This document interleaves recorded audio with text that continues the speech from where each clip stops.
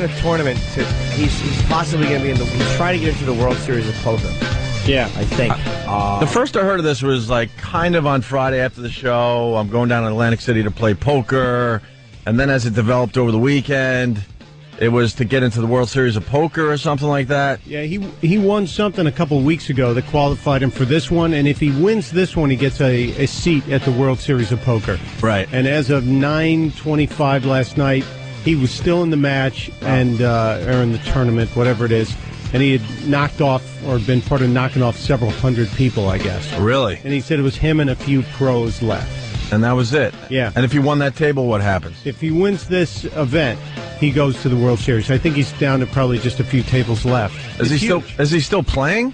Haven't heard since then, but I'll see if... All I know is around 8:30 we were scrambling to figure out who we're doing the show with today. Yep. And we got the awesome Patrice O'Neill in studio today. What's up, Patrice?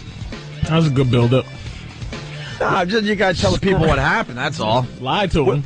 Oh, we were scrambling. He got shot in the leg. Now Dude, we were scrambling, and but you were the first choice, but you weren't picking up. He's spending the money he's supposed to be earning today. That damn idiot. World Series of Poker. That tells you where his head is. He's like, World Series of Poker. Dude, you got to understand. Yeah, no problem. Yeah. Whatever. I'm just enjoying the ride. It's the Opie and Gambly show. You problem. Yeah. Yeah. Anthony, what's your problems? Gambling. If he doesn't think he has a gambling problem, he's just. It's just sometimes you gotta let somebody just do what they do, man. Well, I gotta do what I do. Well, this isn't really gambling. This is poker. Well, it's gambling. Well, he would say it's not really gambling. It's poker. It costs him money, and he gets to lose. Let me tell you how shaky of a gambler I am. Yeah. I have. I bought my phone, and it has already installed Texas Hold'em. Oh, that's not good. And I'm very careful with my fake phone money. Yeah. My really? Fake BlackBerry phone. It's like, and Texas Hold'em is interesting because you just start off with 2 cards, and you just. You get some jerk. They have aggressive players, and you just get some guy that just throws in all his money, and it's just like, you got to guess. Yeah. It's just such a guess thing, and you go on a thing. I had one that had $1 million, and I just saw it disappear. It was stressing me out. I was down to 400,000, and I desperately wanted to get back up to $1 million. So I just was thinking, all right, I'm up 125,000. You can feel why gambling is not good. Can't you just reset the phone? Yes. That's what I'm saying. That's what I'm saying.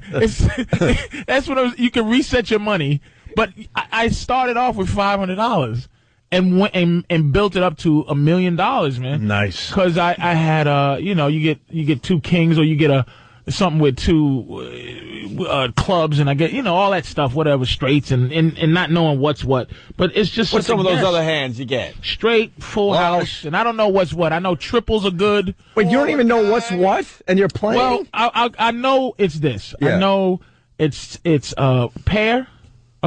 That's a good start. And no matter how high, if you got a pair of kings be the pair of queens, whatever. Okay, now. Thank God you're playing for fake money.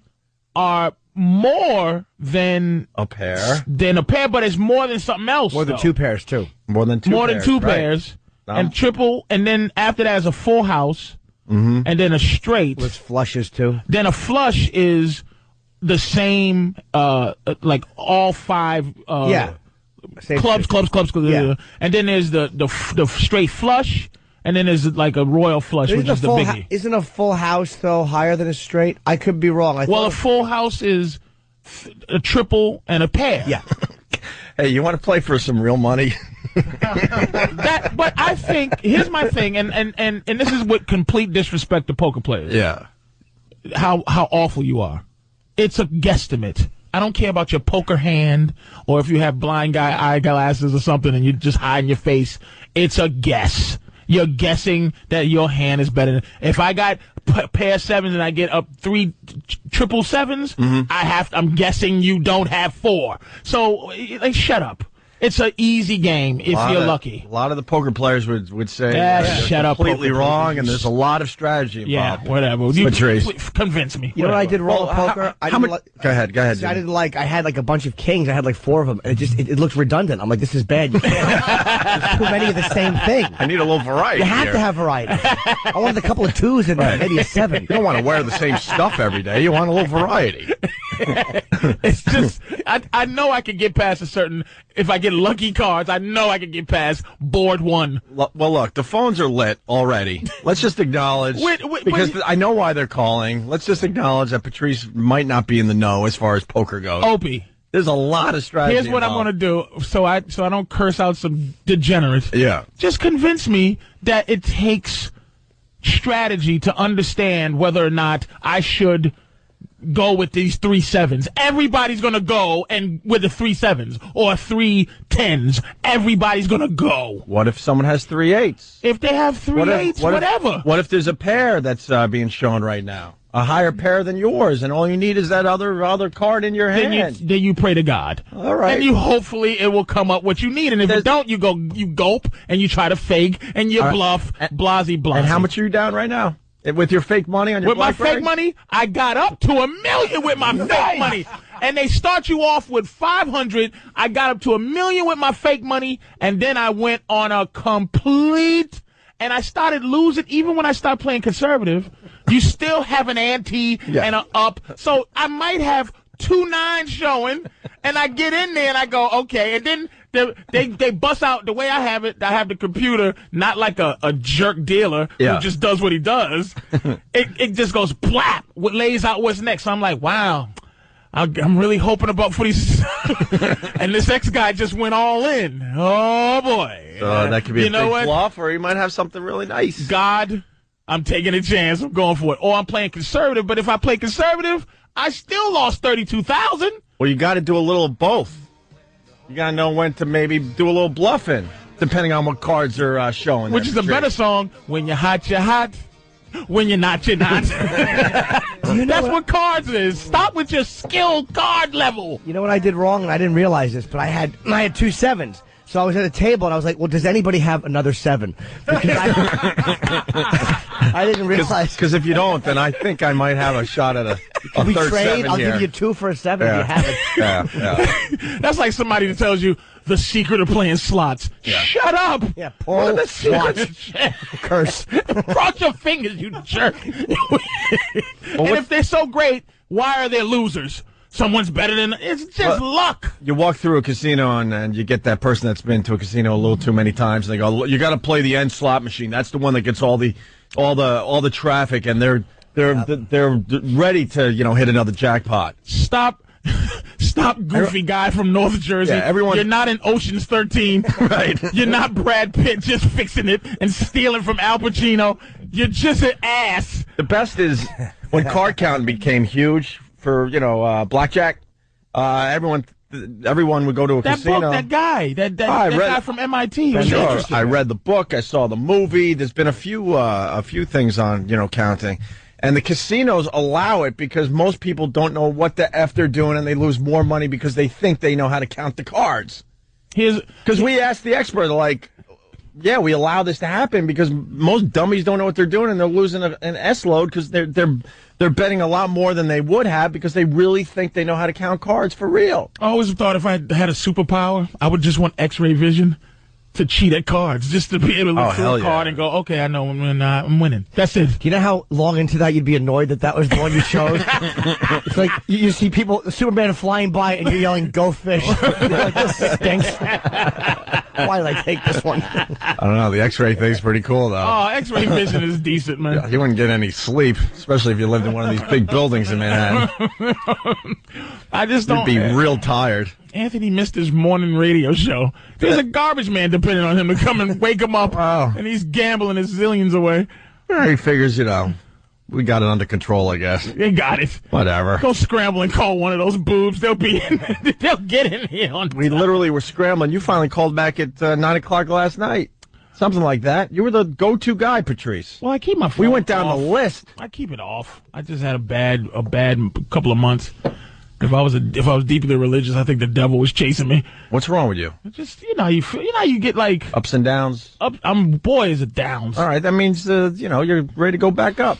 That's how life is. I'm feeling okay. Yeah, it's just I woke up this morning. Silly string was sprayed all over my rental car. Why? Just silly string. Why? So you feel just like they single you out. You got to explain why you have a rental car, though. Yeah, I got my truck stolen. You knew that, I was though. there. The Monday before Thanksgiving, and but it was stolen. Wait, I thought you meant it was stolen by people that were at your little party. It was stolen for real. I lost you on that story. No, it was ripped off out in front of my garage. Yeah. Okay. In the morning, like I woke. It was Tuesday morning. My mother had just come up. I picked it. was 2 days after your wedding. Okay. 2 days. So I'm going from your wedding home.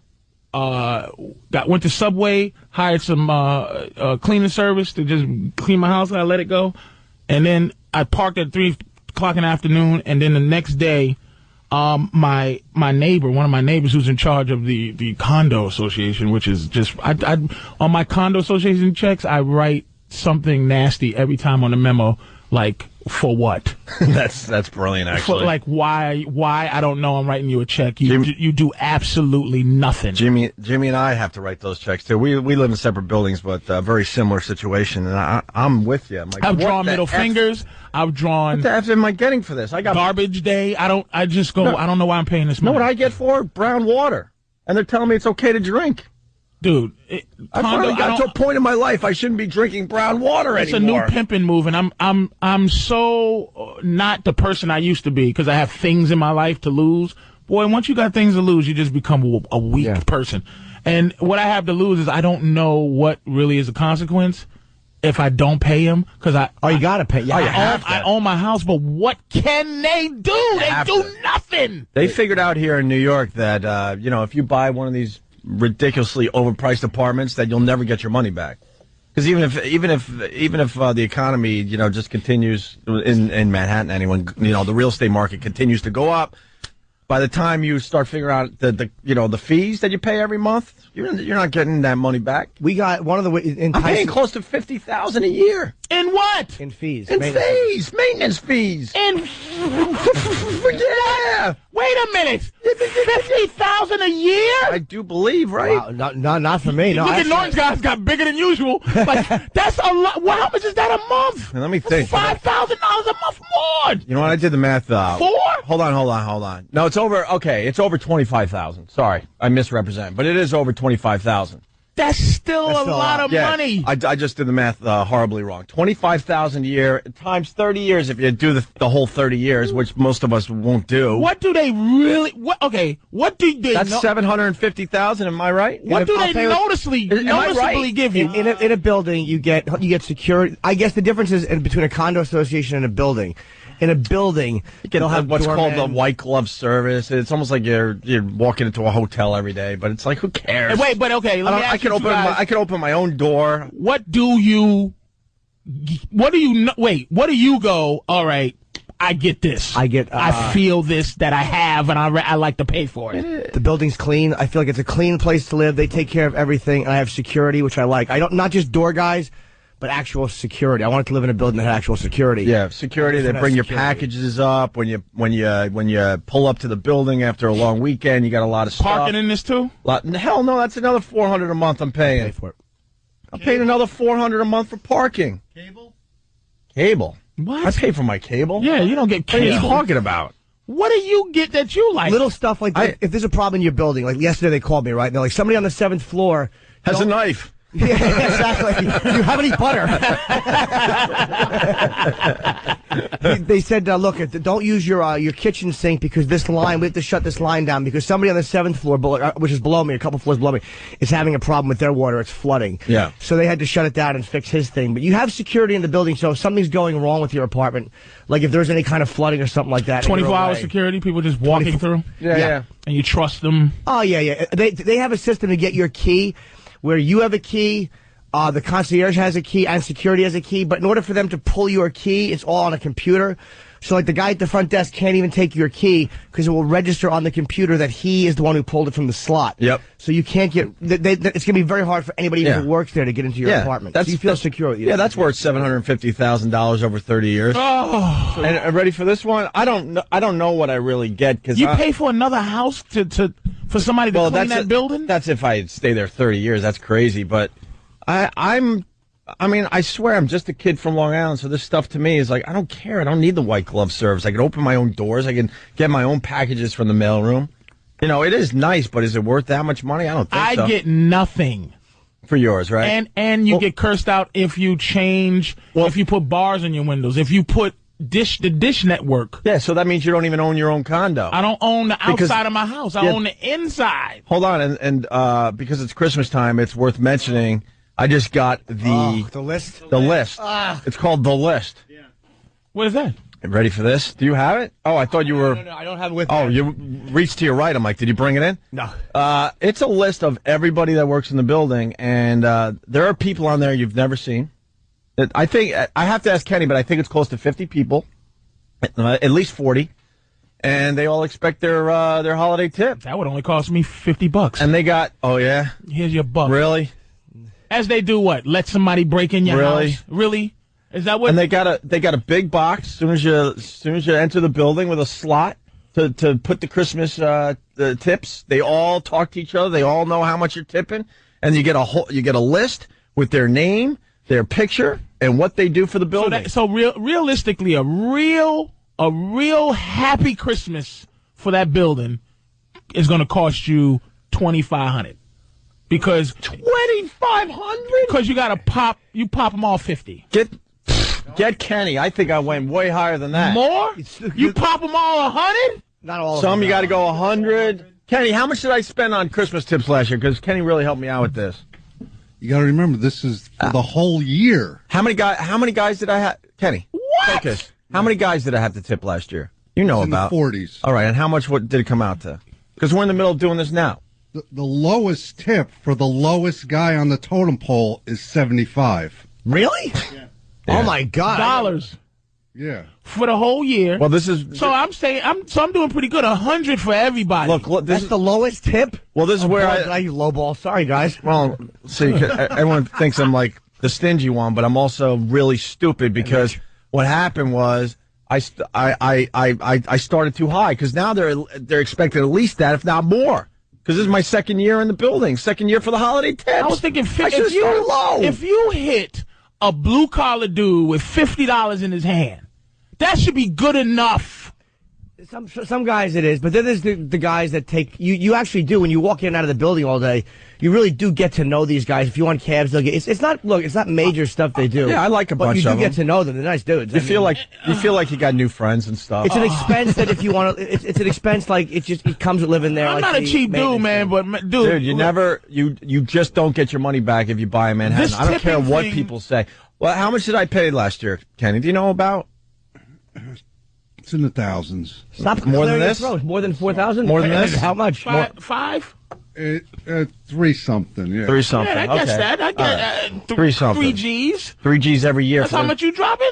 No, because I have. I think I tip less than he does. Yeah, I think I tip less, and I have my apartment's probably 20% of the size, so they get 20% of the tip. Well, they also go ahead, run around my apartment, then go run around his. Well, the problem is too they know how big your apartment is. And they expect more. It's a whole status thing. I hate.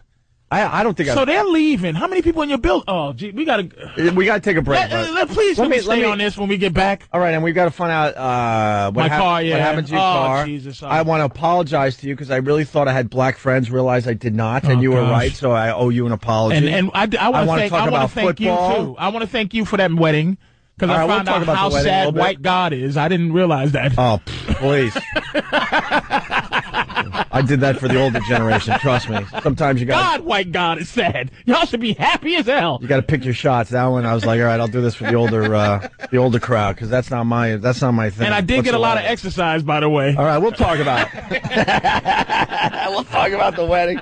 We'll talk about sports. We'll talk about Bush getting a shoe thrown at his head. We'll talk about Avery being dumped. We'll talk about Governor Patterson being pissed off at the SNL skit. We got Being lots. told he should be pissed off. We got lots to do, so stay right there. It's Opie and Jimmy and Patrice today. Let's call it that. Opie, Jimmy, and Patrice. There you go. When I'm using the bathroom, I actually do have one of those guys run up with toilet paper on his hand and take care of things for me. I mean, it's well Wipers! That's why they call it white glove service. Wipers! Hey, Patrice, so I got to apologize to you for a couple things. The first, you're telling me how your car got stolen, but somewhere, because it's early in the morning and I'm just having my coffee, you said you were having some kind of family thing for Thanksgiving, and then your car got stolen, so I thought that they were playing some kind of prank on you, so I'm laughing at you. My car Sunday actually got stolen. Sunday night at some point, it was parked in it's too big to fit in my garage. It was stolen from in front of my garage where it was parked, in my driveway. And don't you got an alarm system and all that? They know how to... Factory. And they knew what they were doing. Dude, they're not dummies. I mean, they quietly stole my truck. But here's the thing: they didn't officially steal it. This is all stuff I learned as at the same time, and I'm sitting thinking to myself, how much people are against other people is this is what it boiled down to. Yeah. So my neighbor knocks on my door. This guy knocks on my door. He's knocking on my door in the morning. I come down. I'm looking at him. I said, "Why are you knocking on my door like a cop in the morning?" Because he's the head. The guy happens to be the head of the condo association. So I thought he was gonna be calling me saying, "Hey, dude, you can't be sending, nasty memos in the checks." Right. But he's like, dude. He stepped to the left. I'm looking at him. He's a big dude. He's like a white me. So I'm looking at him, and he slides to the left and looks behind him. There's my truck. He was blocking your view, dude. Until he stepped aside. Whoever stole it, they took my truck from in the back where it was parked and pushed it to the front. So you were in the house when they... In the house. I guess it had to be about... I don't know. Then you in the morning, I went over and I looked, and I just smiled. Because I go, if I have the reaction I think I'm supposed to have, I might die. Like, I might pass out and die. Sure. So I just went, And my mother was visiting, and she was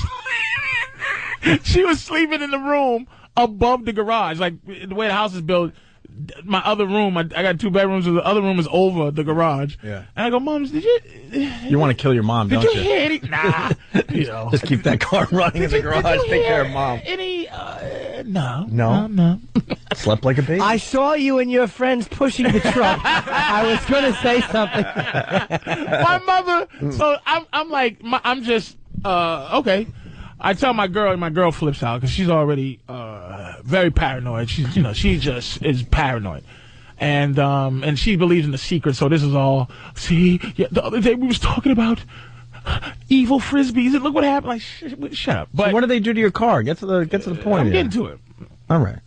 Sorry. So anyway, I'm talking to her, but it is a secret. So I'm trying to keep it from being magical. But that started off thinking the devil was after me. Right. So I try to keep it from being magical. So I walk over, I put my coat on, I stroll over. First thing I did was call 911. Ready, everybody? Don't call 911 if something like that happens to you. They don't. They're not happy to hear. She cursed me out for 15 minutes to tell me don't waste their time calling 911. Call the non-emergency number. I said, who needs a cop without an emergency? I almost cursed her out to send a cop. Like I wanted to call her dumb whatever to send a cop. But ultimately, I knew a cop, and I called him. I go, here's what I shouldn't have did. It wasn't stolen. This is what I had to, as I was going to find out. It was recovered.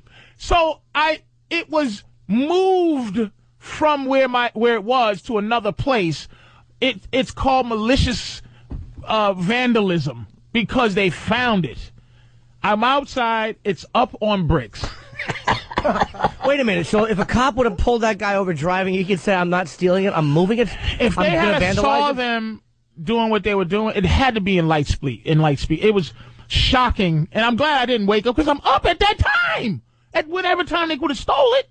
I'm up. You wouldn't have ran outside. You would have just watched them steal your You car. just got to yell out the window. Then leave. You know what? Most of us would just watch them steal it. No, you yell. Your gut is like, Hey! yo. But the brazenness of it, I would have got a nice bullet to the face.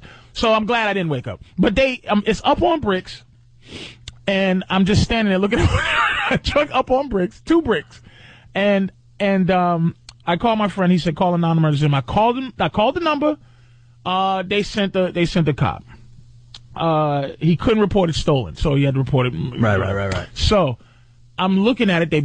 I saw how they did it. They took. This is factory alarm. They took the stupid thing off. They took the handle of the truck off to disconnect the alarm. Because evidently what they had to do was come and hit my car a couple of times to see if I had a decent alarm on. Boom, boom. They knew it was whack. There's 2 kind of alarms you can have.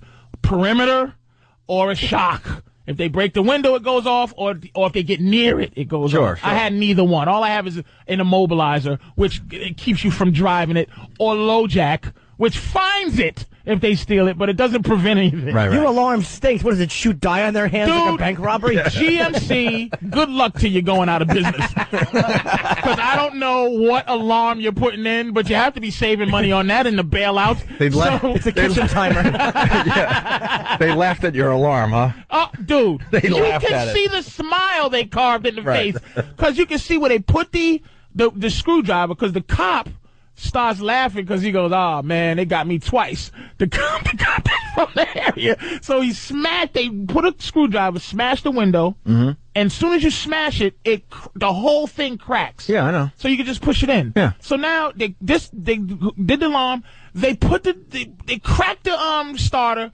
and put it in neutral and pushed it from where it was to 100 feet away. 100 feet away. And this is what people kept doing as they're driving by. People just in the morning just getting a nice morning talk. Sure.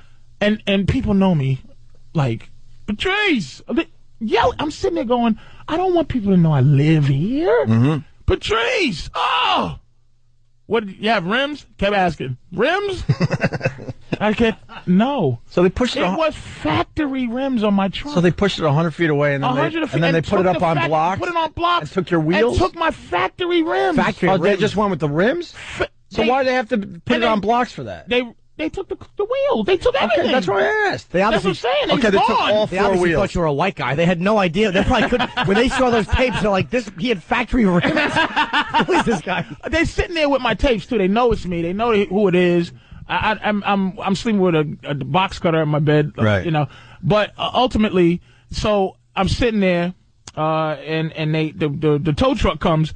They don't have any recourse but to pull it on the tow truck with no wheels. Right. So I'm watching fire shoot from the bottom of my truck. Of that pulling my wheelless carcass of a truck up on a flatbed. Like a snake skin. After the snake leaves it. And I'm sitting there going, and the cop was a cool dude. He's like, there go your rotors. I'm like, what? Did you just say to me? He goes, man, they got me. I put 2 boots into this. Yeah. So ultimately, the thing that you got to think they have a better way to do that, but they don't want to be bothered. Dude, Get 4 crap tires and just roll it on. They could have did that, but that wasn't going to happen, of course. Right, sure. Now, this happened the Monday before Thanksgiving, mind you. I still don't have my truck. They had to find out because I called Geico. And this is what I mean about, just what people are going to do. Mm-hmm. If you ever get insurance, if you buy a new car, one thing you better do is buy gap insurance. I didn't know what gap insurance is. It's the money between what you owe on your truck and what your truck is worth on the market. Sure. So if you owe 30, your truck could be worth 15. Right. So even if it's totaled or whatever, you owe 15,000. Okay. So when I called Geico, they said, okay, they looked through the thing first before they said, oh, Patrice, this is terrible. They go, do you have comprehensive insurance? I go, I'm sorry, what is that? Yeah, I don't know. That is if you get your car stolen, there's a special insurance you have to have. There's collision and then there's comprehensive. I happen to have it, but I asked the lady because I was starting to become a crusader. If I didn't have it, what would happen? What would happen? We wouldn't have gave you no money. I go, that's your job to say that? Yeah. That's your job to tell me that I was just tough luck? And most people don't know that. They're just like, Nobody knows that. You just want to get your car insurance thing over with. So you get the guy on the phone like, yes, I guess, yeah. Okay, how much a month? So for 2 weeks, I've been trying to prove that I didn't steal my own truck. Seriously? Yeah, I had to get a police report. I had to give a 15-minute interview. They asked me what my and I had to stop them then. What was your motive? Wait, how much you get for it, stupid? Right. Yeah, how much did you get for it? How much did you owe? Yeah. Are you late with any bills? Yeah. Are you late with your mortgage? How much is your mortgage? How much is your life? What do you spend a month? What do you get out of here? You think I'm lying? I don't think you're lying. I just said they get asked out of here. Exactly, and that's what I end up saying. Like, look, I'm not telling you what I pay a month. I hope but they had to prove for about a week and a half, 2 weeks, that I didn't steal it. Then they sent an adjuster out to tell me that they, down to the penny, that, it's going to cost, something thousand and two cents, and I'm not going to get a penny more. And I said, can you at least give me enough to get an alarm? Can throw in a couple tires at least? Something? Can you do something? Throw in a better alarm system? Ultimately, I guess I ended up proving I didn't steal it, and now it's getting worked on. I still don't have a truck. So it was all before they did anything. Because I got a call. Before they did anything. When I got there, I think it was Patrice or his girl said that our truck got stolen. Or his truck got stolen. But I had my Bose headphones. And because Patrice... They didn't steal... Patrice and his girl drove me home from Opie's wedding. And by the way, I know one thing they didn't steal out of his truck: Easy Pass. I will never ride with that bum again. I thought I was the last guy to get Easy Pass. No. What are you doing with all the driving you do?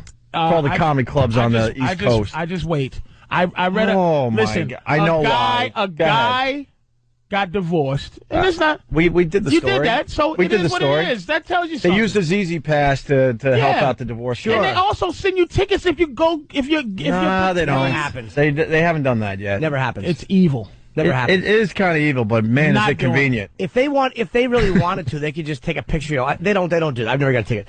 But it was kind of fun driving again in 1988. Yeah. Him and his chick coming back up. We're fighting traffic. You've never seen the Easy Pass lanes. Yeah. It looked like the third runway at Newark Airport. Right. There was nobody on there. Right. There was guys having a catch with a Nerf football. It was so irritating. Wasn't it fun? Didn't it take you back? Hell no. It was awful. And some of those roads from Philly to New York, you don't even have to go through an actual toll booth. You just continue on the highway. And I'll tell you at 70 miles an hour. I'll tell you this treating Kenny bad piece of garbage over here.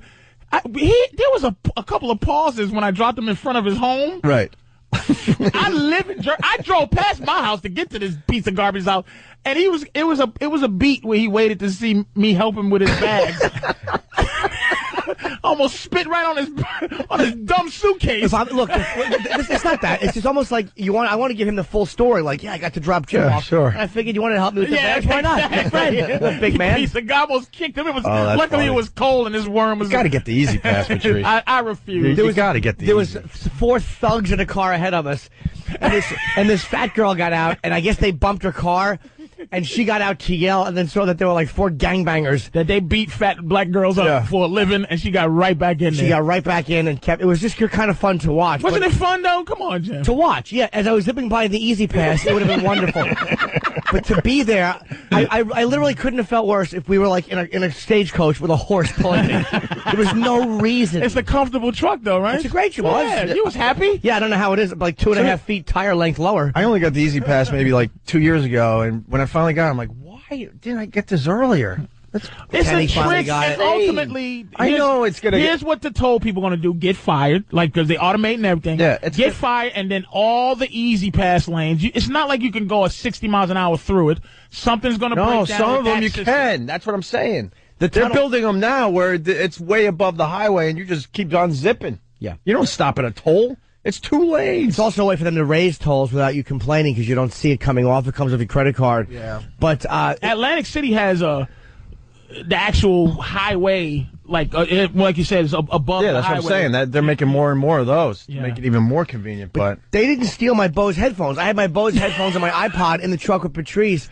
and I got it. And his girl had put everything like in a big garbage bag.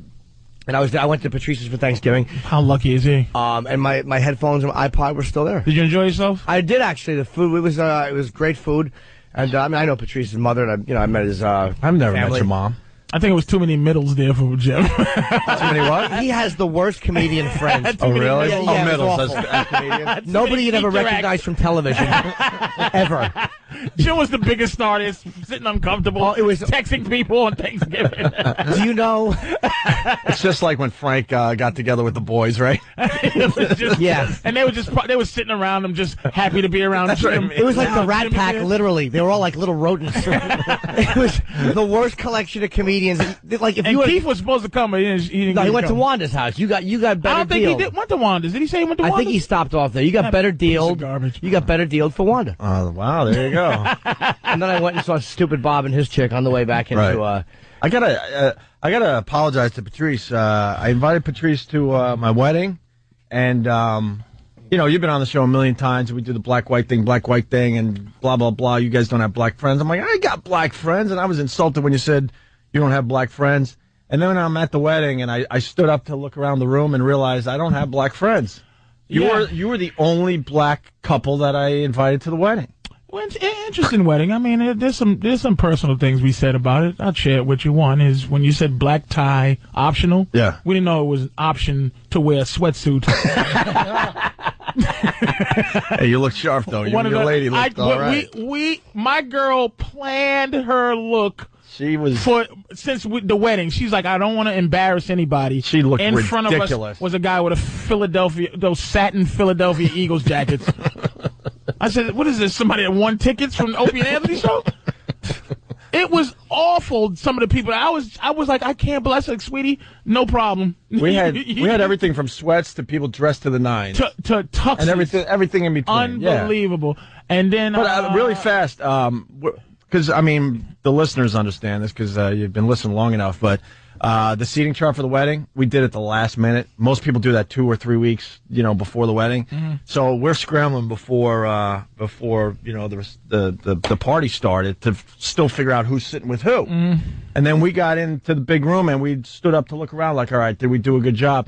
And I looked behind me and it was the comedians table. It was you, it was Jimmy, it was Rich Voss. Who else was there? Tyson Walter. And then there was this couple there. The big football player. Yeah. I think he's retiring, unfortunately. He might be, yeah. He got But an injury. good friend of ours. And then there was this couple that's really good friends with my girl's parents. Mm-hmm. Sitting there, scared out of their minds. Looking straight ahead like, what did we do to deserve this table?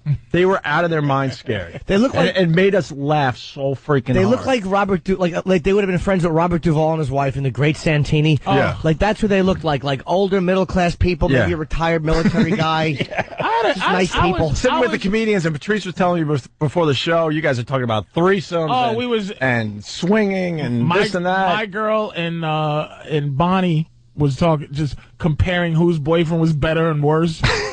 Voss, and then just sitting there talking and I mean, we don't go out much. We had a good time. I had a good time. Even like if I say, the sweatsuit thing, it was just a good time to just be able to even see that because trashing something is a part of the good time. Of course, it's all good. And I don't had care. a great time, and it was well done. The Ritz thing was beautiful. I mean, we had a good time, and ultimately the funniest part was the church. It's just being at the church, the exercise that you get. Up and down, up and down, up and down. The sadness of white God is just shocking. I can't argue with looking you. around the church, and it's just constant pictures of Jesus being punched in his stomach, set on fire, noogies. It's just pictures I didn't even realize.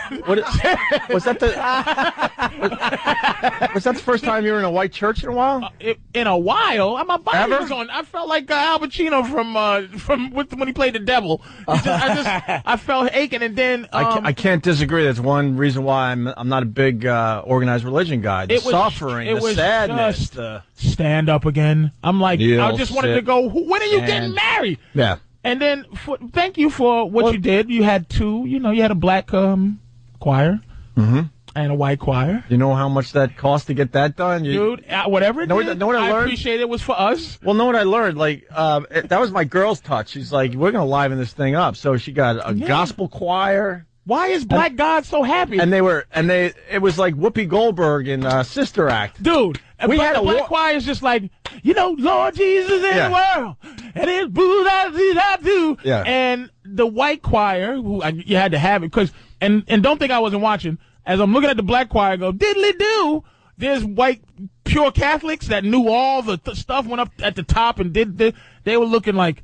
Oh yeah, they weren't happy. The older generation wasn't happy. You could feel it. Yeah. And then as they sang the theme song from the game Hitman, and I'm just like, what is Caesar getting beat up with? What's going on? Let me jump in for a second though. I mean, we suggested that we wanted this like gospel choir, and we wanted the black ladies singing their what's off, and the guy who runs the church, he's like, hell no, without saying hell, he's like, no, that ain't happening. And then we started with the negotiations. Well, would it happen for this much? Would it happen for this much? And you realize God has a price. You realize that you could get anything done in a Catholic church if you have the money to do it. God has a price. So I mean, when people were walking into the church, there was a concert going on. It was like, wah, wah, wah, wah, happy days are here, and it was all like New Orleans type stuff going on, right? Like a scene from Live or Let Die, right? It's just like that, and I'm looking up there, and you can see, and they had it was a Philly choir, because all the dudes had the big giant Philly beards. Oh yeah, they had Philly beards, the big Philly beards. They all look like Meldrick Taylor now. It was big fat black girls just. Oh yeah. It was a black choir, and it was nice touch, and then the white choir does it, and I just was like the sadness, but I mean, let me tell you, we had a great time, and the food was good. The before reception food, unbelievable, sushi and everything. Yeah. The reception food was good.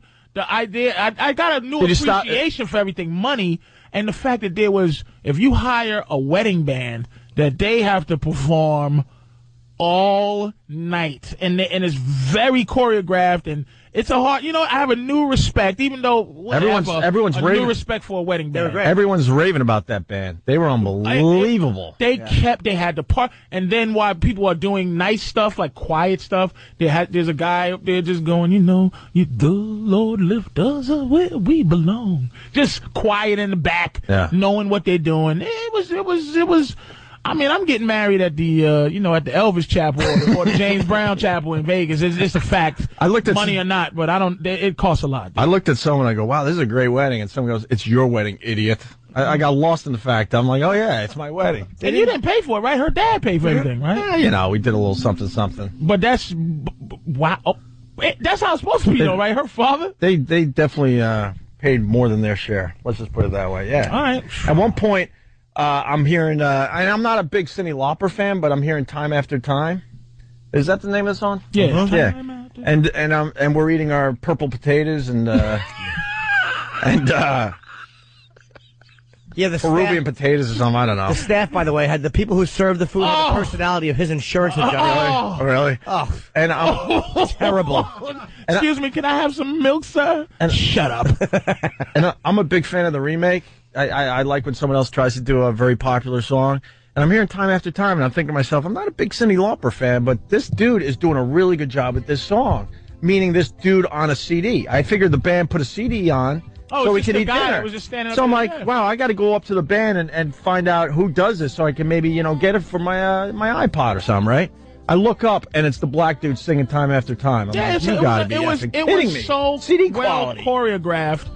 Whatever music you needed, somebody would be singing the music you needed for the time that you needed it. The big everybody dance music, the toast music. It was. Well, I'll tell you this much. I mean, for the people getting married out there, just spend all your money on a band, a real effing band. Yep. It makes the whole wedding. Go to Vegas, and then I'm just saying, if you're gonna have one of these traditional weddings, that wedding, make sure you get a real effing band that knows what they're doing. One actual price from you. I get one price. How much to rent the hall at the hotel? Just the hall. There's your answer. More than $1,000? Perhaps more than that. And how long do you get it? From what to what? What do you mean? Well, we went with an after-hours wedding party thing, which I don't think the Ritz has ever done before. So the wedding ended, and then we went into after-hours mode, where they brought out the cheesesteaks. Were you there for the cheesesteaks? No. Oh, you missed the cheesesteaks. And then we break it down. The band leaves, and then now it's a DJ. Like you're in What time did like you go one of these to, crazy Lamar? clubs.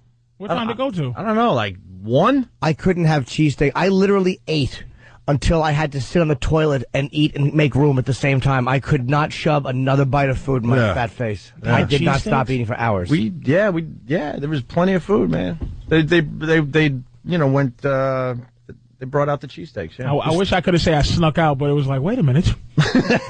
All the black people. Where did black people go? But I was black people. But that's where this started. I realized that I don't have black friends. You were it. You were it. I really thought I had more black friends. You thought you did? I really did. What does that even mean? Yeah. I don't know. What does that even mean? When you go, you don't have black friends. I'm like, yeah, I do. Yeah. And now I finally And if have you thought officially you had, realized if you thought I you had did not. black I do friends, not. right? If you thought you had black friends, Yeah. what do you do? Well, because they were just blending with my friends. What kind of friend are you where you're not sure? 'Cause I know- You just found out you had black friends. How about this? I don't know how many Jewish friends I Why have. don't you You're just call friends. your friends. Stop using that term loosely. Call Call them just some folks. some folks. I don't have any black folks Any in my black life. folks just hanging around? I don't know. Friends of friends. I don't know. Which ones are black, which Who ones do you are Jewish. call every night? Who do you say hi to? White people. White people. We got to take a break. He's Yeah, calling us. all right. Quick thing. I'll be at the Borgata in Atlantic City, January 16th, 17th. One night is sold out. One night has some tickets left, so figure it out yourself, theborgata.com. And I guess we'll be back. We haven't done any new stuff yet. Yeah, we're gonna do. We're definitely gonna talk football when we get back a little bit. We're gonna talk Sean Avery. Gonna talk some baseball. How I could have went to Dallas and went to that All game that last stuff, night all right. and sat in a box, but I didn't decide to be here. And then we got Bush getting shoes thrown at him. He's got good reflexes, though. He certainly does. I'm very impressed by his reflexes. You could have went to the Dallas game. I could have went to that and the Monday Night Philly game. All right. Opie and Anthony sans Anthony today. Good morning. How are you? Let's talk a little football. I'm not feeling good about my Jets, I got to tell you. I know they have a big win over the Bills yesterday, but Brett Favre isn't impressing me, and this is where he's got to step up, but I don't think he's got it. He's 40 years old. I understand that. I'm getting a little nervous here. Everyone is excited today because big win over the Bills, but the Bills suck. A 40-year-old Brett is better than they haven't had a good quarterback there since Joe Namath. Well, you got the Chad Pennington thing. He's winning games for Miami. Who, rub arm? Yeah, he doesn't have much of an arm, Chad stinks. but he's getting the job done down there in Miami. He's not getting the job done. That defense and those trick plays and all that stuff, they're doing okay. Yeah, they play a little old school football they're down just there in trying Miami. to win. That's what Miami's trying to do. Trying to win. And it sucks. Sean Ellis had the fumble recovery and ran in. Ran in the 11 yards. I'm amazed he made that play. And look what he gets on the sports page today. Pot luck because he was busted for pot November 29th. So They still played him out, huh? Huh? They still played him out. Yeah, there you go. Oh, that's why the media, no one wants to talk Pot to him. luck. Ellis' return helps Jets smoke Bills. See that? Pot luck in a country where it's almost completely legal. Yeah, exactly. Thanks. Who gives a crap about people Thank you. smoking the pot at this point? But Thank you for the fairness paper. I asked you just before we went live if you saw the end of the Jet game because I did not. And He scrambled. No, I saw the big play. You see him knock over the ref? No. Face planting down to the turf? Oh, man. Did that look delicious? Can I see it? Oh, my God. You got to check out the video. I hope it was an old 60-year-old one, too. Just I don't know. his hip. I don't know the defenseman that was trying to make the play and pushed him. It looked like he pushed him out of bounds just at the last second, but Ellis was able to tiptoe into the end zone. But the guy that knocked him at the last second knocked over the ref to try to get on the play because the ref was in the way. So he said, "Screw this! I'll take my chances with the league." And just knocks him from But he should behind. have been able to do that, though. I think you should be I'm able sure to. Roger Goodell will find a reason to end his whole career. Yeah, He sickens me. Yeah, especially if you're making this is the game-winning You're play. in the way. You're in the way, so you should be able to do whatever the hell you want. I'm with you.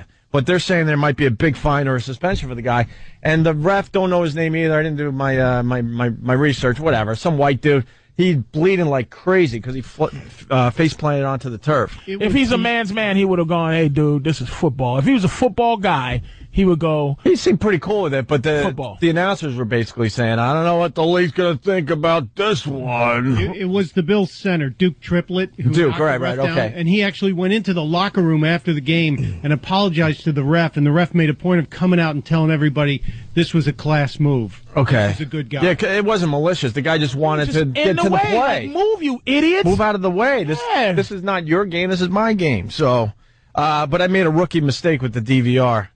It was a really nice day in New York, and we still haven't gotten a Christmas tree. So I'm like, you know what? This is what I'm going to do. Jets-Bills game, really good game. I'm going to push record. I'm going to go get my damn tree. Going to walk around a little bit. I'm going to come home. No one's going to tell me who won the game, and I'm going to make believe it's still live. We've all done that, right? The tree thing? No. Go ahead. Keep going pagan about your tree. Makes the apartment smell nice. That was a good fart. 100 beans for a tree in New York. What did you get? The size down from Rockefeller Center? Nah, not really. Supposed to get a tree for $2.99. honestly, What's the matter with you? honestly, it's like 6.5, maybe. And a big white angel at the top. Have your black maid put it up there. I don't have a black maid. Go warm up the bed and then put your giant angel up there. I think I got a Hispanic maid. I don't have a black one. Big, some Puerto Rican. Mr. Hughes! Right. Mr. Hughes! Can I put it? Oh, no. We went. Angel as big as a Puerto Rican. All I'll say is I went safe Hispanic. You could go Hispanic or you could go safe Hispanic, and that's all I'm going to say. And I'm not going to say who's the safe Hispanic or the hardcore safe for that Hispanic. Huh? Yeah, I'm not even going to say because you don't know what you're allowed to say on the radio anymore. But there is something you do. There's Hispanics and then there's safe Hispanics. We had not those new ones, those Hondurans, not the apocalypto ones. Dude, we had Hispanic. Don't get them. We had Hispanic. Gave her a check. She came back 2 days later, knocked on our door. They let her up, by the way, Jimmy. And sprayed And some she type of goes- snake blood in your face. She said, I don't want the check. I need cash because she had something going on. I don't know if it was a divorce or something. And she insisted that we pay her in cash. And we're like, whoa, we're going safe Hispanic. That was it. Yeah, that was it for her. I'm like, there's something not right about this one. Let's go She safe. doesn't have. She's illegally here. No. It was an uptown Hispanic. I'm telling you, there's differences. I just don't want. Was she Puerto Rican? Well, if she was Puerto Rican, she's automatically legal. Yeah, she was legal. She was totally legal. She had something going on. I think she was hiding money from a boyfriend or a husband or something. I have a housekeeper, same thing, where it was. I think they come once every 2 weeks or whatever because I won't clean ever. And the check I was writing or something like that to cash. Yeah. They always wanted to cash. Yeah. And then she's like, "No, could you do something else because my bank wouldn't take it." They Yeah. were like kind of weird. So I started going with cash. And she also How asked. about never come to my house again? Doesn't have a bank account. That means I can't find you if something happens. What's gonna happen? Who the hell knows, Mr. Comfortable? Same thing with Easy Pass. You got to be uncomfortable with somebody that doesn't want to take a check. What? I don't want When your I don't check want is good. uncomfortable in my home. Exactly. I'm fine with her. She's nice. Write a check. So, The other thing she asked for. every surveillance camera murder, the dude is nice as he's walking in the door. Yeah. How are you, sir? Blah, blah. Right to the chops. That Hey, lady, Stop it. She also sat down and go, "Can you make me a cup of tea?" She was pretty brazen. Did she really? Oh yeah. I was like, just She a, put her feet up on the sofa. just a brazen maid. and also we get up like awkwardly, like we're making tea for her, and why is she in our house, and why is she demanding cash? I'm like, you gotta Your go. woman's like, no, just make her tea. Oh, no, I was ready to roll. It's not Duke Triplett, by the way. It was Duke Preston. People are making fun of you, Stumpray. So here's my rookie mistake with the DVR. So I push record. I do everything perfect. I get the tree back to the house. I avoid the score.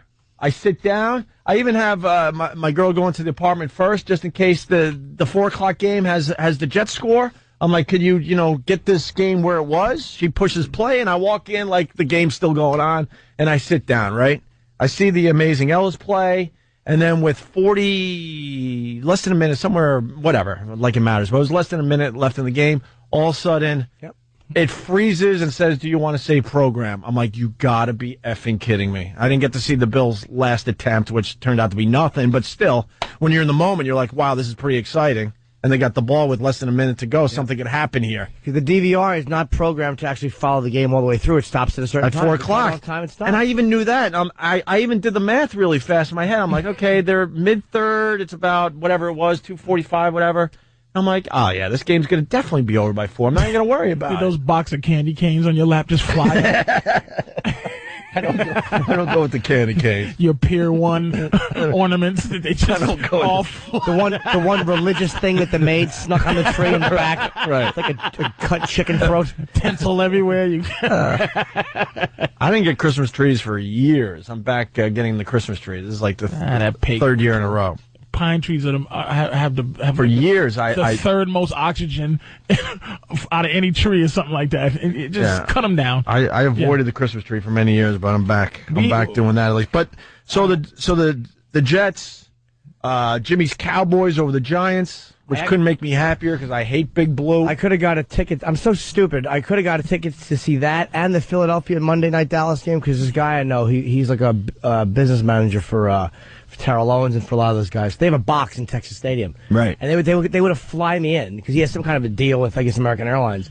And you said, no, you're a trooper. I'm an idiot. I had to come here. I'm a dope. I could have went there. The second exciting game in a row I could have watched in Texas Stadium, which I've never been to. You know you're going to finally say yes, and it's going to be some awful blowout. It's going to be a 27-2 loss to the Titans. There's going to be 5,000 people left in the stadium. You get to see T.O. finally implode. What a ass. Yeah, what's going on with that? I don't really understand. Dude, what is wrong with him? But supposedly people are agreeing with T.O. What, he bashed Romo? Yeah, he's Good. totally bashing Romo, and the rest of the team is like, yeah, he's got some issues out there. He's not, He's against T.O. or something? No, you're the Cowboys fan. Who is he throwing to? I have no idea. Too much. Witten. Okay. You do know. Oh, I think what did he say about Romo? I have no idea. Why are you keeping it? Why are you keeping it close to the vest? Because I don't know.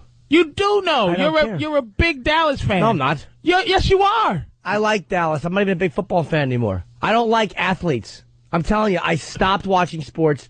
In general? Yeah. Cowboys, I'm happy to see them doing well. What about the Yankees? Hate. He hates the Yankees now. After my Jeter incident, I hate them. Read his book. I hate them. And most athletes that we've interviewed, except for the UFC guys, and a couple of the boxers, Bernard Hopkins was amazing. No, the UFC guys are great until they start making too much money, and then they will probably turn on us. Most of them are complete dicks. They're these stupid alpha males. They're not funny. They're just, hey, they give you garbage answers in the media. Well, we just got to keep winning. I come to hate athletes. I didn't notice about you. Cannot stand them. Can't stand them. So in general, you're like, to all of them. Yeah, it's hard to not root at all for sports, but it's like, I didn't know that. yeah, man. So we had Terrell in. He was okay, but he was just. Was he? I mean, I mispronounced his name. I thought he was going to shoot me. Yeah, he was just. There was no personality. Ass. He was sunglasses on. Why do you have your sunglasses on? Stupid. I should have said, but I didn't. He was pretty intimidating too, to be honest with you. He was just a dope. He wasn't frightening. He was just a guy with his sunglasses on. It's like, what are you doing? But on a beach in Miami, you jackass. It's a radio interview. I didn't know Norton. I didn't know you can't beat the despised athletes. I hate them. Most of them, because they have this bully mentality. They're not fun. They're the type of guys that want to grab the back of your neck and go. Ugh. They're just retards. Most of them are retards. Wow. Yeah, I've lost a lot of respect for them. The more I've met, and the more of them that we had. They're just disappointing. They're dicks. We had Blairitz on the show one time. Okay, so you said the most fun guys are the ones that could be the worst bullies. Because they're not rich, spoiled babies, these UFC guys. They're just brutal guys who know how to fight, but they're not babies. They're like regular dudes. Guys who fight for a living are more likely to be a fun guest or a fun hang because they talk crap. They're comfortable talking crap because that's what they do. Wrestlers are good usually because they talk crap. But the UFC guys are not rich, spoiled babies like a lot of these athletes. No, they're great. So far, they've been great. Wow. Who by the way, T.O. and Romo, they've buried the hatchet because how terrific for them. They should have buried it in Romo's stupid calf. He's not a big game quarterback. They had a big win against the Giants, and now everything's okay. Yeah, after a choke against Pittsburgh. After a terrible choke. And I remembered, by the way, when I watched that Steelers loss, oh, yeah, this is why you stopped watching. Because it makes me want to bite my own fingers. I can't handle sports losses. It's too upsetting. Hey, the Patriots play, Patrice? I don't know. Yeah, they blew out... there you go, the Raiders, right. Raiders. 49-26. You were saying... And there's something that's... absolutely, possibly going to happen this year that happened last year. First undefeated regular season. This year, it may be the first 0-win season in the history of the NFL. Detroit Lions may not win a game. Yeah, how depressing was Thanksgiving? They had to throw the Lions on because it's tradition. I'm like, who the F is watching this game? That They town, really need to stop that. That town doesn't They should deserve how awful life has been for it. I mean, the Pistons are, but the Pistons aren't even Detroit. It's almost like New England Patriots is not New England, let's be honest. It's Boston Patriots. But they just call it New England. With the other teams, they need something. Other parts of New England. They want to get some fans from Rhode Island. Detroit doesn't even play in Detroit. How They far play to in, Auburn Hills, right? Auburn Hills, Yeah. which is the suburbs. They're really not the Detroit Pistons. Oh, really? I didn't know that. Yeah. I always heard Auburn Hills, but how far is that from the city? I don't even know. I think it's an hour or something crazy. Oh, really? Something outside the. The Detroit is miserable, man. They need something going on. There's nothing but sadness happening in Detroit. 0-14, they got 2 to go. Oh, dude, and they're gonna lose. And they said the only real chance Who do they got was left? Minnesota, and Minnesota beat them. Or who they lose to? No. Who just beat them? I don't know. I don't know. I don't care. Whoever beat them last week, that was who was Minnesota. That was who they said had the biggest chance was a division playoff, a division team, right? Who was going to have a letdown against them, and they think that they don't have a chance. Well, they say the Pistons too. They're like the playoff hopes got dashed by that loss too. Like because they had a shot. Nothing. Had some potential. All right. Hey, you were saying you hate both New York teams. You hate the Jets and the Giants. If you don't have that cable, football package, you're forced to watch what you have to watch. And the New York football teams. By the way, people calling you an idiot. The Buccaneers went 0-14 when it was a 14-game season in the 70s. I did not know that How about either. the fact that I didn't do the investigation? Whoever's calling me an idiot, waiting to hear idiotic things. But officially, maybe an 0-16, maybe maybe they've been playing 16 games forever. They're going 0-16. It would be a first. The first, but people are saying it's the first 0 loss in the Shut up. Anyway, what was he saying about the Giants? The Giants and the Jets. You hate them, and I'm not kidding. Are the 2 most boring football teams I can think of to watch. I'd rather watch San Diego be 4 and whatever than to watch the Giants win. They bore me. I never got into the Giants. They bore me, and the Jets are no better. It's something about their uniforms that make them look slow. They just don't look like every other team. Like Chicago just looks like a football team. Hold on. I got to slow you down because that's a really good observation. They just uniforms that make you look slow because some of these teams really have the logo in such a way it has like kind of a swoosh. Do you notice how fun watching Oakland Raiders play and they never win, but it's something about them there's some excitement to what they look like. What logo makes them look slow? I'm trying to think of football teams now. How about a blue helmet with nothing on it but Giants? The Jets did change their logo, so it kind of looks a little like with their sleeker and a little like wind resistant. Green. Bill Parcells should just run football. He should be asked for his advice about everything. He should just be the commissioner. When he came into the Patriots, they had that loser man in the huddle. The worst. Position. He changed it into something that looks fast and good. Right. He changed the culture. I don't like the Patriots' stupid new one either. It's like the guy's head with the half of stuff coming off it. It's like it's speeding by you. It's terrible. Did you hear the word you used? Yeah. Speeding by. It doesn't matter. Not just the awful guy crouched down and taking a dump position. Yeah. And the Jets, the Giants and the Jets.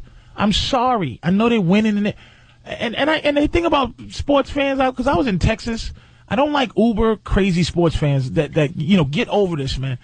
I was in Texas being very careful about how I was discussing the Oklahoma-Texas game. There's people that is religious, and I don't want to get people angry with me. I'm just saying the Giants bore me to tears. And the second team that bores me more is the Jets. And I have to watch them. If the Jets are playing, Fox can't show. If the Jets are playing on channel whatever, the worst. The Fox can't show a game against the Jets in New York. And the same thing with the Giants. I can't watch anybody but them. I'm on my hands and knees praying and thanking God when the Giants are not on, ruining my football experience. That's why you buy the football package. Yeah. That's why. That's so you buy it. Oh, Don't you think the league would get more fans if they just gave you a few choices every Sunday? well, it's the biggest market, I guess. It's just New York. I understand. I don't know. When I used to live in Buffalo, if they didn't sell out the stadium, they wouldn't show the game locally. I'm like, there's nothing else to do in Buffalo. What? And radio stations would start just buying up the tickets so everyone else could see the freaking game on Sundays. Like, sometimes it's like, well, there's still 100 tickets left. I don't know if the game's going to be shown on Sunday. Are you kidding me? Buffalo might be the third worst. New York. Yeah, Buffalo is like shouldn't be watched. Yeah. New Orleans doesn't win, right? They lose most of the time, but it's something about the way that team is. You could just watch them not win. Mm-hmm. It's just. You know who should have had a better throwing arm? That reporter that lobbed 2 shoes at Bush's face. Oh, Jimmy. I like the seg. We're going to be talking about the Bush thing. You don't think the media is biased? God almighty, he took off his shoes and threw them at the president's head. Yeah, let's get into that a little bit after the break. It was, around-the-clock coverage. Yeah. I think I saw that. Safe to say I probably saw it 200 times already. I have not seen it yet. Safe to say 200 times easy. And now what if that was a gun? They wouldn't have got it in. Guns. What's wrong with you? They're checked when they go into those areas. That's why Bush barely flinched. He knew it wasn't a gun. He's like, a couple shoes. How about a shoe knife? Huh? One of those new shoe knives. One of those new. A little James Bond thing. Yeah, he clicks that button. You know, Al Qaeda got that money. Maybe get the hat. Bush was having fun. Like, we'll get into it after the break because there's a lot going on. Bush is smiling like, ooh. Like he's playing with his friends. I don't have the info in front of me, but can I just say I will be at Comics the day after Christmas, 26th and 27th. You just said it, Patrice O'Neill, Opie and Anthony. Without Anthony today, we'll continue. The day the Earth stood still, #1 at the box office. Patrice is a big movie guy. You didn't see that, did you? I'm going to see it at some point today, I think. Go see it. What is it about? Is it literally about the Earth stops? No, it's an alien movie. It's a remake. A giant alien comes and handles his business. Supposed to be good, right? To destroy the virus called human beings. Oh, God. What a statement. You know what movie I saw? Fred Claus on demand. You know, it's Christmas time. I want to see a Christmas movie or two. I can't find my Christmas Vacation DVD. I'm kind of pissed off. I don't know where it is. So we went with the Fred Claus. What a disaster that was. Did you see it last year with Vince Vaughn and? No, he's never made me laugh once. Vince Vaughn has never made my teeth show with a smile. I don't think Giamatti's in it. Yes, man. Either I don't. Kevin Spacey's in it. I mean, they were hoping for a big, Christmas blockbuster, and this thing fell horribly short. Do you know what I saw on the plane going to L.A.? I watched what's it called with Ricky Gervais, the Ghost? I heard it was Ghost good. Town. Ghost Town was great. I heard it was good. I hear it was really good. I had to turn it off. Bobby Kelly's in it. Bobby was good too. He looked right. Like I wanted to trash Bob, but he was a ghost. Yeah, but in a construction worker, but his face, like Bobby belonged there. Like he looked like he belonged in that movie. Right. He was impressive. I was crying so hard. I can't watch movies. I'm a girl. I had to turn it off on the plane. I was tearing under my sunglasses. I had to stop them because I stink. What got you? The ghost stuff. Just some stuff. All right, you know what? Let me go see the movie, and then we'll discuss this, because I got to see what part. And then I'll try to figure out what part me ask you a question. made you watch cry. Charlotte's Web. I was crying. Did you ever have this conversation on, not saddest movies, but the all-time best cry in a movie? That you go, this was the best tears you ever seen?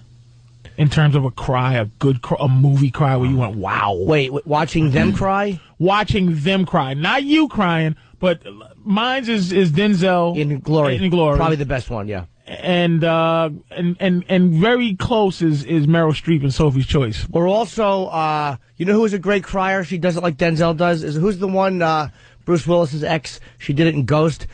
She just drops that Demi one Moore. tear. Demi Moore? Yeah, she's really good at that too. She's a great crier too. That's all like magic stuff, though. No, it's just they know how to. My word girl her said eyes Will up. Smith from I Am Legend is good too. She liked that she thought that was the best one. But I was just curious. That's I think this amazing to be able to cry. Yeah, but I want to. With that, I want to know what they do off camera to make them cry so hard. Well, this is they why probably just scream at them. No one loves you. This is why actors Like, what do they do just before paid. they say action? Dude, and it's not like, if you film something, it's not like, I'm thinking I can cry maybe. I'm like, I imagine somebody kills my, my dog. And I'm like, and then after that cut, and I go, wow, woo. All right, they go, turn it around for the other angle. Exactly. What other angle? More emotions? Like, watch closely when they cut films. You'll see somebody crying, and then they pan back to it, and the face is dry. Yeah. That's all in the editing. Denzel crying in Glory was the best ever, though. Just perfect, dude. Perfectly caught. They won him the Oscar. They go to a deep part in their soul to bring up the tears. There really is or is there trickery and they just get yelled and screamed at, or that's why they poke them with a stick or something? But what do they do? What? Al Pacino, or who I put? I don't put him in my top. Robert De Niro I'll put high up. Morgan Freeman I put high up. I've never seen any of them cry. I never seen Denzel's the one I seen cry. I never seen Bruce Willis cry. And I'm gonna tell you a great cry. Believe it or not, I'll fight anybody over it. 2 great cries is Sly. One in First Blood, and the other one in Rocky 3 when Mickey died. I know people think, but I believe it. It was impressive. I felt it, man. Yeah, it wasn't hacky. I felt it. I'll tell you a great one too. Keanu Reeves in Devil's Advocate when his wife cuts her throat and he's trying to save her in the hospital room. Really? I thought you was joking when you said Keanu Reeves great acting. No, when he was trying to save his wife, and he just she just bled out through the throat. Yeah, that was actually great. Really? Yeah. I gotta see that again. Hold on, we got a couple coming in. Eric on Long Island. Eric. Hey, what's going on, guys? Love you. Thank you, bro. You know who's amazing? Mel Gibson. And believe me, as a Jew, I don't want to say anything nice about Mel Gibson. But, Braveheart and Lethal Weapon, both unbelievable cries. Braveheart, that's a good cry. Unbelievable. When his wife that wasn't a cry. That was wait, when he got killed? No, when he got when he got killed. He got knocked off the horse, and all of a sudden he looks up, and just one tear drops down off his face. Yeah, it wasn't an over-the-top, cry fest. But... Okay. No, but in Lethal Weapon, when his wife gets killed, he completely loses it. Yeah. Yeah, Mel Gibson used to know how to cry in the early days of his career. Mel Gibson is a great director. Yeah. Mel Gibson is great. He's a great anti-Semite. No, but I'm saying that, dude, that's almost a testament to what a great director he is, because they hate him in Hollywood so much because he is anti-Semitic. I don't think he likes Jews at all. And he still does amazing movies. Yeah, what's that one you like? I still haven't seen it. Well, The Passion of the Christ was good, but Apocalypto that's what I mean, yeah. was great. I couldn't believe how much I love that movie. You liked Apocalypto? You loved Apocalypto. I got to see that. Loved it. Let's go to Chris in Arizona. Chris, how are you, buddy? Morning, guys. Good morning. Hey, a while ago when you had Kevin Smith on, he was mentioning that, I don't know how the topic came up, but he said that sometimes when there's a cut scene, that they use a mentholator or a mentholated vent to blow into the actor's eyes. So it's a pretty natural reaction to the whatever the hell that menthol is in the air. Yeah, okay, that might work too. All right. Yeah, they probably made crying easier. Yeah, got to. Figures they would in Hollywood. Got to. That's tough though, because you're right. They got to go for so many angles. It's like, how do you get to that emotion? You're in the middle of the real emotion. A cut. We had a sound issue. Yeah. Let's go to Spiky J. Spiky J. Hey, what's up, guys? Is this the Spiky J? Yeah, this is the Spiky J that sent in the Pendulum remix. I feel honored. What's up, Spiky J? Hey, thanks, man. How you doing? Good. Wanted to point out one of the worst one of the worst cries of all time. What? Ed Norton at the end of American History X. He said the worst cry. It almost sounds like he's laughing at his brother's death. See, now I'm not prepared for this break today. I gotta see a lot of these crying scenes now, so I can be more involved. Do you remember that one? I don't remember that one now. Yeah, it didn't move me at all. It's like, you remember the ones that move you because of the moment. I mean, Meryl Streep trying to decide whether she has to choose a boy or a girl. And of course, you argue with a girl, why the boy? I'm going, because he can make other people. Your useless girl just pumps out one thing and that's it. That's it. But I can make an army with a guy. But Meryl Streep's cry. You're an effing robot. Of choosing which kid gets to live or die. Her cry is shocking. You can't even function watching that. And Denzel's man trying to stand there, take the pain cry is just like, damn. But Color Purple has a few cries in it too. But I'm going to tell you, watch Sly in Rocky 3, I know it sounds hack, crying because Mickey dies. Yeah. Could you get that clip? Not I think we have that clip. hacky at all. Did he just go, "Hey, Mickey, Please go to Melanie in Ohio. Please go to Melanie in Ohio. Oh, yeah. That's hilarious. I knew this was going to come in. Melanie. Good morning, guys. Morning. What's the best cry in the movies that you've seen? I'd have to say the best cry in a TV show would have to be Bob Kelly in Torgasm.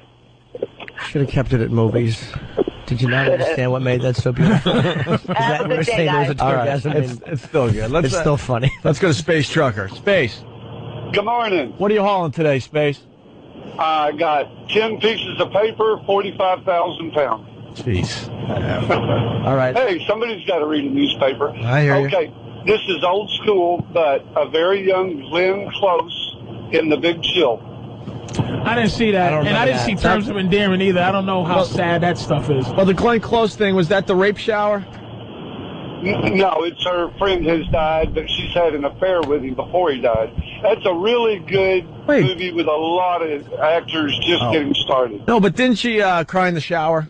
Yes. Okay, all right. Yeah, that was a good one. Here's a weird one for anyone that saw it. It's one of my favorite movies, too. It's a New Zealand movie called Once Were Warriors. It actually did very well here. Wow. Rena Owen, the mother, when crying the kid, in that. Yeah. After the kid hung his... Oh, the mother crying. Great cry, but it's one of those things where it's just that's too boutique to actually put in there because it's so...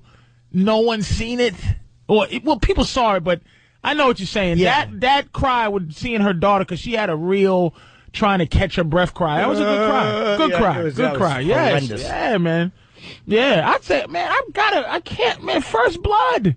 The first Blood, as he's sitting there talking about being a Vietnam, I bet you he did Vietnam guys proud in that movie. Hell yeah. Even though he's become almost a character, but that whole came on, that it was... like Sly. Am I crazy? Is it gay to ask now, like, the best cries? Is it gay to ask now, like, is it too radio bitish, like, the best cry you've had in a movie? Because I can't stop crying during movies. I'm turning into my aunt. You're actually crying? I'm You're the worst. letting go? Dude, I've always cried at movies.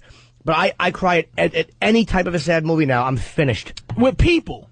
Anything. I couldn't watch Charlotte's Web recently. I had to turn Charlotte's Web off. Dude, I turned... Are you taking estrogen? No. You drink soy milk? No. Are you drinking soy milk? Oh, yeah, he loves Wait a minute. soy. You drinking soy milk? He loves his soy. Stop drinking soy milk. No, I have like one... Listen to me. No. Estrogen is in soy. Men should not drink soy milk. You're becoming a girl. No. I'm not. I'm telling you. Look, he's ready to cry now, Patrice. Yeah, I'm telling you. No, I'm just becoming a human. I'm telling you. I need you starting to smell fishy. we should have a crying contest right now. See who could cry. I can't cry. I won't even. Anyone here could cry on cue? I don't think I could. I don't think anyone could do that. That's a special talent. Hey, there's some mothers coming in. Any of these you want to go to? Heath Ledger and A Knight's Tale. He doesn't cry on that. Oh, I thought it a Dark Night. Okay. All right, we'll blow that. John Turturro and Miller's Crossing. What? I don't remember. He begs. He doesn't cry. Hey, I know what Chris. you're talking about. He begs. Is he begging or crying, Chris? He's not. He's begging and he's sobbing. You got to put it. He's begging for his life, but you can't. Because there's snot and spit flying out of his nose. He's crying though too. Dude, that's a great scene. Find it in your heart not to kill me. He's very good, but to say that's a begging for your life cry, please. Yeah, you got me. Wait, Jimmy's trying to cry. Jimmy's trying to cry. You're getting close. Look at your eyes. No, that's just mucus. No, he's getting. Jimmy's can wet. do it. Yeah, not good. Jimmy is almost crying. It's not. I stopped it, but yeah, it is. No, you got to get a tear from Jim, how do you cry at these? What? So okay, give me something sad. Did you watch I Am Legend? Oh, my eyes burning now. I did, but I don't remember. I did. I think I cried Are during. you an animal guy? Yes, but the dog scene didn't do it for me. The dog scene didn't. Nah. Have you seen Old Yeller? I've never seen Old Yeller. I have, yeah, but I don't remember it. Obviously, that was a sad movie. Cuckoo's Nest makes me cry. The end of Cuckoo's Nest. When he gets a lobotomy. Yeah, when you realize. No, when Chief kills him. Yeah. And then when you see them after and you realize how much he helped them, that to me is really sad. When he kills who? When Will Sampson kills Nicholson. Yeah. Oh, you cried at that when he over with the Oh pillow. my God, yeah. It's awful. with his feet like It's awful. shaking and Awful. Jimmy's got, let it be known because it's radio, Jimmy's got a lot of moisture in his eyes. Yeah, I could have. He's ready to roll a tear down I can go pretty quick with that, but I actually stopped it just because, Why, man? You might got some. You might have Hollywood directors out there. Oh, soy milk Norton. Dude, but it was so bad watching this movie that I could feel it coming too. Which movie? The Ricky Gervais movie. Ghost Town. I can cry, like, now it's easy for me because I actually slept last night, but when I don't sleep, and I'm like on no sleep, and I'm emotional, and I'm a mess because your head's all over the place. Mm-hmm. So I can't like do anything sad. In the Mood swings, like you're on your period or something. No, not that. My body is changing. I feel fat. Keep going there, bloated. Go ahead, finish your story. Menopause. No, I am. I just like on a plane. I'll fly first thing in the morning, whatever, and I won't sleep a lot of times. Mm-hmm. So I had to stop it. My tears were so uncontrollable. I had to stop it, and then I watched again on the way home. I fast forwarded through the monitor to just get the last part, and I still cried again. Oh and the old lady next to me. I could see her watching and doing the I'm on the plane eye dab, right? Like where you brush the side of your cheeks because we're all wearing sunglasses on the plane. You brush the cheeks. It's awful. Which sometimes is confused with the tired, watery eye thing. Yeah, so I've actually done that with. Passion of Christ made me emotional. It made me emotional enough to actually believe in religion. I actually put Jesus up there as a. Like, cause I wasn't into the Holy Ghost and the Jesus is the Father, the Son, and I just didn't get into that. Yeah. But the fact that he took that beating he took for an hour and a half in a movie, awful, yeah. that represented 5 weeks or whatever it did, that beating he took. I actually stood up and said, "We get it. He got tortured, dude. We know." Just emotional. Crying, anything. I just stay away from anything that has to do with animals, and then I'll be fine. I know. Yeah. All right. Fredo and The Godfather, of course. Michael Clark Duncan. Wait. What Green part? Mile. What part though? Chris and Rochester. Thanks for the call. When Doug in Fredo Boston. cried, Papa, that wasn't that great of a cry. Wait a minute. The cry. What cry? Oh, we just lost Fredo. Buddy. He just went away. I thought I could get him. Was it when he got killed in the movie? When Michael killed him? When he? No, probably. I'm guessing. The only thing I can think of is when after Brando got shot, when he drops the gun and he's like, I don't remember. He's sitting that there was weeping. pathetic. There's no way he could have made that. He was an emotional wreck. It had to be two. Had to be two. Godfather. Michael Clark Duncan in Green Mile. Turner and Hooch. Paul in Wisconsin. Paul, what part of Turner and Hooch? Yeah, I'm such a girl. I cried like a little baby when the dog died. The dog died in Turner and Hooch? Yeah, right at the end, and then it had like puppies with that other. Oh, so you're an animal guy. How about Benji? You cried at Benji? It just shows you. Oh, I cried everything. Okay. He's just a crier. More soy milk. Just stay away. Stop drinking soy milk, I'm fella. learning. We got to stay away from the soy milk today. See, you learn something every day on the show. Funniest cry: Will Ferrell and Anchorman. I never laugh at cries. Not because they bother me that they're making fun of it. It's just to me they're always so corny. Fake cries never make me laugh once. Sean Penn and Mystic River. Mystic River was a much better book, by the way. Has to be said. I don't remember Sean Penn. How about the Sam movie where he played the retarded kid? I never seen it. I didn't see that one. I didn't want to deal with that crap. How about Philadelphia? Yeah, that was a good Forrest Gump, any sadness? They both made me cry. I mean, I hated to admit it. Forrest Gump made you cry? The first time I saw it, when he asked if his kid was retarded. Hell yeah. I dropped one. Hell yeah. Now, as you're sitting down to pee, could you see the television from the bathroom? Jesus, Jim. I'm telling you, it's where my emotions have always come out in such weird places. Like, in movies have always. And it's not a sex ploy. It's not something you learn to do. I do it alone. My first big cry in the theater, I was ashamed of it, too, was when I was a kid, I went and saw The Champ in the theater with Ricky Schroeder. I saw that recently. Was that Schroeder or Ricky Schroeder? Okay, yeah, it was. Jack Warden. That was a rough one. John Voight, and who was the woman? That was Faye a rough Dunaway? one. I cried recently when I saw that, too. You know, because I knew The Champ was about to kick the bucket. Oh, that was awful. A rough one. Okay, Weddy, let me ask you this, all it did was anger me, is Baby, with Hilary Swank. something baby. Million Dollar Baby. I hated that. Did that make you cry? Not at all. That just angered me. Yeah, I don't absolutely. think so. Boys Don't Cry made me cry a little bit. But Do you know what I'm talking about? Yes, Million Dollar Baby with her pathetic, the patheticness from the last hour of the movie. They were trying way too hard to get you. All right, good. Get you to feel something. No, I'm with you on that one. I hated that movie. I really hated that movie.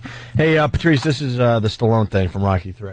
Dude, it's because it's Stallone that you gotta laugh when you. But his crying when Mickey dies is up there in an all-time cry scene. All right, we're gonna take a break. We can continue with this because the phone's just lit. Mel Gibson and Ransom, Adam Sandler and Reign Over Me, Russell Crowe and Gladiator. Ransom. Ransom was a good movie. Well, man. and Russell Crowe and his kids and his wife is burned up. That crap. Yeah, Dude. that bothered me. Sean Penn and I Am Sam coming in again. Tippy Tom crying at Sophie's Choice. We might have to squeeze that bit in today sometime. That is hilarious. You know Tippy Tom. When I was doing Sophie's Choice on Google, I saw Tippy Tom cries at Sophie's Choice. I didn't click it because I didn't know what it was. Go home and it is hilarious. Can we link that today? Our homeless friend watching Sophie's Choice crying his eye. We were just egging him on too. We were egging him on. I'm like, Tom, what do they do? We just kept. Do yourself a favor if you're in front of a computer. I don't know how you find it. Maybe Sophie's Choice / Tippy Tom or something like that. You'll get to it. You're savvy enough, but it's worth a peek, man. It's funny. And it's sad and funny at the same time. Yes, Jimmy. So we're going to break now? Yeah. All right, just real quick for Patrice. I forgot to do this before. Comics Comedy Club. Patrice will be there. It's on 14th Street, December 26th and 27th. Nice. 8 and 10:30 shows. Holiday week. Everybody is off. So 212-524-2500. That's Comics here in New York City. I saw Patrice at Comics last time you were there. And, man, did you own that place. I love comics. You owned that place. Big fan of comics. It's actually a nice club. It's it seats more people than you think it does because very intimate. It's got almost like a half of a circle seating. It feels like it's really great. You were like a pimp. You own. I can't even. I'm trying to give you accolades here. It's like you own that joint. You were like I don't know what to say. You were a rock star. White people can't say pimp without it sounding like the devil. I know. I mean that in a loving way. I know you do. I mean that in a loving way. I know you do. These people were freaking out that you were there. They all waited around to get their pictures with you. You look like a pimp. How you dressing now? Well, thank you. It's just own that joint. By the way. That's why black people say pimp better. Because white people say it like pimp. And we say it imp. And black people like pimp. They add like an pimp.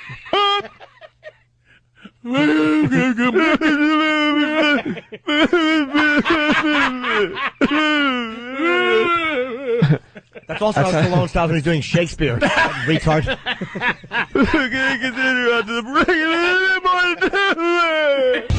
We could clear the phones and maybe get back to the crying thing. But you got Bush getting a shoe thrown at him. We haven't talked about that yet. That was pretty cool. He looked like he was enjoying himself. I've seen the video easily 100 times. Watch it again, and you kind of see the smile on Bush's face like, hey, this is kind of fun. He's a crazy dude, man. You think he's crazy? I bet he does. I bet you he'll fist fight somebody. And they had that was breaking news over the weekend. Breaking effing news that someone threw a shoe at him, and that's like the ultimate insult in the Middle East or something? Whatever. That or maybe talking to your wife is an equal. Who knows what they do over there. It's just nonsense. Scumbag reporter. I'm like, it's just a shoe. He goes, and someone goes, no, you don't understand. This is the ultimate insult you could do to a person is throw your shoes at them. Don't you remember when the Hussein statue went down and all those guys were lining up to that's right. their shoes? That's right. I forgot about that. Huge insult. They all lost their shoes. That's smart. I want to open a shoe store in Iraq. There's a certain kind of logic you have to have in life before people respect you. You have to. I think Americans and English people. What are the countries where you go? Canada, where the way people are, even though it's starting to, the whole political correctness thing where people are starting to just tell you what to think and how to feel and all that. Other than that, though, the behavior is basically logical. If somebody threw a shoe at you, you'll be angry only because he threw a shoe. Right. But over there, it's a statement of horror. It means a lot more than that. Your daughter is a goat. Yeah, really?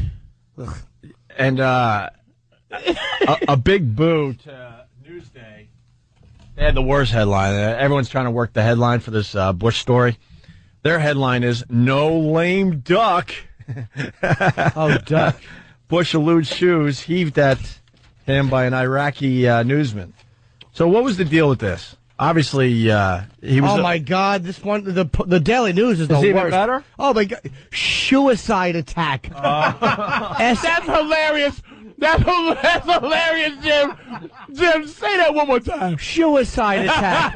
That's hilarious. It's the word SHOE-aside. It's so corny. It's hilarious, though. You like that one? Oh, it's hilarious. Suicide. I hate these witty little headlines. They do. A lame duck joke. But Bush was already put his hands on the podium he was like, yeah, this is cool. Oh, he just knows it doesn't Who else matter. wants to throw shoes? It's like we need little puns and wordplay, and what are we doing? Like on the back, the big bruise instead of big blue. Yeah. Big bruise for the Giants. How stupid are we? We need little word games in the media. Wow. Oh, here we go with the Jets in the back of the post.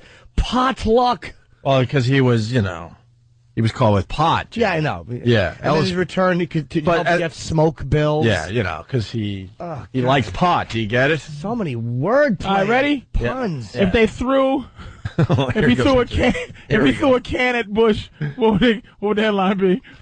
Well, if he would have missed, it probably would have been no can do. How about Afghanistan? All right, let's go with the bit for a while. Let's go with the bit for a while. If you got one, give us a call.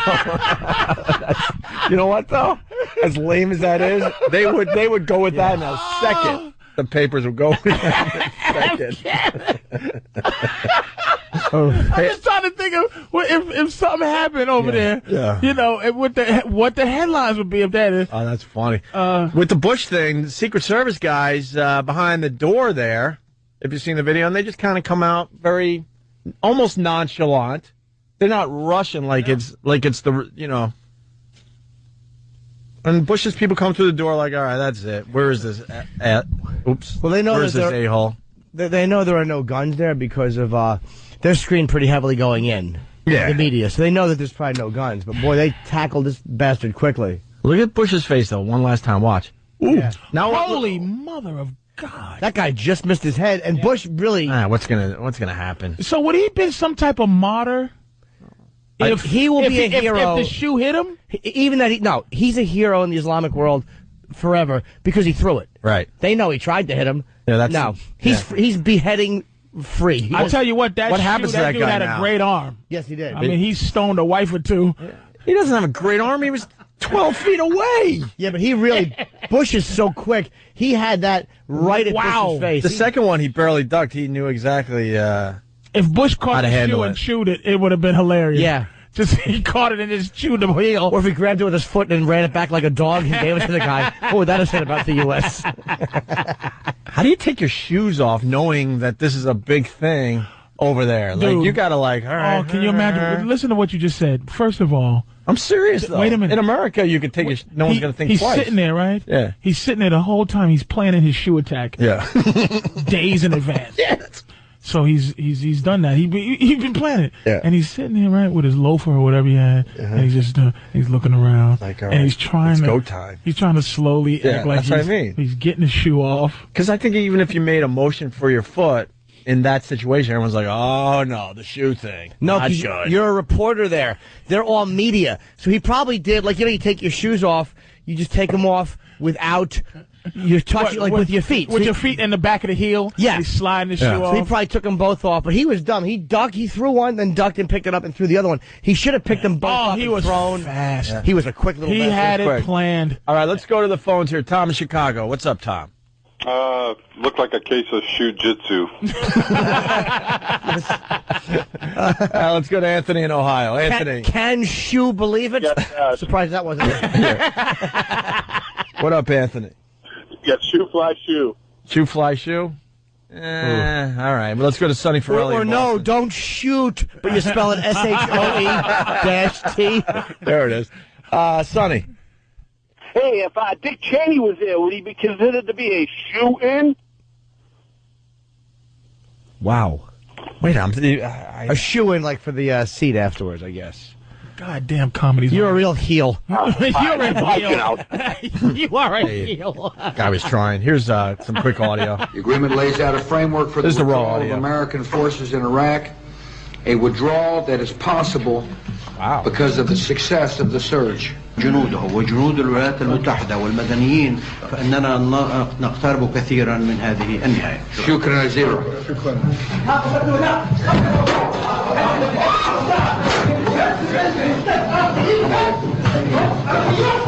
Wow, you know what? Hearing the audio, did anyone else think that he was ducking in the beginning of this? And just kept going? Listen to this. The agreement lays out a framework for the withdrawal of American forces in Iraq, a withdrawal that is possible. Yeah, right there. Right there. Possible. I thought, wow, he's smooth. He's continuing. But that wasn't the moment when the shoe went flying. Yeah, and he missed. What a nerd. He should have hit him. Not because I want the president. He didn't. I don't want them. No. Not that's amazing, man. Hold on, because I could probably get a visit today. What I'm trying to say is the guy was 10 to 12 feet away. He probably should have hit him. Oh yeah. I don't want to see the president, hit by a shoe by one of these savages. Dude, that is amazing video right there. Yeah, it's really violent. Yeah, that dude was violent. But how unflappable does Bush look? Anyone that thinks that Bush is not, he just ducks. He's and he doesn't bat an eye. Let's go to Chris in Jersey. Chris. Wow. Hey, it was a sneaker attack. It was a sneaker attack. Damn it, I wish I had thought of that one. That's a good one. It was a sneaker attack. Let's go to Fletch in Jersey. Fletch. Hey, good morning, guys. Listen, if he had been hit in the head, he could have been listed as the sole survivor. The sole survivor. The sole survivor. That's not bad. So LE. Wow. All right. We're looking for other ones like Patrice, though, if it was something else that was thrown. Wow. What was it again? Afghanistan? If they threw a can. The Taliban. Or if it was a rock, they would have said, I rock ye. I rock ye. Oh, my God. So dumb. It's just awful. Hey, a lot of we'll go back to the phones in a second because they're coming up with their little headlines, but a lot of people getting fired, as we all know. Yes. And you got to borrow a line from Chris Rock, with this CEO getting killed. What was his line? I understand. Oh, yeah. I understand. This guy... What's the whole line, the Chris Rock line about OJ? I don't condone it, but I understand it. You kind of understand in a weird way, right? I don't know the whole story here, but... Well, it was a Christmas party. Yep. This guy had gotten fired right before Christmas. It's amazing. And I have such a disgust for business people with the way they're handling this economy, how they all want to be bailed out, the companies all want to be bailed out. I haven't heard the word bailout this much in but they just want to keep sticking it in people's mouths. It's like they really are. It's cliche to go, a lot of these guys and businessmen are all scumbags, but they really are. They're like true New York scumbags. The transit system, New York transit system. We're gonna lay people off, fire people if we don't get a bailout. Mm-hmm. Everybody bailing. I don't even know what it is. Yeah, everyone is definitely sick of hearing it. Amazing. But what I'm saying is these companies want you to take care of them and to protect them, and they don't like the Bank of America. Didn't they get they wanted some kind of protection, but then they didn't want to help these people who were losing their home, whatever it was, these union workers. Yeah, they're just scumbags. They're going to lay off 30,000 people. Here's the big problem with me, though, in terms of that. Your job, most of those people are going to get fired. Their job is to, on behalf of the higher echelon of Bank of America, is to tell me something bad. It's just to inform me that they're going to destroy my life in some strange way. It's hard for me to look at that and go, I feel bad for you.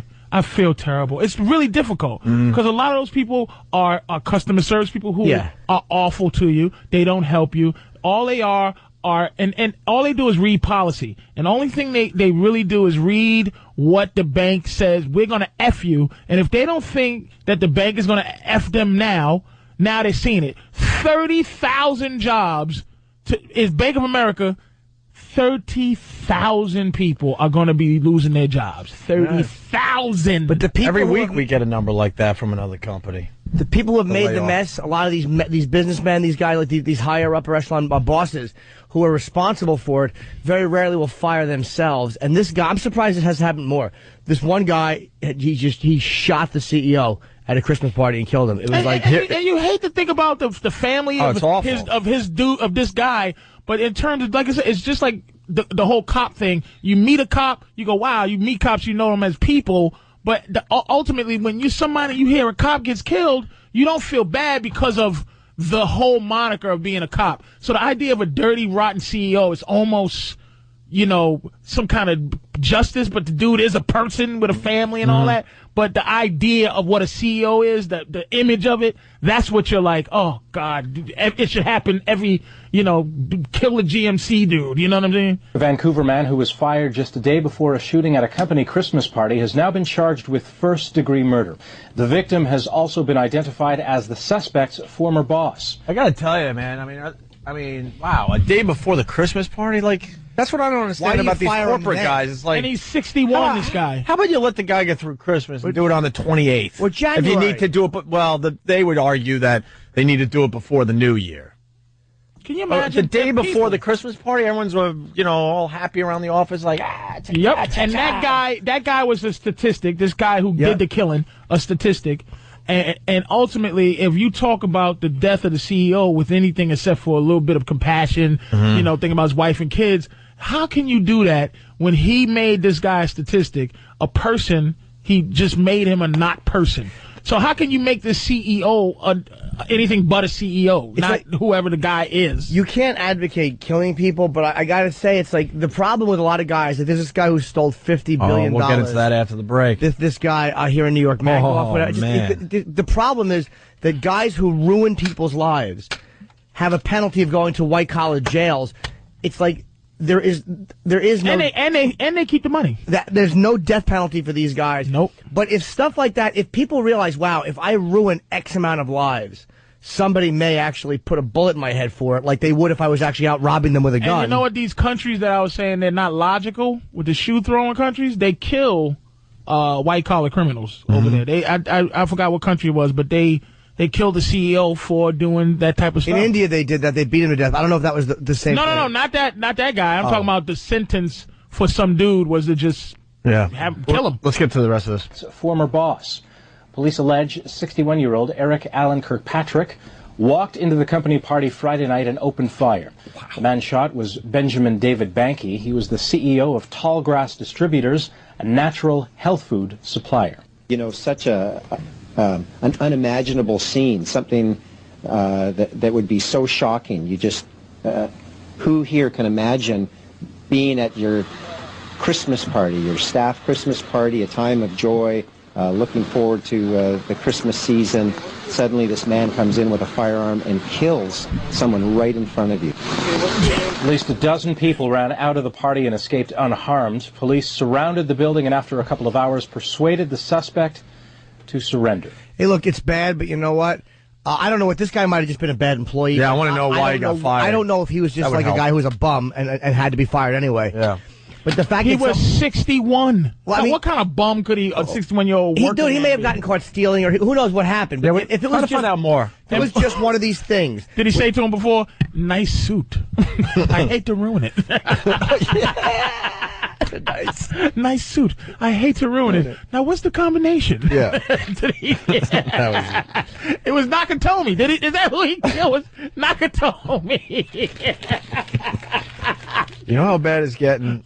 We do have to take a break. We can continue with this. We got to talk about the guy that Bernie Magdal, I think his name was. Yeah, the Mets might go out of business because of that. Or we'll explain it. I don't think so, but they were all over that in the papers on Saturday. There's been in radio. I think if you're a regular listener to the show, we've been keeping you well informed of all the firings that are going on around here. Not only at this radio station, but throughout the whole company, right? And I guess it's come to my attention, E-Rock was telling me, that the woman, they had one woman, what do they call her? Well, they had a name for her. It's the Grim Reaper. They were calling her the Grim Reaper.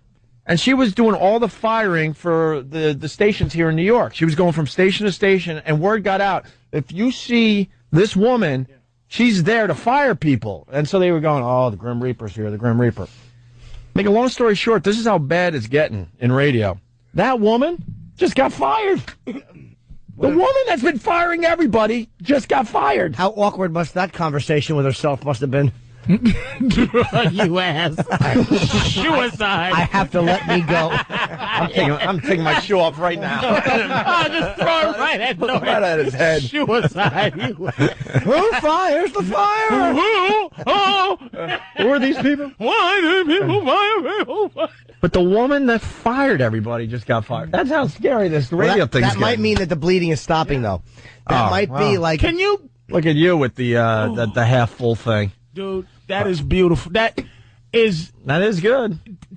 What? No, it just is so emotional that it's the people who are willing to do that. When you say this woman who is willing to be that person, it's so wonderful that she got fired. I don't know who this person is, but Miss, if you're listening, it's wonderful that you got fired. You know why? Because you took that job under the idea, right, that she's feeding her family. And what about my family? I'm just doing my job. Well, don't do that as a job. Look at you. You have nowhere to turn. You're the Grim Reaper. Now you're dead. Enjoy yourself. You know why I don't fault her? Just because it's like most people in that job. I don't know what her job title was. It might have just been regional something. And technically, your job is to fire people, but it never happens like that. Right. And only in this time, like you got to go get A, B, C, and D. And she was like, ugh. No, she was proud to do it. She went up in there. It was pride. She walked up in with pride. Trust me, Norton. It's a power trip. It wasn't. I'm sorry. She loved the power that they gave her. Exactly. I'm with Patrice on this one. Stop, Jimmy. I'm so with Patrice. Walked in happy to fire people. Possibly. Happy to fire. Cut off heads. There's a new Adam Sandler movie coming out. And it's Christmassy. No. Click. You see Click? No, oh, was that with the remote thing? Actually, what you call made me laugh, though. What? When he played the foreigner. The foreigner. What's the one when he played the foreigner? Come on. What? Zohan made me laugh, man. Really? I see that advertising on demand. Zohan All right, I'll take a peek.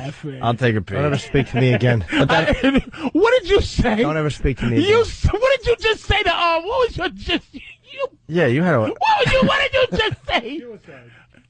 Not suicide, the one that was suicide. Zohan's good? How the girl fired herself? Yes. Yeah. That was a good one. That was a trade-off. I get to say Zohan was good. She probably went, you're fired, and then she probably jumped into the other seat and went, what did I do wrong? And then she jumped back in the other seat. You know what I did wrong? I kind of like it. I know what I did. I'll make this into a one-person show. I kind of like it a little bit now. Zohan's good, though. Zohan. All right. There's some things that it's so absurd it makes you laugh. All right, I'm going to take a look. Forces you to laugh. I'm trying to find Step Brothers. They haven't thrown that on demand yet. I saw a scene at a Step Brothers when I did my. Oh, we got to take a break. All right, Mike said we got to do a break. I will say it stunk. All right, should we talk about this when we get back? I guess the scene I saw stunk. Boys being boys. Yuck. Enough with corny white guys. Enough. Thank you. Every day it's a different lineup on this radio show. Today it's Opie, it's Jim Norton, and it's Patrice O'Neill. And Jimmy's got a big gig at Atlantic City. Yeah, it's January 16th, 17th. One of the shows is sold out at the Borgata. One still has a few tickets left. Theborgata.com. Where's the big gig, Patrice? Comics? Yeah, I'm at Comics. Yeah. Right after Christmas? Yeah, 26, 27. 26, 27. Patrice has got 2 shows, 8, 10:30 each night. It's here on 14th Street. It's a great club. It's 212-524-2500. There's a lot of people that go to these shows because it's the holiday week. Oh, yeah. So call in advance for tickets. It's going to be a good show. Got to talk about how the wonderful world. I'm going to talk about It's a Wonderful Life. I'm going to talk about Santa. I'm going to talk about a lot of things. You have a Christmas set? Oh, man. You got a Christmas everybody set? Be happy. Nostradamus. Nice. We're going to talk about that. I like that. Now, this the comic show is like Jimmy was pretty much hinting. They're going to sell out. So if you want to see Patrice, I'd get on the horn and get your tickets immediately. These CEOs, these white collar. You're really steamed about this, man. This is more than I have to be careful how I say this on the air. All I'm going to say is this guy, Bernie Madoff. He's more than a CEO. He was the head of the NASDAQ at one point. He's a massive investor. $50 billion. But it was like people like this couple here. Can you explain for the rest of the country? It was some type of I don't know how he did it. Mike, you know, he was a big. And did he need to? No.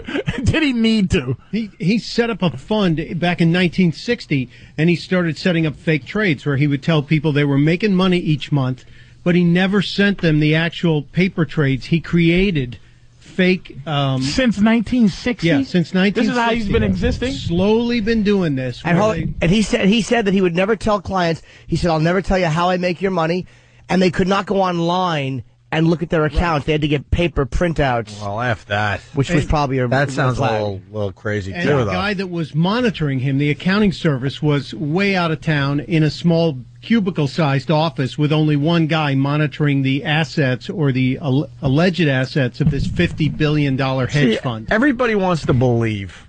And these investors wanted to believe. And Like, he made why it- aren't you questioning any of this He stuff? made it real exclusive. Every month you get a statement that says, oh, we're up 8%. Oh, we're up 9%. Oh, we're up 10%. And they'd say, well, I got a friend who wants in. Sorry, you can't get in.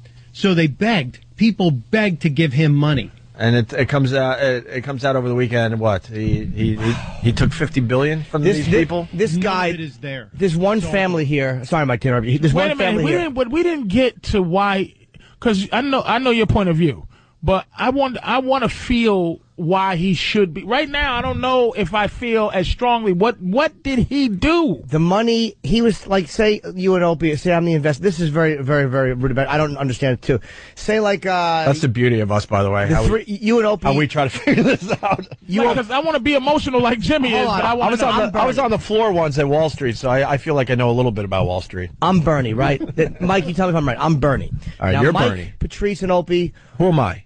You're Opie. You guys all want to invest some money. I want to be cooler than Opie. All right, you're Chip. So it's Mike, Patrice, and Chip. And Thanks. Chip's, I get it. Chip's Oral Servitude is a company, and say that we specialize in draining that area. That's their company motto. And so say Chip gives his money Chip's to me. Oral. Yeah, it's Oral Servitude. Chip's Oral. Yeah, it's a very big company here in Chelsea, New York. Now Chip says to me, here's $100. I want to invest it. And I say, Chip, I'm going to get you a big return on your money. And now let's just say Patrice has a company, and I don't know what I do with Chip's money, but Patrice invests his money, and I say I'm going to get you a big return on your money. Mm-hmm. Now I do something. This is what I don't know with both of your money. That's not good. But I use Chip's money to make it look like you, Patrice, got a big return, and I show Chip. I use your money to make him think he got a big return. What I read about it is that ultimately the key of this guy's scam was that there's constant investors. Yes, which means this: investing. The great thing about investing, you have to wait many years to even decide that this is good or bad. And what he would do is new investors, he'd just take their money and pay off a 10-year one and go, hey, see what's happening here? And it was very hard, by the way, for people to get their money, they yeah, said. That's what it was How did doing. he simplify it like And that? people were not requesting their money because they figured, oh, it's still growing. And their And he probably had a way of going, no, look, you want to hold us for at least another 5 years. Well, you got or a whatever. 401k as an investment, really. And that's something that you don't have to deal with for 30, 40 years until you're 65. But you can also look at it online and see the actual legitimate trades. This guy was sending out paper statements with falsified paper receipts for trades, and he was paying some people off. But this fall, when the market started really crumbling, people started demanding their money and reclaiming. Which tells you rich people aren't any smarter of course than, Joe Blow. They don't even have to say that. Dummies, too. They're just wait. I just want to say, it sounds like he had an elaborate, pyramid scheme, basically. That's what it's called. It's a pyramid scheme. Wow. Guys like this, because they hurt the economy because they kill regular people, too. It's like really easy to go, who cares? He's ripping off a bunch of rich people. But it's like charities he ripped off. Yep. And people like My Mets. One guy, Will Pine, got ripped off. $2 million. This guy worked his life. He started a magazine, sold his house, and everything, even the proceeds from the sale of the house 3 weeks ago is gone. Yeah. And the problem is, and I'm not going to say on the radio that I would ever I would never encourage people to do violent things to each other, but I will say this, that when horrible things happen to a guy like this. Yeah, you don't mind. I am happy to hear it. Happy to hear it. And I think the problem is a lot of these guys don't suffer the consequences that they're just, like if I was running around with a gun and I was robbing people, and somebody grabbed me by my shirt and put a gun in my mouth and blew the back of my head out, I would have it coming because I'm a thief with a gun. The problem is a lot of guys don't have that coming because they're not thieves with guns. Right. So they don't have that fear. Not that you should be shot for every little white-collar crime. I think everyone's with you, Jimmy. Well, violent crime, and trust me, I understand, because I said something about the cops earlier, which is like, once you know a policeman and you just know him, and you know him as a dude and not just as a CEO, right? Yes. The title, yes. CEO, and again, I'm with you because we got to be careful in radio and stuff. But dude, to make it fair and to make it clear. That dude, if something like that happened to that dude, somebody just threw him off the top of a roof, how could you feel bad for him? I couldn't. I could feel nothing but great. How could you feel bad? Now, they can't do that. I wouldn't even feel bad for his grandkids. Like, how could you feel bad? I wouldn't. Hey, Stump Brain, grab the mic again real fast, because the paper was talking about how this could be big trouble for the Mets. I don't think so, but Fred Wilpon had invested allegedly upwards of $300 million with the guy. $300 million, and his investment firm as well. But they said apparently that's nothing compared to what he's got, or it's not going to. Can you imagine $300 million is an oops? But Major League Baseball has apparently asked for an accounting because they want to make sure the team is financially sound. Okay, I think it's a non-story now that I think about it. There's a pension fund in like Litchfield, Connecticut that's in danger because they lost. That's where the government should step in. When people's pension funds have been messed with, and individual, that's where the government should step in and go, you know what? We have to give some money. Instead of these corporate scumbags who have caused the problems, people whose pension funds got raped, they should be taken care of. You're right, Jim, and I would let Dodge Viper go. I'd let Dodge Vipers go. I'd let PT Cruisers go. Yeah. I would let I would let Jeep Liberties go for some old person to get their life savings. Patrice, you know what? You come up with great bits. Cars we don't need. I would get rid of love a few that. models, and I think that the big three would be okay. I don't. The PT Cruiser. We don't need worst idea ever. We don't need it. We don't need to bail What's some out of those other cars we hate? We don't need to bail out these companies. You know what somebody said? I was listening to talk radio just about it and people talking. Yeah. Is like these car companies, and it's like, well, why don't we bail out other unimportant things that are outdated? Why don't we bail out the cassette tape companies, or the leisure suit companies, or the long cigarette filter companies, or the monocle eyeglass? Why not bail out every company who's outdated? What about the 8-track company? That's what I'm saying. Bail out. How to go under these cars. I got into a limo, a car service. I didn't know what a hybrid was. I didn't care. I drive a big truck. It changes from electricity to gas. The cabs in New York had that going on. I didn't realize that. Dude, the cabs in New York, they look like they're stalling when they come to a red light, and you're like, oh man, I'm never going to make it to my destination. So I asked the guy the first time I was in one of these, and he's like, no, it turns off. And it goes back on into electricity. And I'm like, what is that? What a hybrid? I thought a hybrid was like just a special unit. It's a big thing. Patrice, why? I'll tell you why, and I'm just a newbie to all this crap, but we can't take the hit in the economy. That's the problem. What hit besides the 100,000 namelessness people, like the 100,000 people of their families and stuff? How does that affect me? Again, I'm just asking, in this world where people are concerned about them, how does it affect me? It would just affect the economy too much. I don't know. I would have to do a little more research, but that's why make the parts. It's the people who make the seats. It's all that. We're talking almost 3 million jobs, which is probably 6 million people. Now you're going to throw maybe 3 million, 2 million people out of their homes. And the anger people are going to have from you saying this. Now these people aren't on the street buying stuff. It's that's why we don't progress as a society as fast as we should, because we probably should just let it fall by the wayside and see what is the next thing that happens. But it goes beyond that. It's not. I don't understand it completely, obviously, but it's because of all these things happening with the banks, a lot of regular people just can't go out and buy a new car. It's like regular people who are getting just effed. Yeah. That's what sickens me. And these other guys, they still jump out with $200 million parachutes. And guys like this vulture. Like, that's the problem. Right. It is guys like this vulture who have been just preying on people and robbing them blind. These are the guys that have to suffer. But the fact that he gets to keep even if it was legally keeping $50 billion, isn't that something about having $50 billion in your pocket ultimately? Yeah, let's go to the phones because this will make Jimmy happy. Anthony, Rockland County. How are you, Anthony? Hey, what's up, Opie? About a decade ago, Communist China hung 2 guys right in the square for embezzling or hacking $1 million right out of a bank into their bank account. That makes a statement right there, doesn't it? It does, but stealing from a bank, it's like the thing with a guy like this, you can't just hang him. That will never happen in this country. But what they should do is they should stop putting these guys in prisons where they're not going to be brutalized. Like if a guy like this, if you threw a few guys like this in general population of Attica or of other places, and they were really brutalized, and people understood that there was going to be a very, very physical penalty for stealing from people like that. Yeah, they wouldn't do it as readily. They wouldn't do it as quickly. All right, we're going to take a quick break, and we're going to do a little mopping up next. We still got to, SNL made a funny. We should mention that after the break. Yep. Made a funny, and now there's a lot of outrage. It's on page 3, page 4 of the papers today. They might be in a little trouble with the governor. And there was Sean Avery and, Rudolph. They don't want Rudolph being sung at schools. Of course not. Why would you? We'll explain a little bit.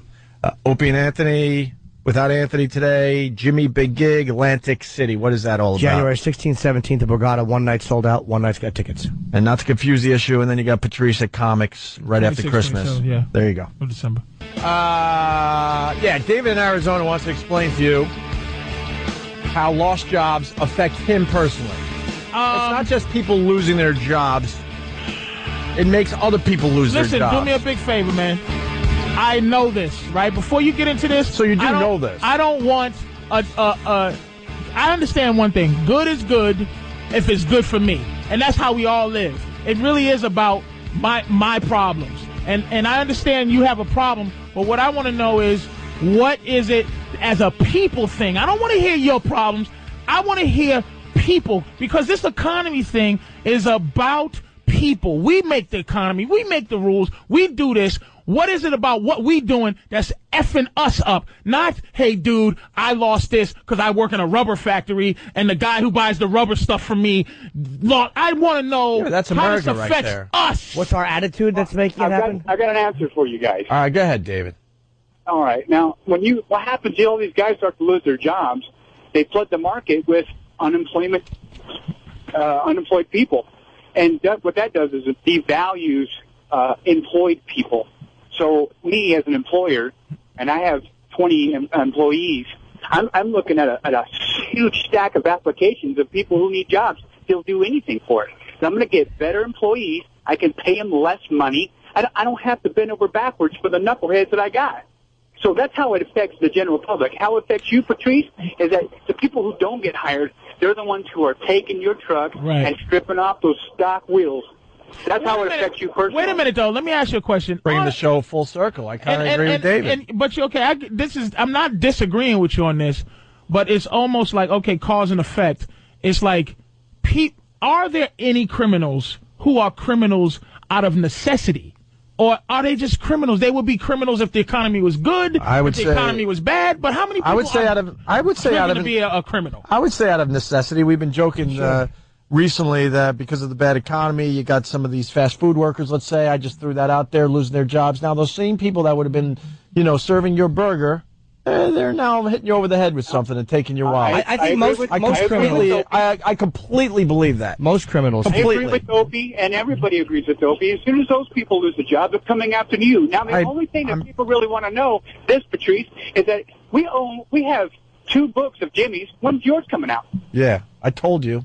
Are you writing your book? What am I doing? Well, let's go. I had to slow down. I had to take care of my stolen truck and my sarcastic stock wheel friend thing. I heard him. His attitude towards me, you small business jerk. I can't even feel it. And his story was, I'm fine. This is Mr. Pain and Suffering. Ooh, basically, he disguises emotion. He said, ooey, I get to fire the guys who work for me to hire a cheaper, better product. It affects him in a good way. Yeah.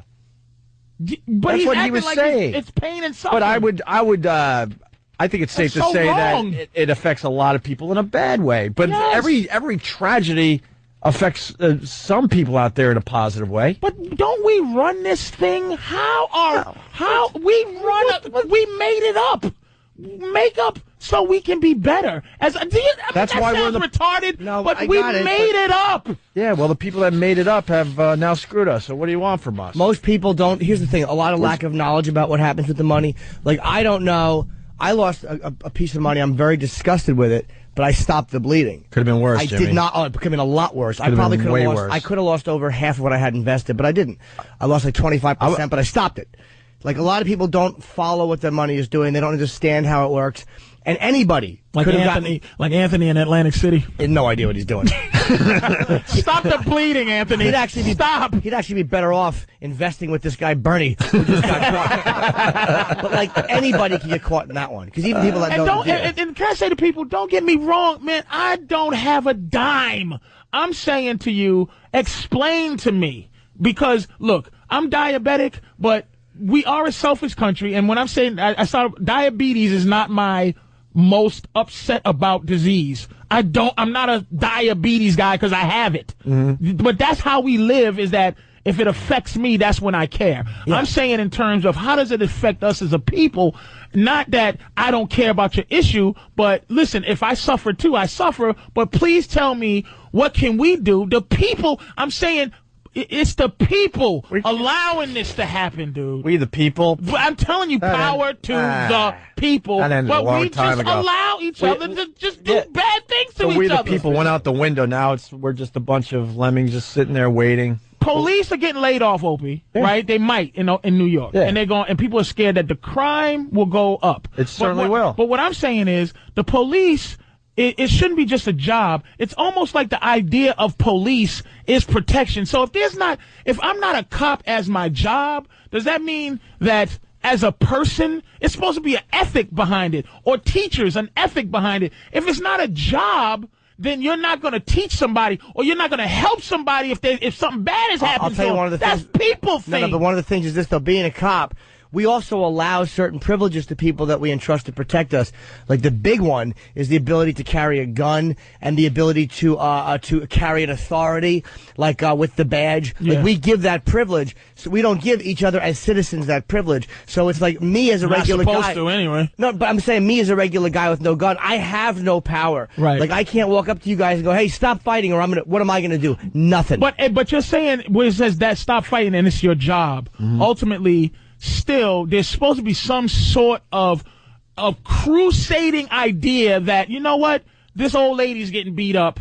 I'm going to be out of it because it's not my job. But if it was my job, the only reason I'm going to help this person get out of this situation is because it's my job. No, because I have what can protect me in order to help the situation. Most cops have guns, they have nightsticks, they have other police they can call. It is strength. If you carried a gun, it's strength. Would you stop crimes? No, because I don't have the authority of the government. I'd be thrown in jail for it. No, would you as a person, see what I'm saying? Would you as Jimmy saw something bad happen to somebody in the street, and if you had a gun, yes, would you stop Absolutely. that from happening? Absolutely. That's what I'm saying. Absolutely. As a person. You would assess the situation and how much danger you're really going to be in if you pull out the gun. But yeah, I think that's what I'm asking. Yeah, absolutely. Hey, because we got to go, and we could certainly continue on that subject for a while. But as comedians, because I'm not a comedian, the SNL skit. Yep.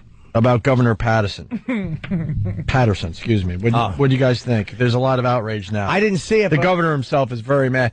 And in this article, it says, the governor of New York, for the people listening all over the place, is blind, legally blind. You can see a little bit, though. Well, he actually wrote a very scathing letter on a tablecloth and attempted to mail it. with an I overlapped the F. Yeah. But yeah, he had no idea. Fred Armisen plays him, Patrice. He also did Obama on SNL. It's a very funny bit. And he plays a blind governor, just like holding a chart upside down and walking onto camera on his cell phone, not knowing that he's the camera. They're in the middle of doing a skit and all that. Good. It's good. It's some good. They should be doing. And the reason he doesn't do that, by the way, is because there's people that say that are making sure he doesn't. He's got trusted people around him. And the same reason he's mad is because those people told him to be mad. Yeah. You didn't even see the skit. You don't even know. This is my problem with the whole thing. Governor Patterson says this I can take a joke.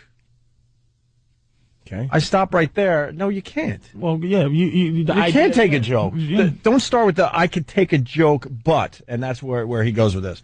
I could take a joke, but only 37% of disabled people are working, and I'm afraid that that kind of third grade humor certainly adds to this atmosphere. Let's just say I don't think it helped. Yeah, but they're not trying to help people. They're just trying to make people laugh. Yeah, how about comedy show. exactly. Hey, Dumbbell, how about the fact you're governor? That kind of helps a lot more than them making fun of you hurts. Exactly. You got the biggest gig in the world. But I Thanks think to he said it was because the juvenile whatever was just was the whole bumping into something 3 blind mice thing. But that's what he didn't like. It was the fact that they made fun of you doing the most basic thing. I'm a blind idiot walking in front of everything. And then he wanted to say that 37% of something, 37% something of disabled people work. Well, that's not bad, actually. Almost half cripples work. I mean, that's honestly not bad. Not bad. What percentage of them drive, though? Or throw baseballs for a living? Very small, I imagine. Or proofread. Come on, man. But as comedians, we just got to stop. As comedians, it's ridiculous, right? I that's what I'm saying. All of that, it's just everything is. There's some things that bother me personally, but everything is on limits. I know where you're going. I completely agree. Man. There's things that we joke about on this show that affect me personally. I'm not going to be now we've gone too far. You just let it go. Yeah, you stop being selfish. Just let it go. Everybody's selfish. This is the thing we have to do as a people, real quick. Is this admit that all you're concerned about is you. Yeah. Stop acting like this is about everybody and this. You're selfish, and all you care about is what affects you. That's when we'll go to the next level. Stop lying. We've taken hundreds of calls from people that love this show until it affects them personally. Yes. They have to call up. It's lying. like, dude, that segment, not for you. Go somewhere else. Yes. Stop your moral fiber and stop trying to make deals with God but you know what? On my expense. This story will have legs, and SNL will not be doing it. It won't have eyes, though. And SNL will not be doing it. Suicide! I love it, man. And, SNL will not be doing any more blind humor. You watch. Just kind of like how this company folded and we can't do Asian humor. Because, Asians don't have a sense of humor, I guess. That's what I learned about We got to head over to the other place. We got to head over. Yeah, We're running late here. All right, here's the deal.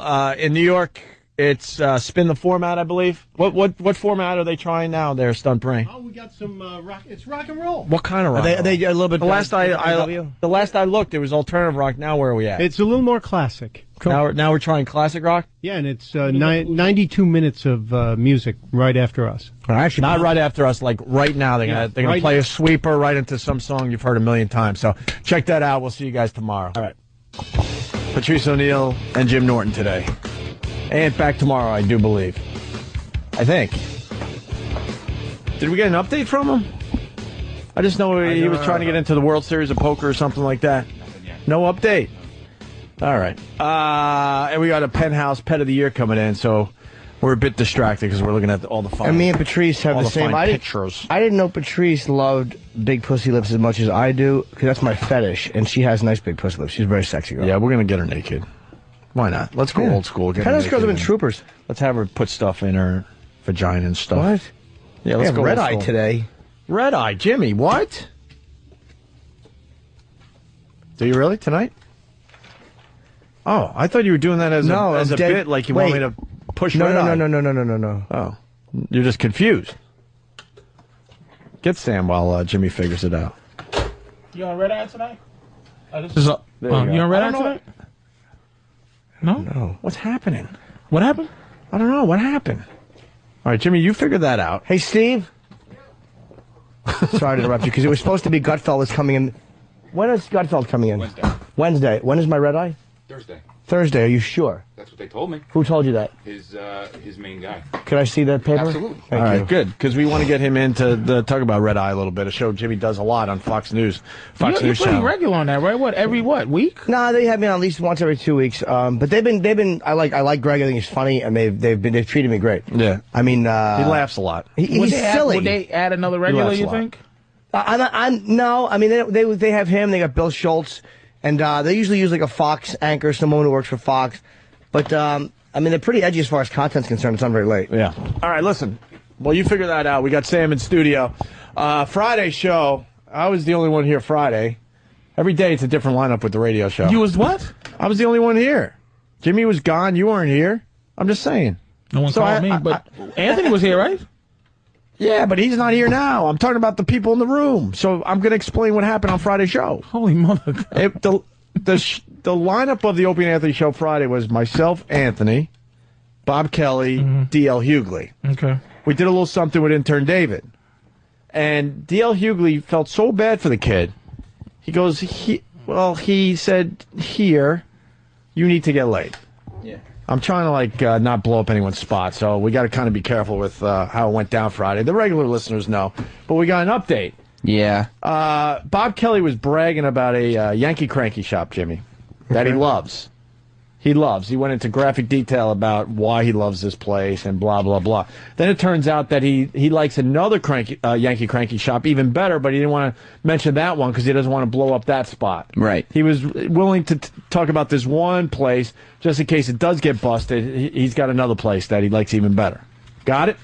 So we sent David down to a Yankee Cranky shop. For real. And David went through with this. Yes, 100%. We got in the cab, and he went through with it. He asked a bunch of questions and everything, but he was completely ready, willing, and able. And there's nothing wrong. We call them Yankee Cranky shops, but technically what they really are is massage places, and there's nothing wrong with sending a guy to get a legal massage. It's like there are times where, the girls might do things, they might not, but you're not really privy to that beforehand. But make no mistake about it. It's a real massage place where people get massages. Occasionally the girls might do shit. I don't know. Right. There you go. And we had a whole discussion about that on Friday. So we sent Sam down with David to go to this massage parlor there, Jimmy. Okay. And we got some audio. You taped the ride and everything? Yeah, I got as much as I could. I ended up with an hour and 15 minutes of audio to go through with this kid. Right. But yeah, we started in the cab, or right when we got out of the cab. And he was excited at this point because we were in front of the place. Right. We had taken the cab over, and he knew he was really going to do it. And, yeah, that's where the audio starts. All right. I think the Penthouse magazines are distracting everyone today. Yeah, big pussy. and it's not like we have one. We have about 10 copies. 1, 2, 3, 4, 5, 6. We lost Patrice. 7. No. 8. There's one over there. We got 8 copies of this magazine. No, we didn't lose Patrice. Right, I'm good. just looking through. That's all. But I'm listening. I'm with you, by the man. way, who was telling the Patrice story on Friday? Was it Bob Kelly? What story? The Amsterdam story? Because I wanted to get you on the phone and talk about this. Oh, I got that later, but I don't know what story he told. Who was it? Was it Bob Kelly? I fell in love in Bob Amsterdam. Kelly said that... I remember that. I wasn't even there. I remember that. You were checking out the girls in the windows in Amsterdam, and you were going in, but you weren't popping your nut. You wanted to save it.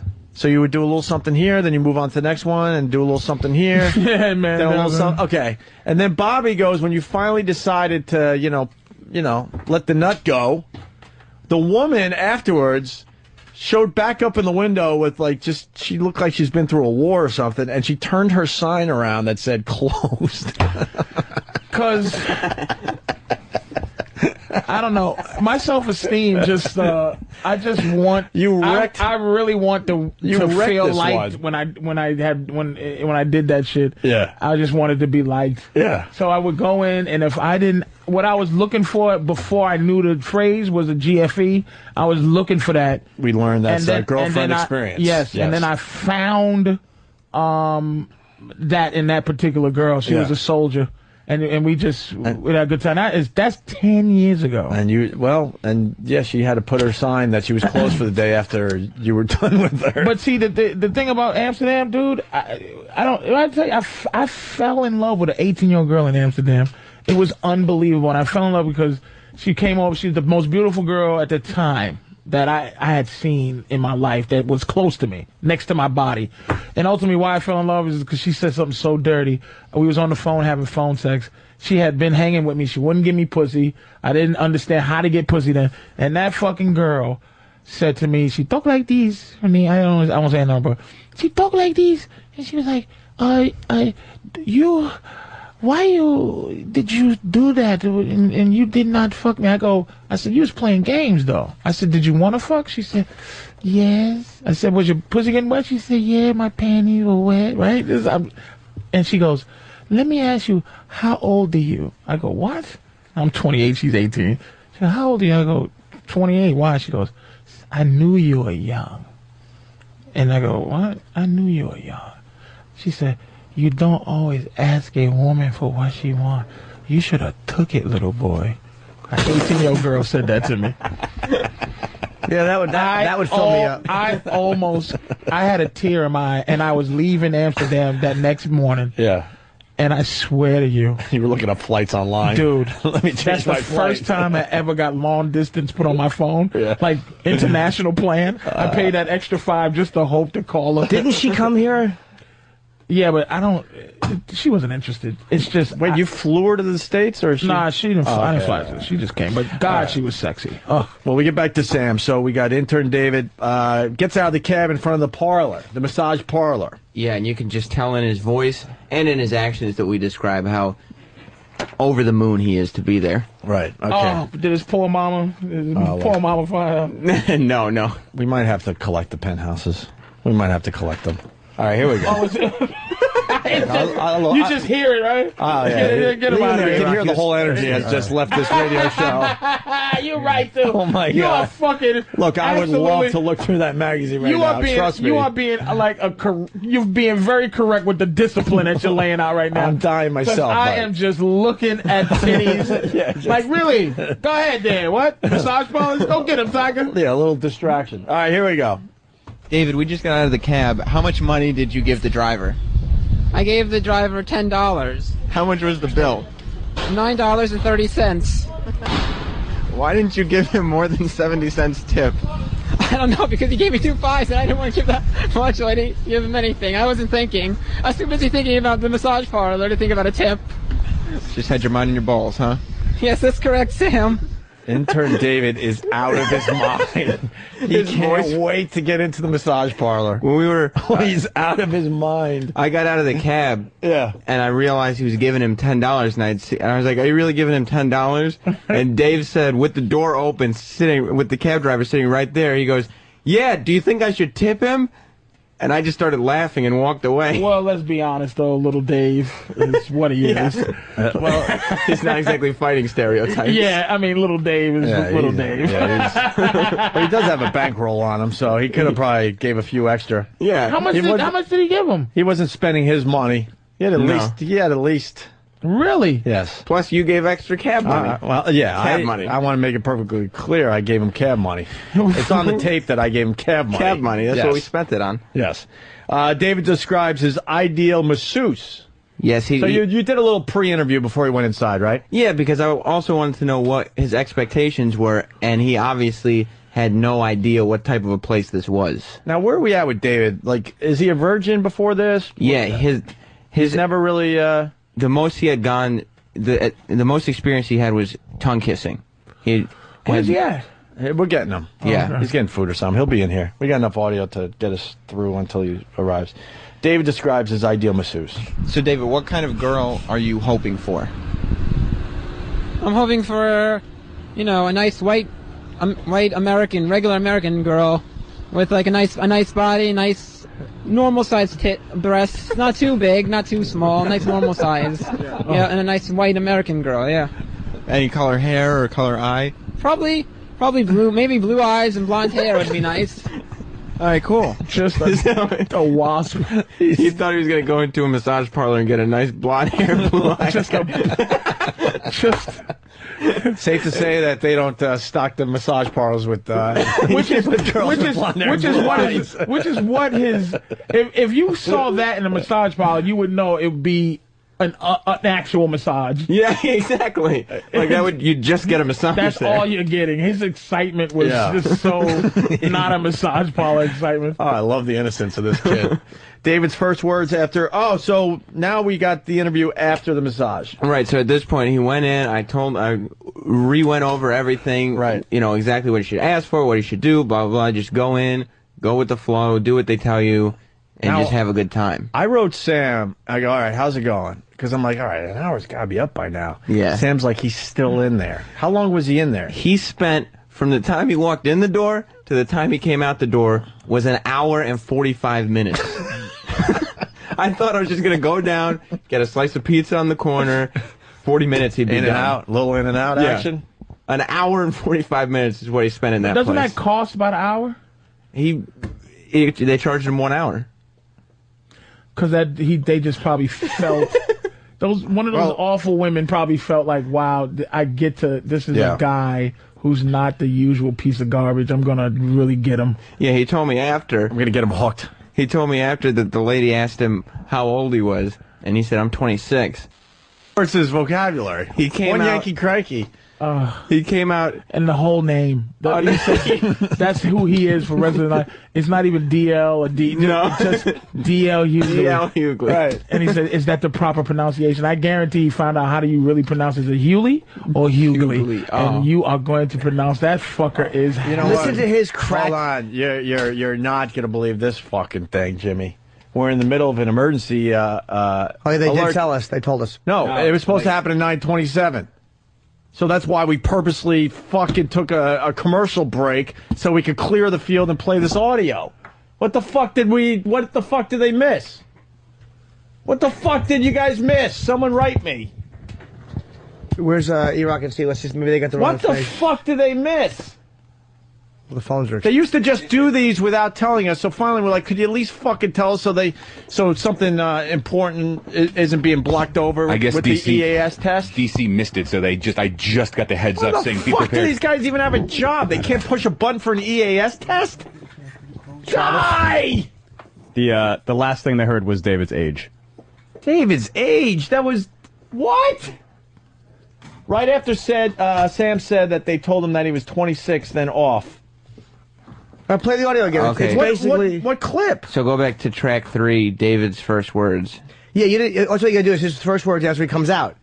Yeah, because they heard that he wanted a blonde hair, blue eye. Right, they heard that. So wait, I'm trying to remember. So you said 26. Yeah, that was right before we played the audio sure? of him leaving. Yeah, so yeah, go back to track 3. Motherfuckers. God.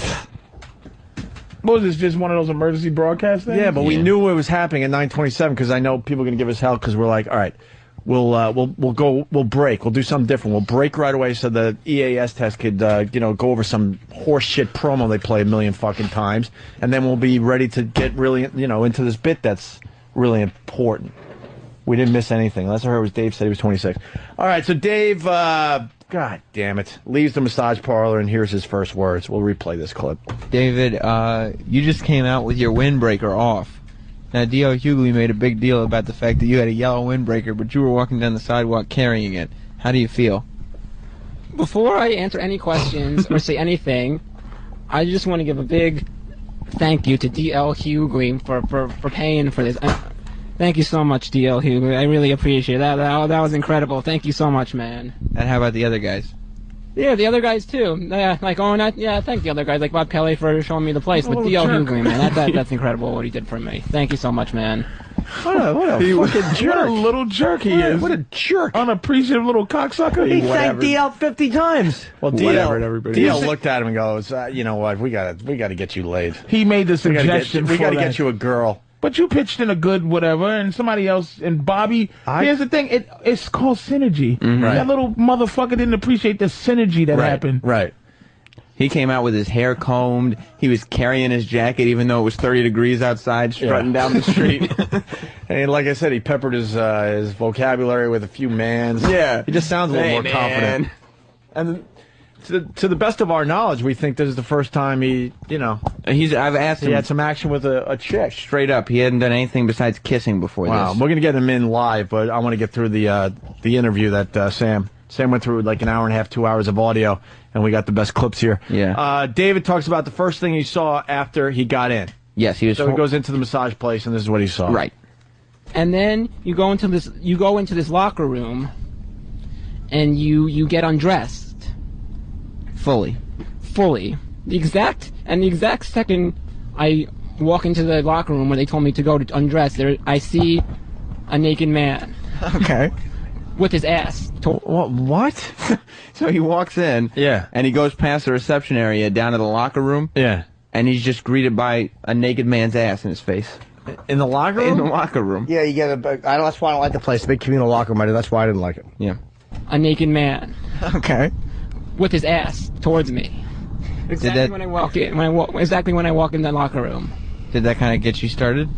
I was like, oh man. I was like, no, man, I don't need to see that. God. Because then he had to go and shower with them and everything. So I hated that place. Separate showers. But you know the place that David went to? I fucking hated that place. Yeah. Bob told me about it. It was like, fuck, it's all a bunch of... I like privacy, man. I don't want to shower with a bunch of dudes and wait in a fucking line like it's an auto assembly plant. Right. I just want to sneak in, face down, finger in the ass, jerk off, take care.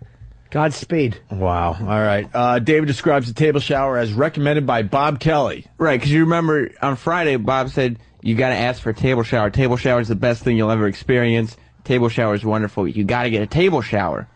So I told him to get a table shower. All right. So I lie on the table, and I'm like, okay, this is okay, and I guess the massage is starting. No. What was it? The massage, it's the table shower. Oh, the table shower, the one recommended to you by Bob Kelly. Yes. How was that? Awful. Awful. Bob Kelly made a big deal about the table shower being this great, wonderful thing. The table shower was nothing. What was wrong with it? What was it? The woman, I was undressed, took a towel up. She took a huge tub of water, poured it on me, then told me to turn around, poured more water on me, then told me to stand up, poured more water all over me. And did you have a towel on at this point? No. And then that was it. That was it. Then the table shower was over. So she just came and poured a bucket of water on you? Came and poured 3 buckets of water on me, naked, and that was it. That's the whole table shower, yes. That's it. So at this point, he's sitting there and saying, they convinced me that this was this great thing, and all I have is a locker room full of naked men, a public shower, and some woman dumping water on me. And you know, David's Jewish. He was thinking this must have been how it was in Auschwitz or something. And I mean, the great thing, when Bobby would tell me about massage parlors, Bobby's really into the massage. Like, you know, when I listen to it, I'm such a thing like, I'm not going there. I want to know about the whole happy endings.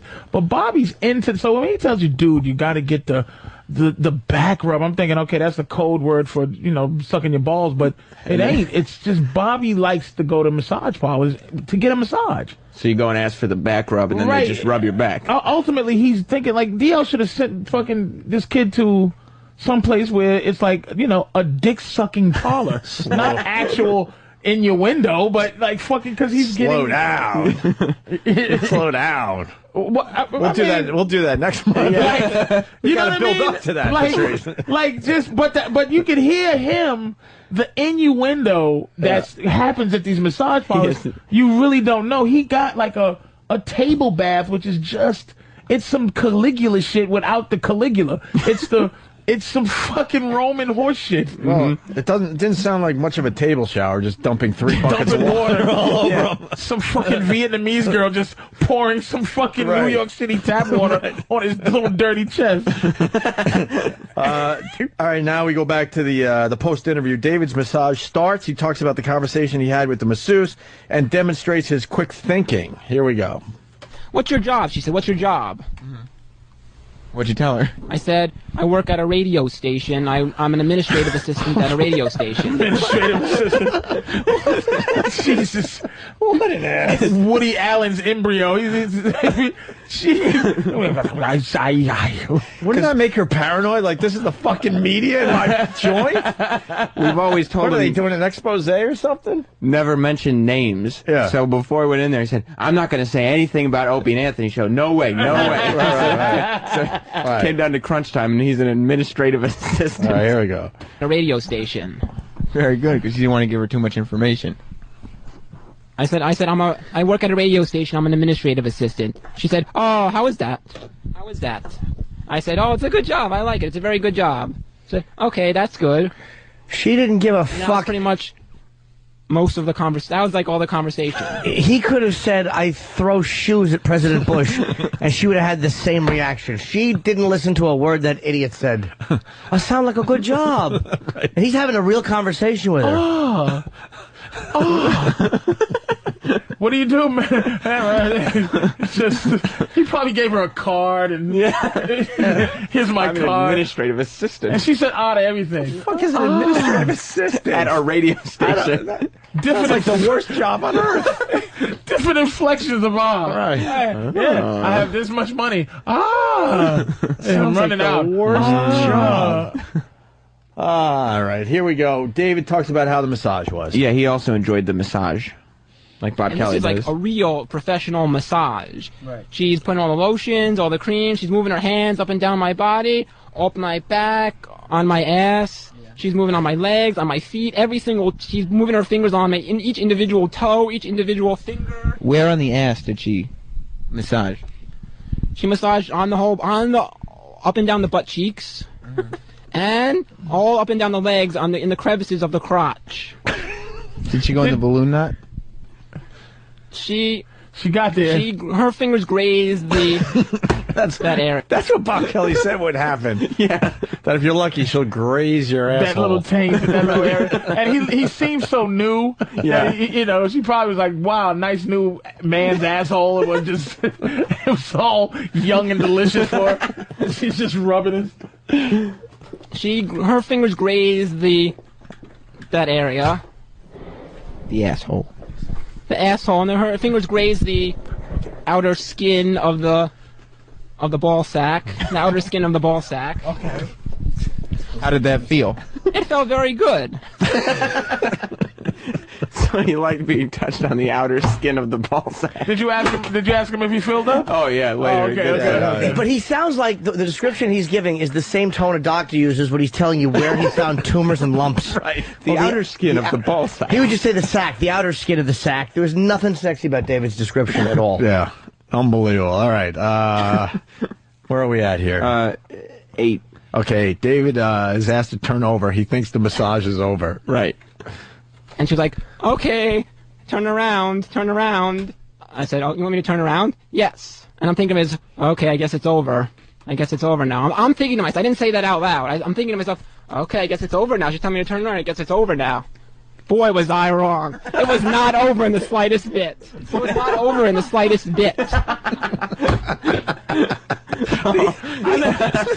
The innocence of this kid is driving me I nuts. guarantee he knows how to spell golly gee willikers. Like no one ever wrote it down. I'm sure David wrote down golly gee willikers. Boy, was I wrong. Well, I tell you something. He thought that the grazing of the outer ball sack was going to be the big thrill of the whole operation. Oh, he something horrible is coming. He had no idea. Boy, the best was was he yet to wrong. come. Right. Boy, was I wrong. Where is that little bastard at? We're going to get him in as soon as this part is over. And then we'll get him. Motherfucker, I Where told is he? him to look at him. He's here. I see him popping around, but we want to get this audio on the air first. David talks about the masseuse pleasuring him. Yeah, this is where it gets raunchy. You could tell that I was getting excited. So she started to get slowly get more and more forceful with her hands. Okay. And then after a couple minutes, it turned into a real full-fledged hand job. If I can I real hand? Has he ever had one? No. That's what we're getting at. He's kissed a girl. That's it. That's right. I mean, she now, was dead. Hand job. If I can I real hand job? We'll just say that. Okay. I can say hand job. This is going to air on XM, so I can say hand job. And at this point, I'm super excited. At this point, Huh? Yeah, arrogant he's getting. That motherfucker said, "I know what to say on radio, Yeah. bitch." Oh yeah, this guy. He's going to be our boss someday. It's just how it works in this company. Hand job. This is going to air on XM, so I can say hand job. And at this point, I'm super excited. At this point, I'm super excited.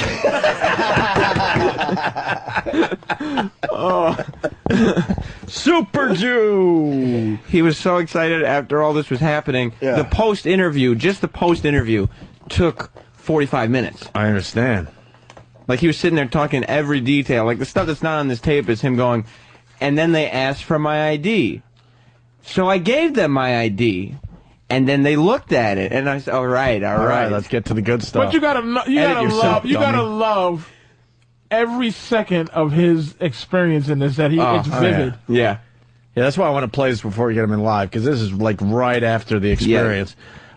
David explains he started to get frisky. Yes, he did. Did he use the word frisky? He sure did. And then I was getting a little frisky at that point. Fucking Aunt David. Wow. Isn't that what Marion Ross said before she was gonna fuck Tom Bosley. And by Mr. frisky, Cunningham. by frisky, he means he grabbed her like De Niro grabbed Ileana Douglas in Cape Fear. I got you now, bitch. Ooh, officer, am I in trouble? Bites her face. Wow. His favorite sex scene ever. I got you now. He's tolerating her shitty jokes all night. I'm drinking sea breezes. I hope you can afford them. Darling. Tanner in Fargo writes, David is like Borat without the accent. Wah, wah, wee, wah. Whoa. David saying, wah. Super excited. Should be a sound drop. Yes, okay. He's so vivid, though. You can feel it. I love this. Wow. David talking about getting frisky here. And then I was getting a little frisky at that point. Me. Okay. I was getting frisky. What did you do? What's frisky? I proceeded to touch her. You did? Oh, I certainly did. Was it welcomed? Yes, it was welcomed. Where'd you touch her? On her back. Okay. I put my hand on her back and was rubbing her back gently. What? I'm gonna be quite honest. Yeah. His newness Yeah. is making me like rejuvenate my lack of newness. Like I'm like, You're excited wow, for it again. This is exciting. I wish I could. This is like a brand new toy this day. Yeah. I need to watch an Asian girl run around a room with a meatloaf hat in a room full of Komodo dragons. His happiness is just so. The threshold amazing, changes after a long time. You can't get excited until it's at a certain point. I can't. I have to watch like I watch fisting. Like just some guy putting his whole hand in a bitch's pussy. It's like I'm like, oh, there you go. It's filling up now. This is filling up. This is so amazing that this whole thing. Yeah, this is the beginning stages of sexual perversion. Fast forward a few years, he's going to be in a dungeon somewhere in high heels, like on his tippy toes, hoping he could, like, balance himself so he doesn't choke himself. And remember this moment. Remember this moment. I don't know if you remember this if you're a cartoon watcher. Yeah. Old school cartoons. Yeah. Yogi Bear and the Japanese bear, the picnic basket bear. You remember that episode where the Chinese bear came from? He said, like, look, the ranger's like, don't feed him picnic basket food. Right. And he said, okay, no problem. And Yogi was like, hey, try this. And the bear just got strung out. Picnic basket! And he just started flipping people over chairs and beating their asses for picnic basket food. Can we find That's that clip? this kid. It's the Eli, Chinese find that picnic. clip in the oh, back. it's great. All right. And he's him. He comes in there straight laced, and it's over now. He walked out of there, and like I was down the block, so I was meeting him. So we were meeting him before I was even close enough to hear him speak. He just stopped, smiled ear to ear, and gave me a big thumbs up. It was great. All right, let's get back to this. So David explains he started to get frisky. We're in the middle of that still. While she was giving me the hand job. Okay. And I was really frisky, and I was really getting like super excited. Whoo, well, super excited, super frisky. So I took my hand and placed it under her whatever. I don't even know what the hell she was wearing under, and I was massaging her back underneath her shirt, the back underneath the shirt, and I felt her back and the back strap of her bra. Did that excite you? It did excite me. Someone is saying we got to get all this up online. They all should be ringtones. There's a lot of ringtones in here. I want to find a place to air the complete 40-minute interview. Really? Yeah. It's not a bad idea.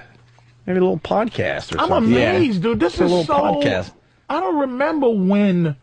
I think I got my first pussy at 13. Mm-hmm. But I still wasn't even innocent. I'm a piece of shit. I think I always been. And I mean, this kid, the joy of his first fucking piece of it's just it's hand beautiful. job. It's hand job. Hand Not job. even ass. I touched her bra. He probably just Can I tell you an innocent moment that still gets me horny, like in terms of sexuality? Of course. But it's still creepy, but it's still innocent. Is when a girl wants to give you some pussy and just watching new panties come down to the part where the ass starts, where it's half ass meat and hips, when you just know that pussy's about to happen. That's still the thing. The regular sex thing that'll still get me is just getting ready to see new pussy, not even seeing it. Fucking great. Hey, I just realized we do have our own channel. We could play the full interview at 11. Yeah. I mean, we should warn the people. It might get a little slow, but yeah, points. But I mean, is it worth fun? It? Yeah. You think it's worth it? Yeah. All right. Can you get that? Yeah, I'll do it while all you're right. interviewing. We'll try to chick. play the whole interview at 11, the long form. Something a little different today. Yeah. What the hell? David continues to touch the masseuse. And I proceeded to move my hands. Where'd you move them to? To the front of her, to her front area. To her stomach? Yes. And? Her breasts. You touched her breasts? I didn't. And when I say touch her breasts, I didn't actually touch her full-fledged breast. I touched her breast with the bra while the bra was on. But under the shirt? I touched her breast under the shirt with a bra on, with bra on. And it was welcomed. I was grazing. I wasn't like squeezing it and grabbing it. I was caressing it and I was slowly massaging it gently. I wasn't caressing it. I wasn't squeezing it and it was welcomed. Yes. I can't wait to talk to him live. Did you catch that? What part? I'm gonna tell you what he was doing. Yeah. He wasn't sure what to do. Mm-hmm. So this motherfucker was being a creep. It was the equivalent of looking under a girl's skirt on the train. It's like he was touching places just to see if he was going to be told not to. Right, he didn't know what was allowed. So he was just being a dirty little sneak. A dirty little sneak. I'm telling you, you opened up some real bad shit right here. I think so, too. Just a fucking little piece of garbage. David I think you're right. Yes, he is. A sneaky little piece of We're garbage. starting David out with a little pot, just a little bit, a little taste of pot, and man, he's going to be a meth head. Oh, his first rim job, his first full mouth on his dick. He's going to do one of those warps from Stargate, just back to pyramid time. It's going to just take him back to... He's going to end up selling his own body to get money so he can continue if down you this can find road. picnic basket, please do. Yeah, hopefully we can find Picnic it. basket! David talks about the size of his penis. Yes. All right, we'll skip that track. You're kidding, right? Yeah. Why? I was kidding. Oh. Not that I want to hear about his dick. Because that's what I am wondering, a little Jew boy. I wonder about his little circumcised Well, knob. let's guess. Probably Does he say packing. how big it is? He gives a number. You know he's going to lie. I don't think he's lying. No, I'm going to go with 4 inches. I bet he's 6 to 7. All right, I bet Patrice he's not is 6 to packing. 7. Between 5 1/4 and 5 1/2. You think so? I know. No, you How do you know? How do you know? I can sense by his dumb glasses. All right. Now, God wait, just Jimmy, what do you doesn't say? make... God does 5 1/2 great to 6 things, 1/2? man. No, 5 1/4 to 5 1/2. What the? All right. I say he's about 6, 7. I just think... 6 to 7? Yeah, God just doesn't no. do that, man. God will not let that boy have a small dick. Fucking no. I'm going to go. God allows children to have their arms cut off in Calcutta. Good point. Good point. Very fair. Yeah, very fair. Yeah, All he right. allows genocide, so he'll allow that asshole to have a small dick. He's got nothing. You think? I'm going nothing. Really? Nothing? My official guess is 4 inches. And he has, you know what though, you're right, because he doesn't even, because I bet you Sam's packing, because Sam has cock shortness.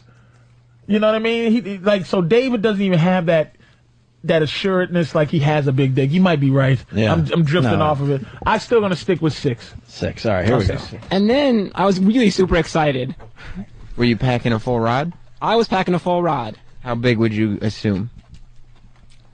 It was a good close to 4.5, 5 inches. Okay. Wait, what did he say? 4.5 to 5.5? 4.5 to 5, but keep playing the track before you give any credit. All right, Jimmy might be leading. I said 4. Jimmy said 5.5 pretty much on the nose. 5 1/4 to 5 1/2. Yeah. Well, that's close enough. Hold on. And then I was really super excited. Were you packing a full rod? I was packing a full rod. How big would you assume? It was a good close to 4.5, 5 inches. Okay. It was good. That's my normal, like 5. I pretty much say at 5, maybe sometimes 5.5. But you'll max out around 5, 5 1/4? Yes. Okay. I will, yes. Jimmy nailed it. Jimmy nailed it. Yep. Right on the money. Who's the kid? Who's the kid? That's right. I don't know what stocks to pick. But you show me a fucking intern, I'll tell you how big his dick is from 2 miles away. You're the cock kid. Who has the biggest dick out of all the interns? I don't know. And I'm asking Norton. He's a dick size expert. All right, line them up. How many interns we got today? We got 4. Yeah, line them up after the break. I mean, when we bring in the your penthouse feel, pet. because that was just a feel, right? Yeah. You just had a feel? Yep. Okay. All right, we're going to line them up, and Jimmy's going to tell who has the biggest cock among them, okay? And they should write it down. Okay. Steve, get this going. I already know.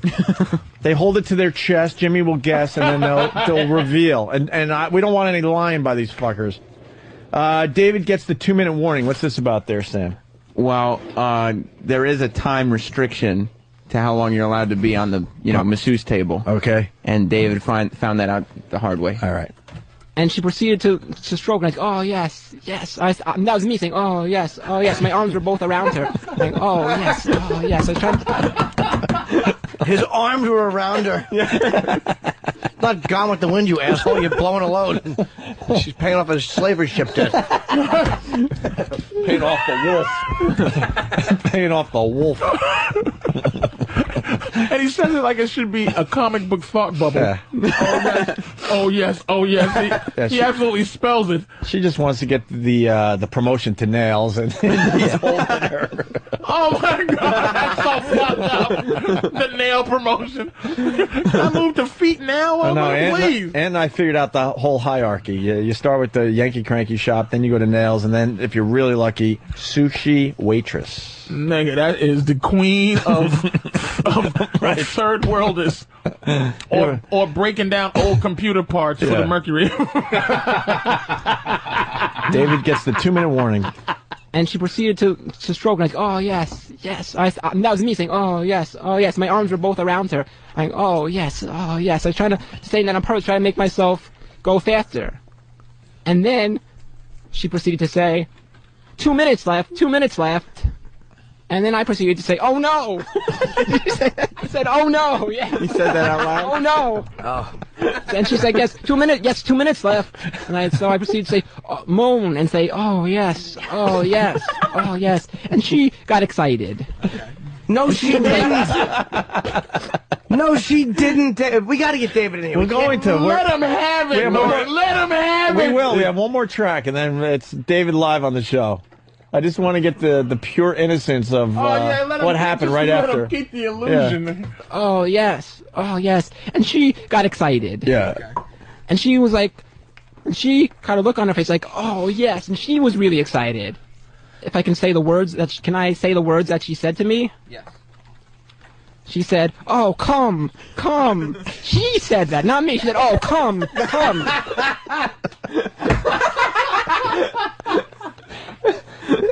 David fucking And I bet he sounded just like that, too. God bless him. Oh, come. C-O-O-M.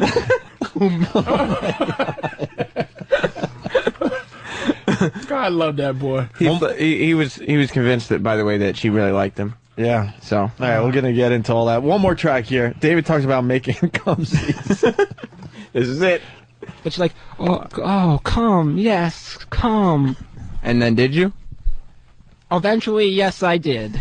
Yes, I did, eventually. Did you make the 2-minute mark? I think it was way past 2 minutes. I think she forgot about the 2 minutes after that. She forgot about the 2 minutes. Do you think that you just got her so excited that she forgot? I think so. I think so. Did she clean you up?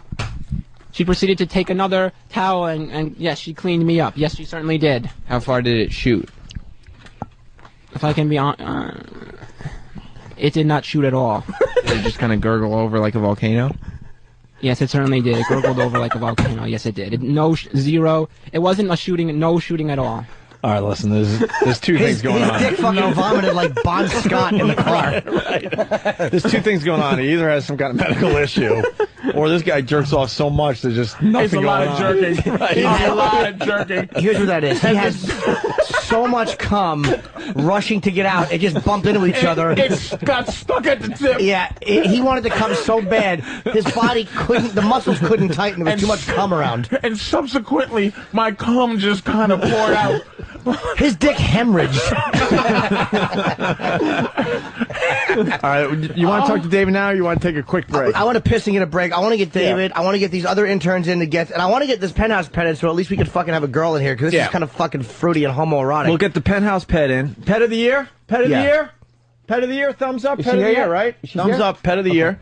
We'll get her in. We'll get intern David in. And I hope we're working on the interns. We want to have a contest. We want Jimmy to figure out but who I would has also like the to get a biggest cock. chick's guess, too. I don't want to just fucking be guessing. That's why I want a girl in here. It's And they'll hold creepy. up their size, on a card in front of them, and then they'll reveal. Yes. You get how this is going to work, Steve? No. Oh, you don't. You know what we're doing right now? Do you know? I started working on it, but All right, how are we going to do this then? Because I explained it twice. we're gonna guess what the interns are packing. How? Right. How? By holding up a card. Okay, good. Okay. And they put the size on it. Right. And they don't reveal it until we're done with all the guesses. Right. All right, good. Okay. You did figure it out. My fault. Opie and Anthony, Patrice O'Neill, Jimmy, what are we promoting as we go to break here? Patricky is up first. He's got comics December 26th and 27th here in New York City, 8 and 10:30 shows. And I'm going to plug New Year's Eve. I just booked a New Year's Eve gig, December 31st. The greatest club name ever, Crocodile Rock in Allentown, Pennsylvania. I just booked this on Friday. Tickets are on sale now. You can go to Ticketmaster.com, or you can, that's all you can do. It's one show only, 8 o'clock, New Year's Eve, Crocodile Rock in Allentown, Pennsylvania. Are you going to ring in the New Year in Allentown? From 8 o'clock? No. Yeah. You're going to rush out of there as fast as No, because a lot of people don't want to go out past 12. They'll come to the show and then go to a bar or whatever. A lot of people don't want to be in a place for 6 hours. You finish by 11 or so. Listen, Joe Donuts from Rottenchester, Volcano. I just spit coffee all over my new laptop. And then Adam in Vegas, this is for Jimmy. Oh, please say on air that Jimmy kicked ass at the Viper Room. He needs to come back to the West Coast more often. Thank you. First time you did L.A., as far as, like, in that regard or whatever. Yeah, it was cool. Dice came to a show. Ron Jeremy came to a show. Everybody said, it was fun, man. It was with the big celebs out there in Hollywood. One I know, and one is just got a big cock. I was trying to pump it up a little bit. If you don't think I knew, I was just trying to help you out a little.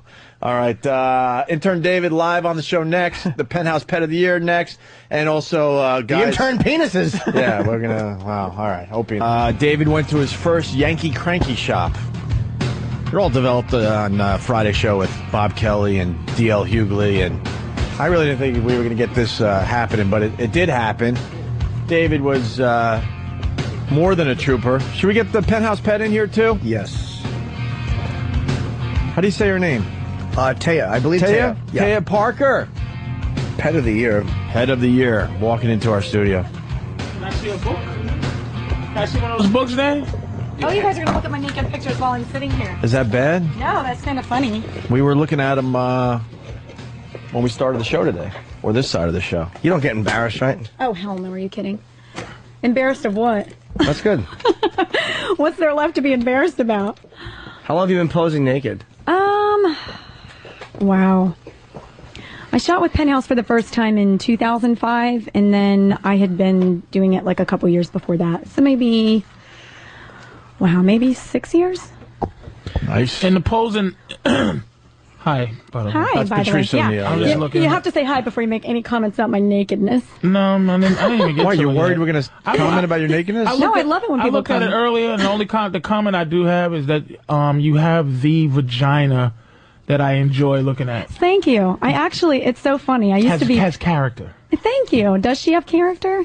Yes, she does. Does she have character? What do you can't call be her? a boy. Yes, she has character. Some girls don't name their vaginas like men name their penises. But you said she, like you kind of have a relationship very with it. she. But usually some have lines. A lot of Penthouse ones have just the lines. Yours has. I have lips. Your stuff. Yours has You can be as gory as you want. I know. I've had it described to me before. I'm not weak of heart. It's like an aerial view of the U.S., and I mean that in a beautiful way. I love it. It's very full, and the lips are thick. I agree with you. It's meaty. I know, It looks like you might have too much salt in your diet. Just kind of. I have too much salt? Maybe it's possible. Because it swallows you. Let me ask you this. I was making a puffy joke. It's either too much salt or too much sex. One or the other. I'm not sure. Maybe a little bit of both. Now, in the naked game, and I was curious about this. The naked game. The naked game. Yeah. Okay. Is how far up, down, parallel is Penthouse to Playboy in terms of prestige in the game of nakedness? Well, I guess because in the regular person game, it's hustler, Penthouse, Playboy in terms of low to high. That's for the layman who doesn't. Right. Well, and I'm glad you asked because I wouldn't bring it up, but I've worked for Penthouse and Playboy. Obviously, I'm with Penthouse now.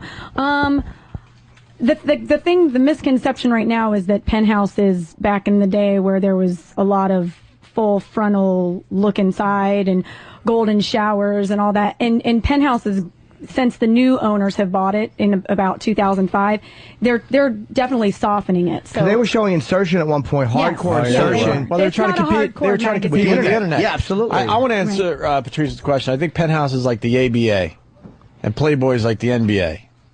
They get a little crazier in the ABA than the NBA. No, because I'm looking at through this, and here's the. Well, they've changed. I mean, you could see it's looking more like Playboy. Here's what Penthouse has now. No offense. Go ahead. Penthouse would never have big pussy lips. Like that is, they would only have line pussies. You're saying Penthouse or Playboy? Penthouse, no. Playboy was Playboy is corny. Playboy never showed like. Yes, right.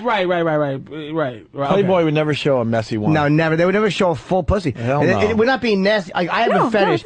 I like ferociously like a fat vagina. I think it's meaty. I think it's full. But you're right. Playboy shows only those fucking quote unquote those stupid Pam Anderson ones, which is just like a fucking like an Asian eye. It's not fucking sexy at all. It's like you used to say a chimp's mouth. No, I like those. They're fat. Well, but still the line though, and then the big lips. Yeah. Well, see, this is the thing: is any girl will get naked for Playboy for free. They're like, "Ooh, Playboy," and they'll all take their clothes off. Oh shit, that's trash talk. Huh? No, it's not trash talk. It's because but this is the thing that Playboy's opened all these websites now, and so they need more content. So I think the caliber of girl has gone down. Whereas Playboy used to be like, ooh, well, we have all these gorgeous girls. I mean, if you've opened like any of their sub publications lately, it's kind of like, oh, those girls couldn't have been in Playboy like 5 years ago. Well, Playboy's thing is this. They're the name as far as, because they started it. I mean, let's be honest, Hefner started it, I mean, long before most of the magazines did. And yeah, but you'll with him, get it's a lifestyle. With these guys, it's a job. I mean, if you've met the owners of the new Penthouse, they're very professional. They're very,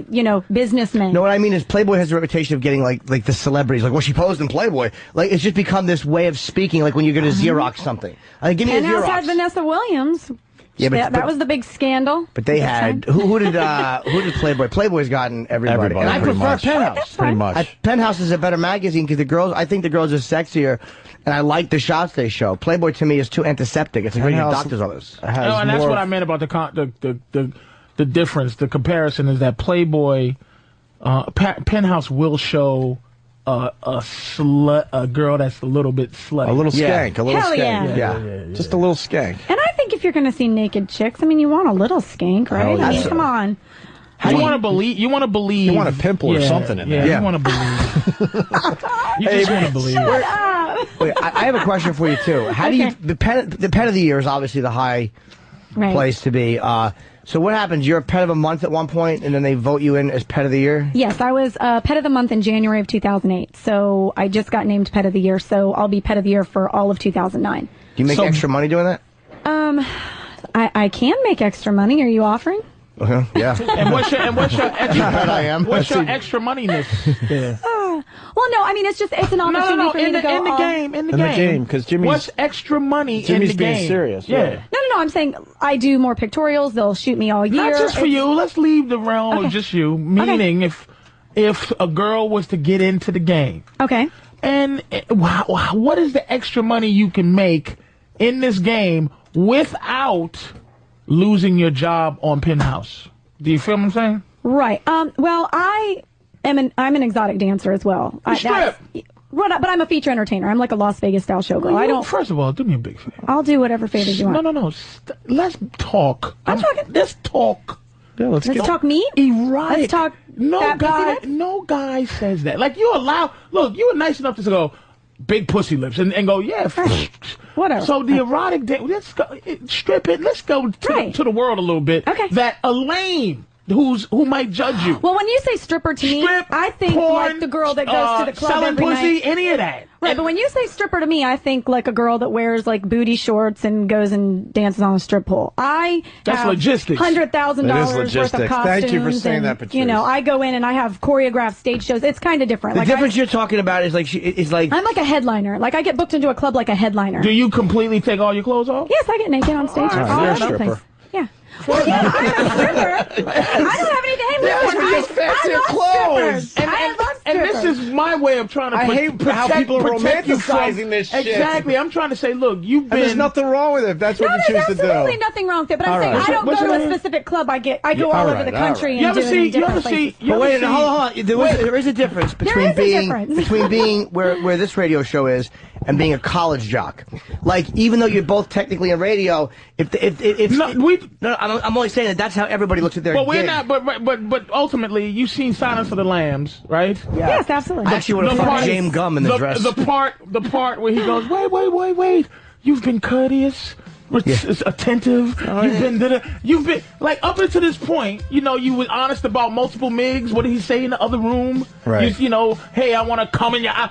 But then you get into this magic of making the stripping to be noble. So we're not belittling what you're saying. But Are it's you gonna like, let me respond? Let me just say. Okay. Because it is on a different level. Because I mean, I got Entertainer of the Year. It's like the AVNs. There's awards for what I do. Whereas if you're a stripper, nobody's gonna come and say, "Ooh, you're the best stripper." And you and give busting me out an award. 6 figures for your appearance? I might be. That's some dope shit. No, and how do you get along with Wait, Aria Patrice. and Jelena? How you get along with them bitches?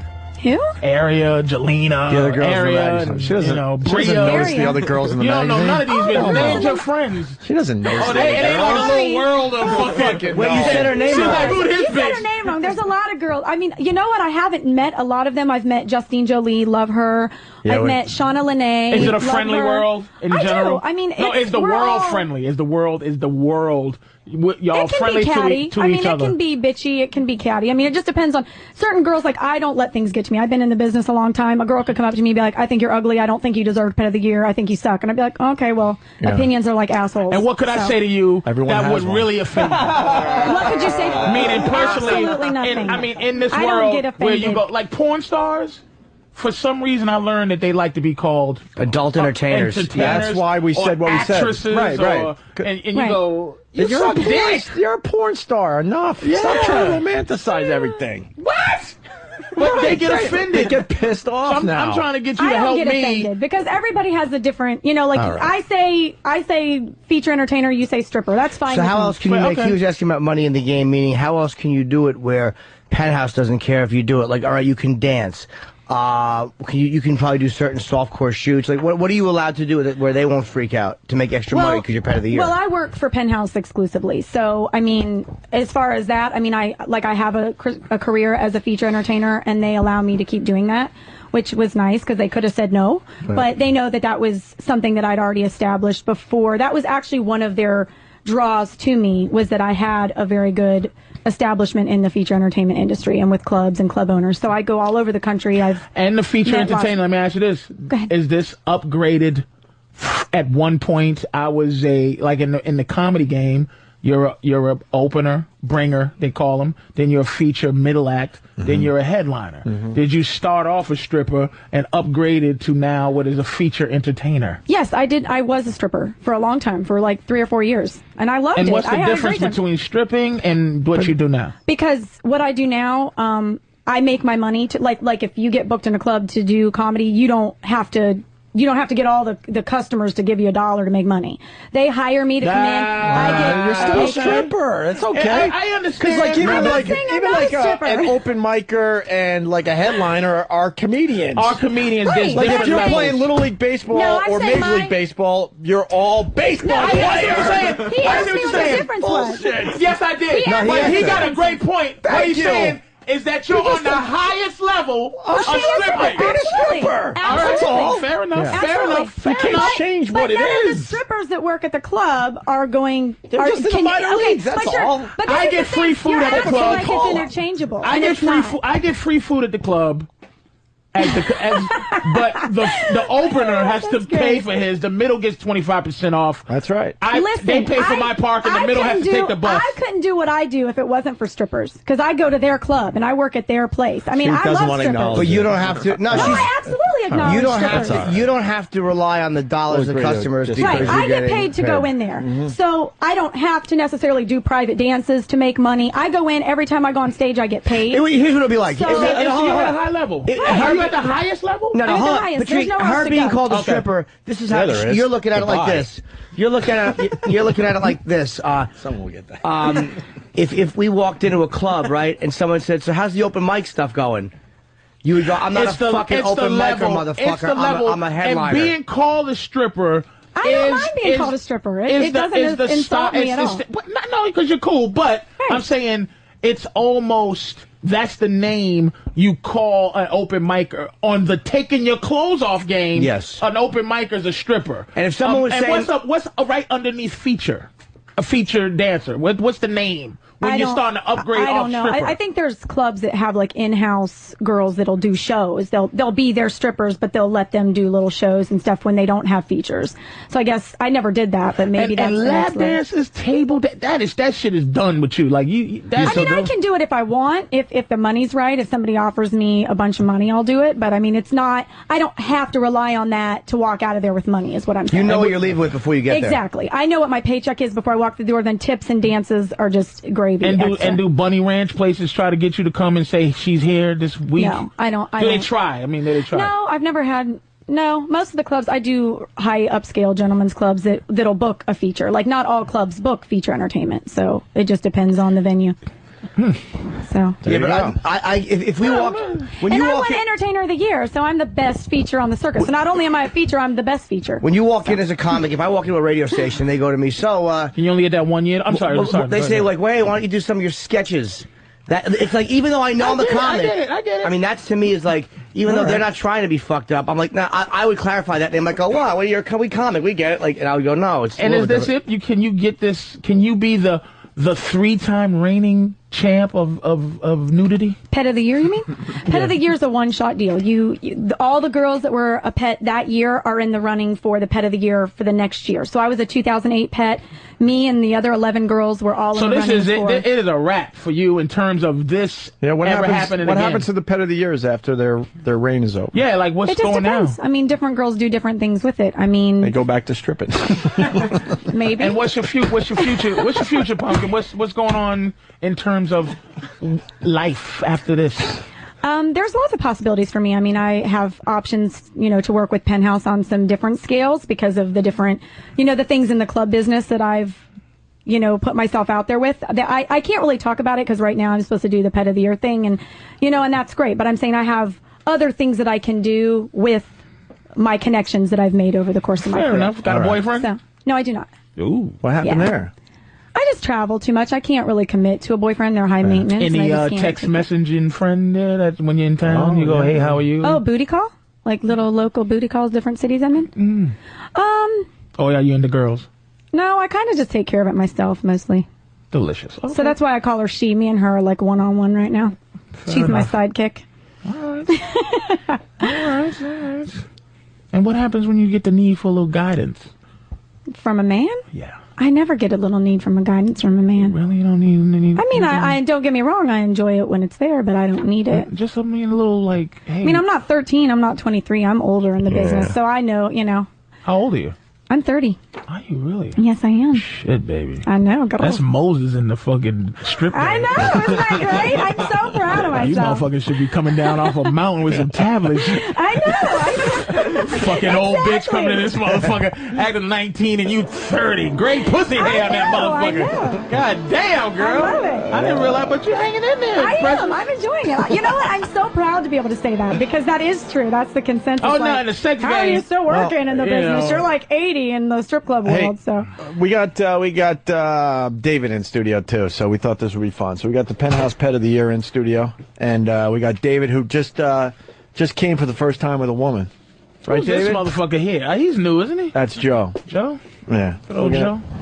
Did you write down your cock size yet, Joe? Oh yeah. All right, good. how are we going to prove if they're not lying? We gotta kind of. You can prove it. Other than that, we have to take their fucking. We have to take their word for that. Yeah. shit. Because if we're guessing on how long they are, then they could be lying. This is David. He just got his David. first. Hi, nice to meet you. Hi. What? I heard all about your skanky story. What do you think of it? I think that you're a crazy fucker. That's what I think. Thank you. So I think you have a way with the Asian women. So the David, Asian persuasion. you enjoyed the Yankee Cranky Shop.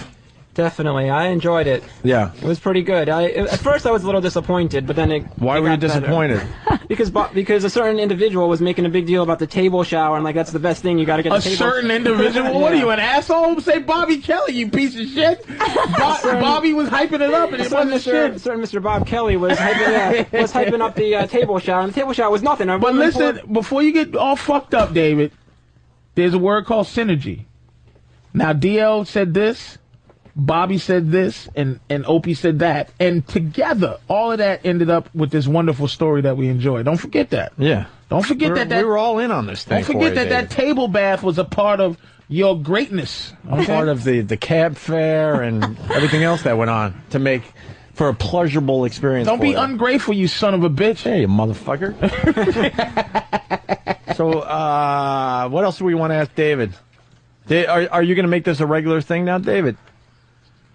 I don't know. I mean, did your mommy and daddy find out? No, they didn't find out. No? Have you been back to see this woman since? No, it's just on Friday. Oh. Yeah. Well, are you going to go back to see her? Is she your girlfriend now? I don't know about that. I would want to if I could afford it. I mean, it's kind of expensive. What was the best part? Besides, like, the cumsies, I guess. I mean, what was the best part of the experience? What was the cumsies, nigga? Well, I understand that, but like, I understand that, but I guess, like, yeah, that's true. You were hoping the shower was going to be amazing. I was hoping the shower. That sucked. What was the best? Oh, other than the cumsies. Yes, because that's the obvious. What would you do again at a massage parlor other than the cumsies? What was the moment where you're like, holy crap, that's cool? The whole entire, the tickling of the asshole, the whole entire massage was pretty incredible. Like the way she perform the actual massage, like with the different points on the body and the was it like, pressure or pressure points, or was it bullshit? Well, it felt good, like you felt relaxed after. I did feel relaxed after. Yeah, it was. The whole entire massage was actually really good, a really good experience. Yeah. He's going to be devastated when she gets to be a sushi waitress. Yeah. Hey, let me ask you. I don't want to move too ahead, but do you do it for fun anymore? Do what for fun? Take off your fucking clothes. And I was just on some show where there was a bunch of people that were speaking Spanish. I couldn't understand anybody, so I just took my clothes off. So, I mean, could take them off here? Yeah, I was wondering. I don't know. Then you'll call me a stripper and make fun of me. Well, stop. Listen, we're talking about him. I'll put duct tape over my mouth. Trust me. No, you won't. Yeah, well, I would say shit. Well, this guy here, right? Just to say, because he was turned on by a third world. Hey, she might have been hot. A third world prisoner. Now, you are a free old feature, and I want to see what his reaction will be. Hell yeah. To a real live, what we call our country, domesticated, fucking real. Domesticated vagina. Is domesticated the right word? How about a beautiful woman with big boobies? No, but you have to like. Do you want to see my enormously huge? No, wait, no. There you go. That's what. Don't just yank them out, you animal. Jesus fucking Christ. Patrice, shut the fuck up. Jeez, but I'm saying this is what old broads do. Old broads do. They just go, fuck it, man. Don't play games. Just here's the twat. But what do you want? That's not true. We want you to be 19 again and turn this. Look at his face. Look at it. Look at his gorgeous little Jew face. I think we're making him nervous. Are you That's nervous? what we're going for. We want to see him jizz in his pants. Aww. What do you think of her? Yeah. It's very nice. Oh, he said She's a beautiful woman. David, why don't definitely. you ask? How about we shut the fuck up and David, you ask to see her naked? How would you do that? I don't know. Dad, David. Look her in the eye. Don't show him the naked picture first. yeah, It don't- won't be a I've surprise. seen it already. Oh, he's seen it. Yeah, Oh, yeah, okay, yeah, you've seen it already. I looked at the. Yeah. So David, damn. You've been eating steakums, my friend. This is the real deal. what would you say to her? This You want to is get her naked? This is the fucking porterhouse you're about to see. Definitely. Come on, David, help get her naked. What would you say? Come on, David. Put down your questions that you prepared for her.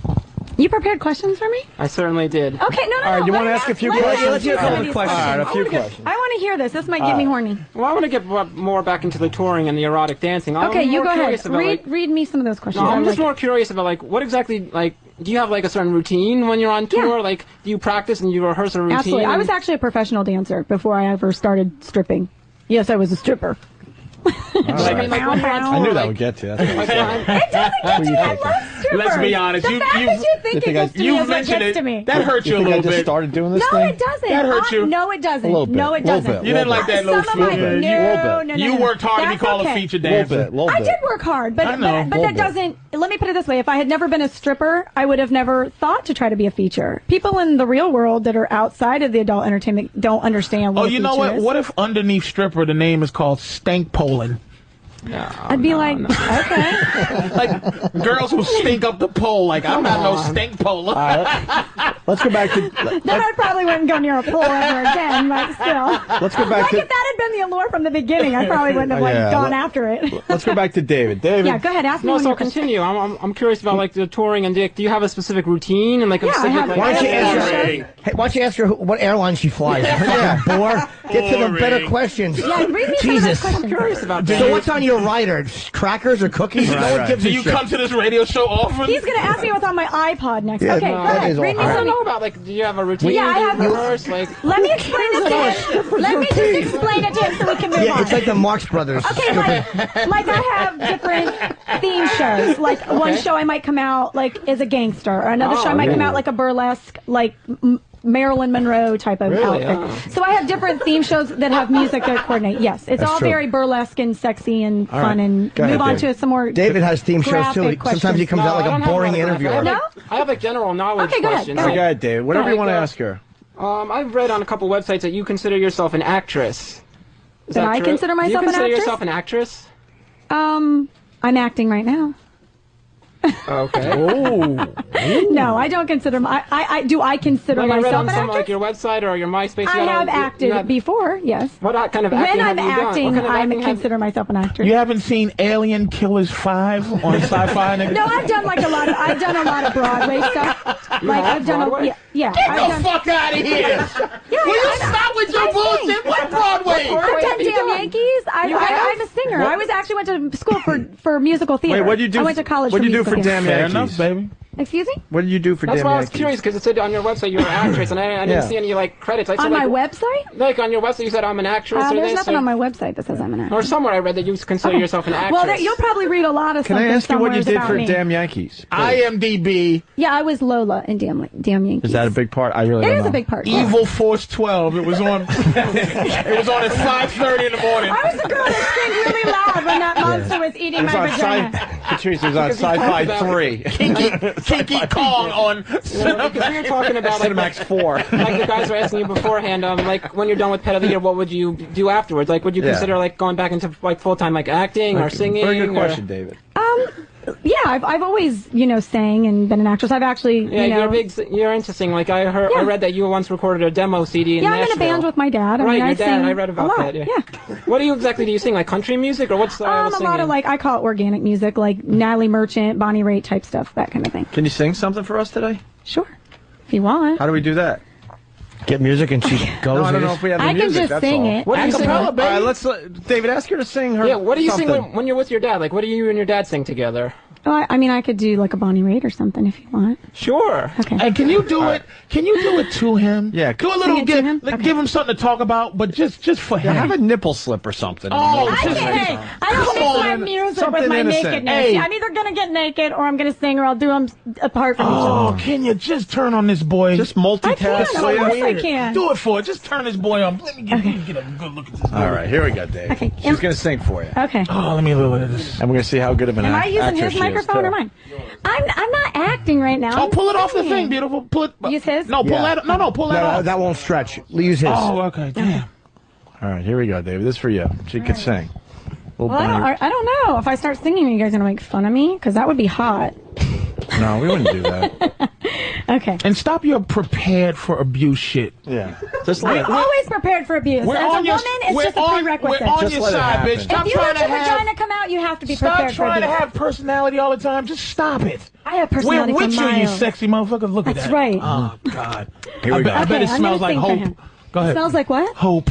I bet it smells like freedom if it was He 16, can tell you 19. what it smells like here in a minute. Oh! All right, here we go. Was that an actress? No, that's good, Was that baby. good acting? I'm telling you. All right, let's Okay. do some stories. People are talking about people. I hear them whisper. You won't believe it. They think we're lovers, kept undercover. I'll just ignore it, but they keep saying we laugh just a little too loud. Stand just a little too close. Don't look at me, you motherfucker. Look at that We deliciousness. stare just a little too long. This is going great. Maybe they're seeing something we don't, darling. Let's give them something to talk about. Rub your own nipple, Dave. Let's give them something to talk about. Look, I'm trying to be cool. Let's give them something to talk about. How about love? That's all I'm going to do. That's right. That's all right. Yeah, don't try to sit there and be cool, David Carradine face. What? I mean, not you. What's the head nerd from Revenge of the Nerd? Carradine. Something Carradine. Stop it. I like him. That was great. That was fucking great, baby. That was really good. Yes. Yeah. That was really good. I'm voice. really tired. You and are I'm kind of coming down the clock. multi-talented. Really good voice. Thank you. Very good. Yeah, you don't have to make Acting, excuses. You did singing. fine. That was a No, good one. but I'm saying I can do better if you guys give me some time or something. It was fun. But if you guys are enjoying it, Mr. then that's all Hughes, that that was matters. fantastic. It was great. Thank Yes, you. it was. See, look at him. He was over there. Damn it, I wanted to dog her out. Okay, ask me another one of those questions with the stars by it. He's got ones that have stars. Yeah. Stop it. You better be nice. Leave this young lady alone. She's a beautiful young Look, lady. he's like kicked back. He doesn't like me. No, it's not. What can I Yes, do I to do. make you like me? I like you. You're such a liar. It's because you're married. You're all right. Married guys never like me. It's okay. Go ahead. Yeah, that's it. David, continue with the interview. I'm asking. I want to know why you don't like me. You're not being honest. The stripping thing I am bothered being me. honest. But that's fine. It's all good. You're beautiful, and So- David's going to ask more questions. Okay, Go ahead, David. I just want to get into know her a little bit more. So I'm curious about like what you do for like on your free time. Like you're a huge sports fan. I read you were in Love the Pittsburgh Steelers. We just clinched our division last night, baby. But I'm interested to know what makes you a Steelers fan. Like if you're from Ohio, shouldn't you be like My family's a from Browns Pennsylvania. fan? My family's from Pennsylvania, Oh, so I grew okay. up with Pennsylvania fan parents and family. Oh, okay. I got it. So I didn't realize I was supposed to like the Browns till I was in high school, and then I was like, oh crap, I guess I'm supposed to like the Are Browns. you from Cleveland? I'm from Columbus. The fucking Columbus. Ohio girls have, That's I'm the telling closest, you, yeah. the best vaginas, honest to God, are all out of that part of the country. I've never got lucky in Cleveland, that part of the I have a good batting average in Cleveland. It's fucking amazing. That's not I surprising. actually grew up in Is that one Marion, of your- if Ohio, you but had- nobody ever Yeah. knows You where live that in is. If you had to eat. You live in Delaware, If you had to Ohio? hunt. would that be Delaware, Ohio? Yes, well, Boston. what is Boston, it like Ohio. there in Delaware? Delaware, Ohio. It's very small. There's nothing. I think we have Right, a so that's what I'm Walmart. wondering about. Like, We have a Walmart and what's your big success and all the money that you make? Why did you stay in a small little town? Why didn't you branch on to the big city? because right, for- I travel. I mean, I can. Everyone is like what 5 hours away from anyone else in this country by plane. So I mean, I travel all over the place, and when I'm home, I'm away from all of. How often do you all of actually get that. to like just relax at home and do whatever you want to at home? Do you ever have free time? Yeah, I have about maybe a week off a month if I'm lucky. David, how about some sex questions? Jesus. Yeah, you really are just fucking barreling. You're like It's Charlie like, Rose. I feel like I'm on a She's not first gonna- date right now. she's not gonna Very date you. nervous. I'm just curious. I don't know. Ask her about her boobies and stuff. She's a very feisty girl, man. We tested her out. She can take it. She could take it. So go ahead. Just David. say, listen, when you're at home having your fucking horrible thoughts of murder, what do you want to say to a beautiful young lady like that? Like something dirty. Yeah, let's go, She's David. a soldier, Dave. Say something sexy or Yeah, dirty just or something. any kind of sex question. Let's something, go. Dave. All right. I You did prepare a guys. couple of questions like Deep that. in your heart. Oh, Come you on, man. already prepared some. How many questions did he prepare? That's a lot. I love it. Come I on, think Dave. it's adorable. Come on, David. So if you're in this whole like industry, like with the sex industry, do you ever think of like branching out into more like sexual, like porn, like That's your pornographic sex question? videos? That's your fucking sex question? How dare you? She would never go into that. It's I don't know, I'm obvious. just asking. What's wrong with you? I'm just asking. How about I'd like to choke on your clit? Just say it. No. Just say it. Well, let her answer the question. Answer that question. Oh, no, you're not allowed to fudge him a question. But I still want him, now I want him to read it. What's that little post-it? Give it to me. I'll read it. I'll read the question. Jesus Christ. Way to go, E-Rock. Can you motorboat me with your tit? Way to go, E-Rock. He doesn't even know what a fucking motorboat is. Do you know what a motorboat is, David? He would be, I want you to read this to me. I want to hear him say it to me because that's hot. David, read it in a way. Read it really where in your mean it. sexy voice. Like if we were having sex, I want you to read it to me in your sex voice. All right. Go ahead. Don't be scared. Taya, can you motorboat me with your tits? He looked at you when he said it. You have to look at me and say it again. He's scared to look at women. Oh, no, he's Look not. her in the eyes. Look me in the eyes and say it. God, I know there's 10 women. Can you motorboat me with your tits? Absolutely. Somebody check the Hudson River. Wait, you said absolutely? I'll get naked for him. All right, He's yeah, cute. let's get her naked for That's fucking sexy, intern man. David. Yeah. All right. See, he can David, ask her to get naked, will you? say, Taya, will you get naked for me? Taya, What, darling? will you get naked for me? Yes, I will. And then, but here's the thing, though. When we get you into really getting the pussy, here, practice shit like this. Man, just take them drawers off, you goofy bitch. Just try it. Yeah. What do you talk to her, David? What do you want to? Just fucking be dirty for a second. Be dirty. What do you want to say? She Thank you, controls Patrice. any room that she goes into, right? She's so Absolutely. fed up with guys doing what she's told. Take those dirty panties off, you fucking animal. Just say it. Have you been speaking to my ex-boyfriends? There you go. I know they talk to you like you ain't shit because their self-esteem's low. I'm just saying that I wouldn't talk to you like that, pumpkin. All right. Oh, baby. Wait, all right, Patrice. Okay. I wanted to get David interacting with this. David, now talk to her. Tell her what you want to see on her. Come on.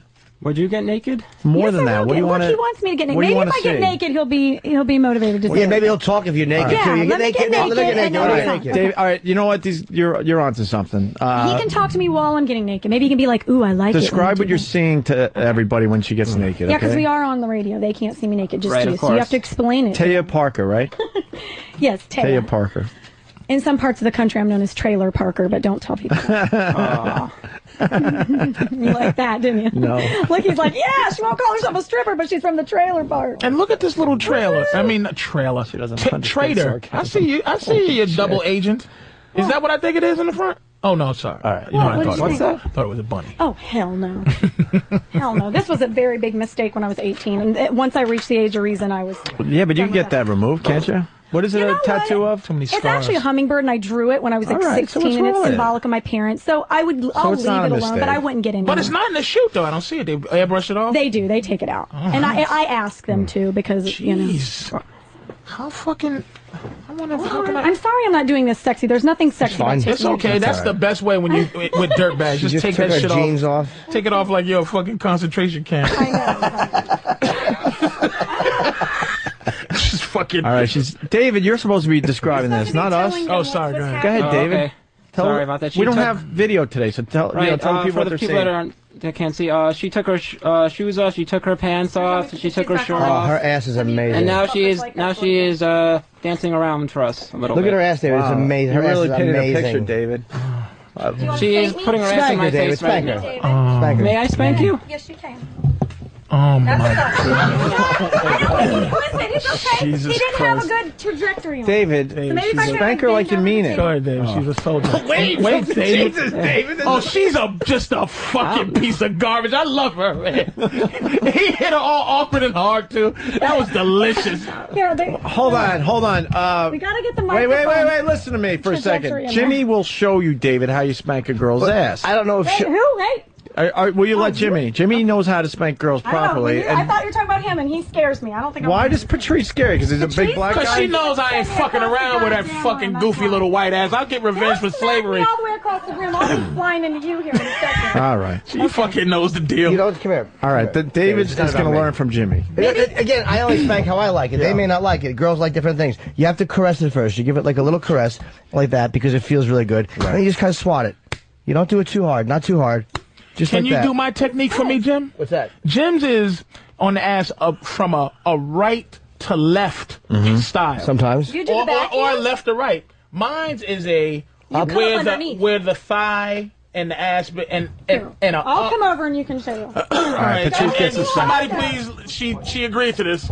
You don't hit it too hard. You find out where the booty makes its move. Look, he's making my booty. Yeah, bounce. you do that first. Well, the booty doesn't bounce that much. It's not It's bad. quite tight there. When you make the Not thing, bad and then for a 30-year-old broad. and then wait a minute, you gotta get it's and it moves. She doesn't like it as much as Jimmy. that's more. I think I've that's. never had anybody say something like that before. Yeah, she doesn't like. kind of She doesn't like But it. dude, I'm Whether I like trying to be nice. I understand, but You don't want to do it too hard. Come back so David can do it. when Jimmy spanked her, there was an ooh that came from. You don't start too hard. Yeah. You can't start too. It's, Jimmy- it's light. And also, Jimmy that's, again, if you that's will. the black guy's style of smacking the ass too. By the way, because you always have to rub first nicely. It's like a little like you just kind of Like a Mr. Miyagi. you wax start on, like that, wax off. and then you start like good man. Is that you still? Oh, Still I man. was like, that last one was good. I you thought just it was kind him. of like Nah, it ain't gonna be. Damn. Yeah, she's a soldier too. I'm a soldier. it's like really soft, and you caress because then you get like that. And some people, I got spanked recently by one, and I'm not big on being spanked. Like I just kind of swat a little bit, like I'm slapping the face of a. Do you like to be spanked? Do you, David? She's asking you a question. Do you like to be spanked? Get on David? mic, David. Yes? David, you should be okay, I think I spanking might her, have not to me. spank David. David. This is not about me. Give her- spank her a little bit. Spank her, but not that hard. Do it like I was just doing. It's not about me. David, get Do up. it. It's an ass. You can rub You it. It's might have okay. to stand up. Grab your mic. Get up. Someone work the mic with David, please. Don't hit the small of Hold her on. back, David. Yeah. That's all. Don't do that. Did you learn anything from Jimmy? No, he did not. No, it was all palm. To the left. It's all palm. David. Poor David. David, you're doing it wrong. And you use your fingertips, Dave. How am I doing it wrong? Caress the hiney softly caress. because it's about the sensation. Yeah, give me a hand. Like this. Rub. Oh Jesus, you got cold. It's like it's. I swear to God, she must feel like this is a Quincy episode. And there's Taya, a can I dead ask you a cadet quick there. question, Yes, please? yes. Can before you do this, quick question. Okay. We're doing our style, our control freak style, right? Right. What actually is the style of ass slapping that you really like? It depends on the sex, I guess. Like if I'm like really going at it and we're fucking like dogs, then you can spank me as hard as you want. But if it's like just like a playful like getting going type of thing, he's got it. Jimmy's good. got it. He's There you go, Jimmy. He There you knows go. what he's doing. This man's a There you go. veteran. You said spank as hard as you want, right? If I'm in the throes of All right, fucking, 'cause then you E-Rock, can hit you me know. as hard as you want. E-Rock once spanked Justine Jolie, and it might have been a little too Who, hard. you? Your friend Justine Jolie. I love her. You might want to look that up online. It was. I love her. quite Love the her. day. Yeah, you have to. No, we like her a lot, actually. I think And you she's should great. caress it. You caress it nicely. Yeah. You don't. You're so awkward. You're caressing it with your fingertips. You just got to be natural. Like just touch it like softly, like you would want right. to. Go ahead, Caress it David. and spank her in between. That wasn't bad. All right, now do that one. Do both. What are you doing? It was more like on the side of my butt, but that's okay. That one wasn't bad. Yeah. He's All right. doing better. I You don't think. stop- I think it's a practice thing. You got to Put just your finger in her fart box. do both. I'm gonna steal that totally. That's Caress great. both. That's wonderful. Don't just stop. Oh, look at him. Oh, look at him. Oh, I think his mule's getting there too. Get it. I think he's That getting was good. Oh, look at him. Oh, Jesus. Oh, Jesus. Is he popping it? Jimmy, is he popping it? I don't know. Oh, it's in his pocket. It's going to the back. It's going to the back. Is he? I don't know. David, pop it. David, are you Now popping you it? can pull David, my hair while you're spanking. David, are you popping a Oh, rod? Jesus Oh, Christ. you like your hair You gotta pulled? pull the hair a little bit. But Wait, no, hold on. Everyone's gotta talking get at the same a little time. bit, Let me like, get right in control. Oh. David just admitted that he's popping a little bit. Oh, David. he's filling up, Yeah. dude. All right, you get to pull her hair now. Pull her hair. Don't go hard. Just pull her hair. She'll show you Yeah, how pull your the hair hair and spank. But So keep- you have to get both hands. You don't have at the same extensions or time. anything, right? Because Hell no. he'll pull them right out. No. Okay.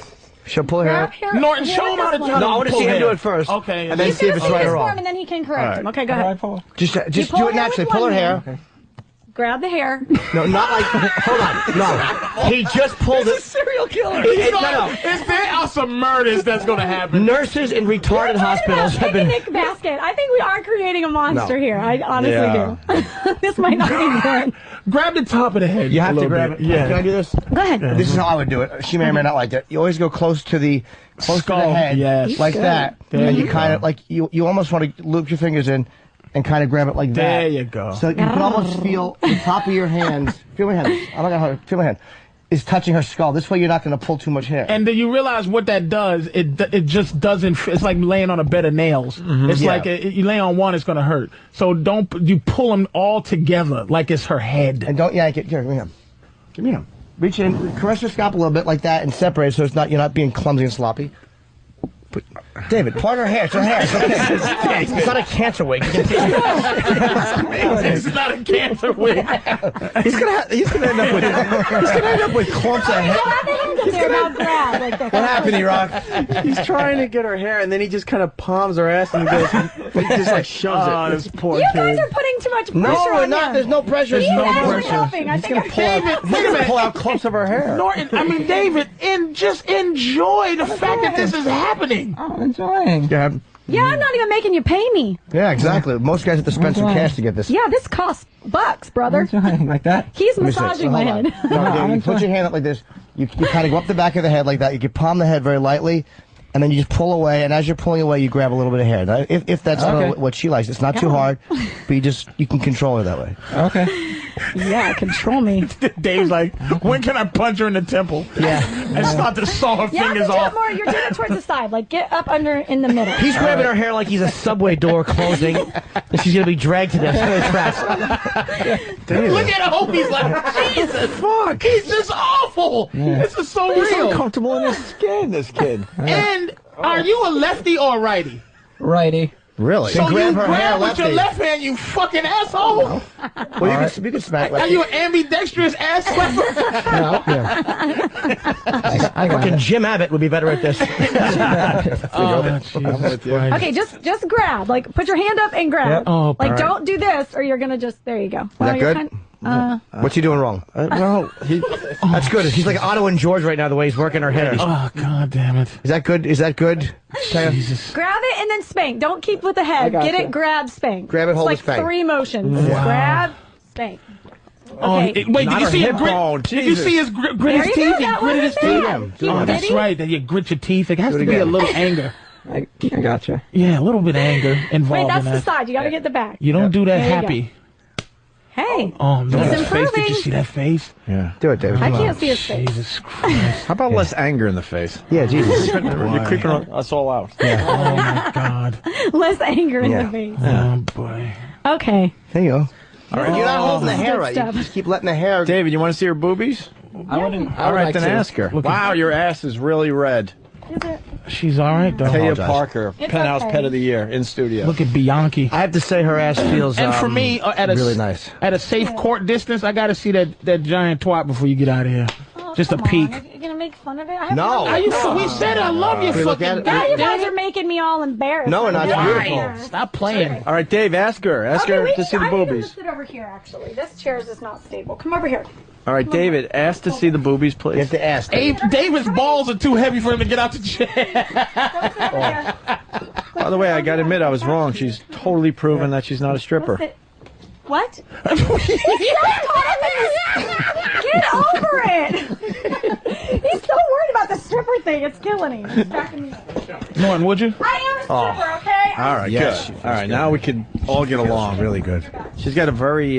Would you? Oh, yes, I would. There's no wiggle to the ass whatsoever. Fucking perfect. I'm gonna do something really fast. if it feels good. But you know what? You can the haggardness is so sexy. That hair felt good to fucking grab. She's a good girl. She really turned me on. All right. The haggardness. Taya, how tall are she's you? Just, 5'3". she is 5 foot? Are you only 5 foot? 5 foot. Brunette. She's dark eyes. She's really on the cusp of retirement age in That's her why I always game. leave my shoes on. And she's just even when I'm having sex. She looks She's good. just an old school gangster. All right, you ready? Absolutely. Trailer park trash. This is so sexy. Oh, yeah, that's not a stripper move. She's right now look got at her that. pussy right up by David's Oh, face. and she's doing the Exorcist Spider-Man walk right in his lap. She's doing backwards push-ups Wow. with her pussy in David's That was face. very. That was hot. Very 80s. Was it, David? Strip scene. Yes, it was. Yeah. Oh my goodness, she's I would going love for to the see bra. your breasts. Would you mind showing me? And she wears a 3-hook I big would- titty yes. bra too. I do. I have to support those girls. Oh my God. Girls. There you go. There you go, David. What do you think? Would that be okay with And you? where, hey Taya, where'd it go in at? The nipple or underneath? Where? Underarms? Underneath. Underneath. Delicious. Delicious. Touching. He just molested her breasts. And she had. Wait, let him do an official I motorboat. can tell he's nervous. Go ahead. David, do a motorboat, will you? Can you lick him? I put these Christmas tree ornaments on my boobs at the last place, so I have like. Taya, oh my goodness. Go ahead. Motorboat. You know what he don't know what it is. No, look into a motor. Okay. E-Rock, make him do it, please. I don't want to do a motor. Do it. Do it. Do it, you homo. Oh, look at this fucking kid. He's not even hitting her tits. He's just touching her breastplate. Oh, look at this kid. Jesus, that was a rowboat. God, I wish I was him. That's what's getting me. I wish I was him. There's nothing in my... And I have nothing. I'm a fucking piece of shit. What do you want me to do? She's being such a trooper. They always are. I love educating. It's important that we educate our young men. Yeah. Okay, I don't know what else to do. Make them smell something. Yeah, can you put your just? Oh God! But pull it. Hey, Taya, pull it to the side, baby. Let them smell it. Pull it to the side. Just let them get a real. Yes. There you go. Right in David's face. I am actually jealous. Oh, David, look at that. Let's ask David. You have to do this. You have to do a sniff like this. Oh, he's in rigor mortis. Okay, I'll do that. Fuck me. Wait, I want to hear him. Go ahead, David. Oh, he doesn't even know. What does it smell like, David? It smells like almost. What does it smell like? It's very nice. What does it smell like, though? It smells like almost old.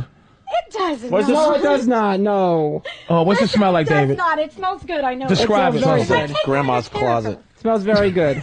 Very good. It smells like a dry clean sweater. I want to see it. Oh my God! You David, are a soldier. Hold on. Very proud to be in your presence. David, what did it smell like? Come on. This radio. You're learning how to do radio, remember? It just smelled, I don't know, it smelled very nice. It was nice. Like, what can you say it smelled like? Oh my God, his eyes are rolling up in the back of his head. I don't know, it was nice and clean, fresh smelling. Look what you did to I him. can take the anger. I don't think he can take the anger.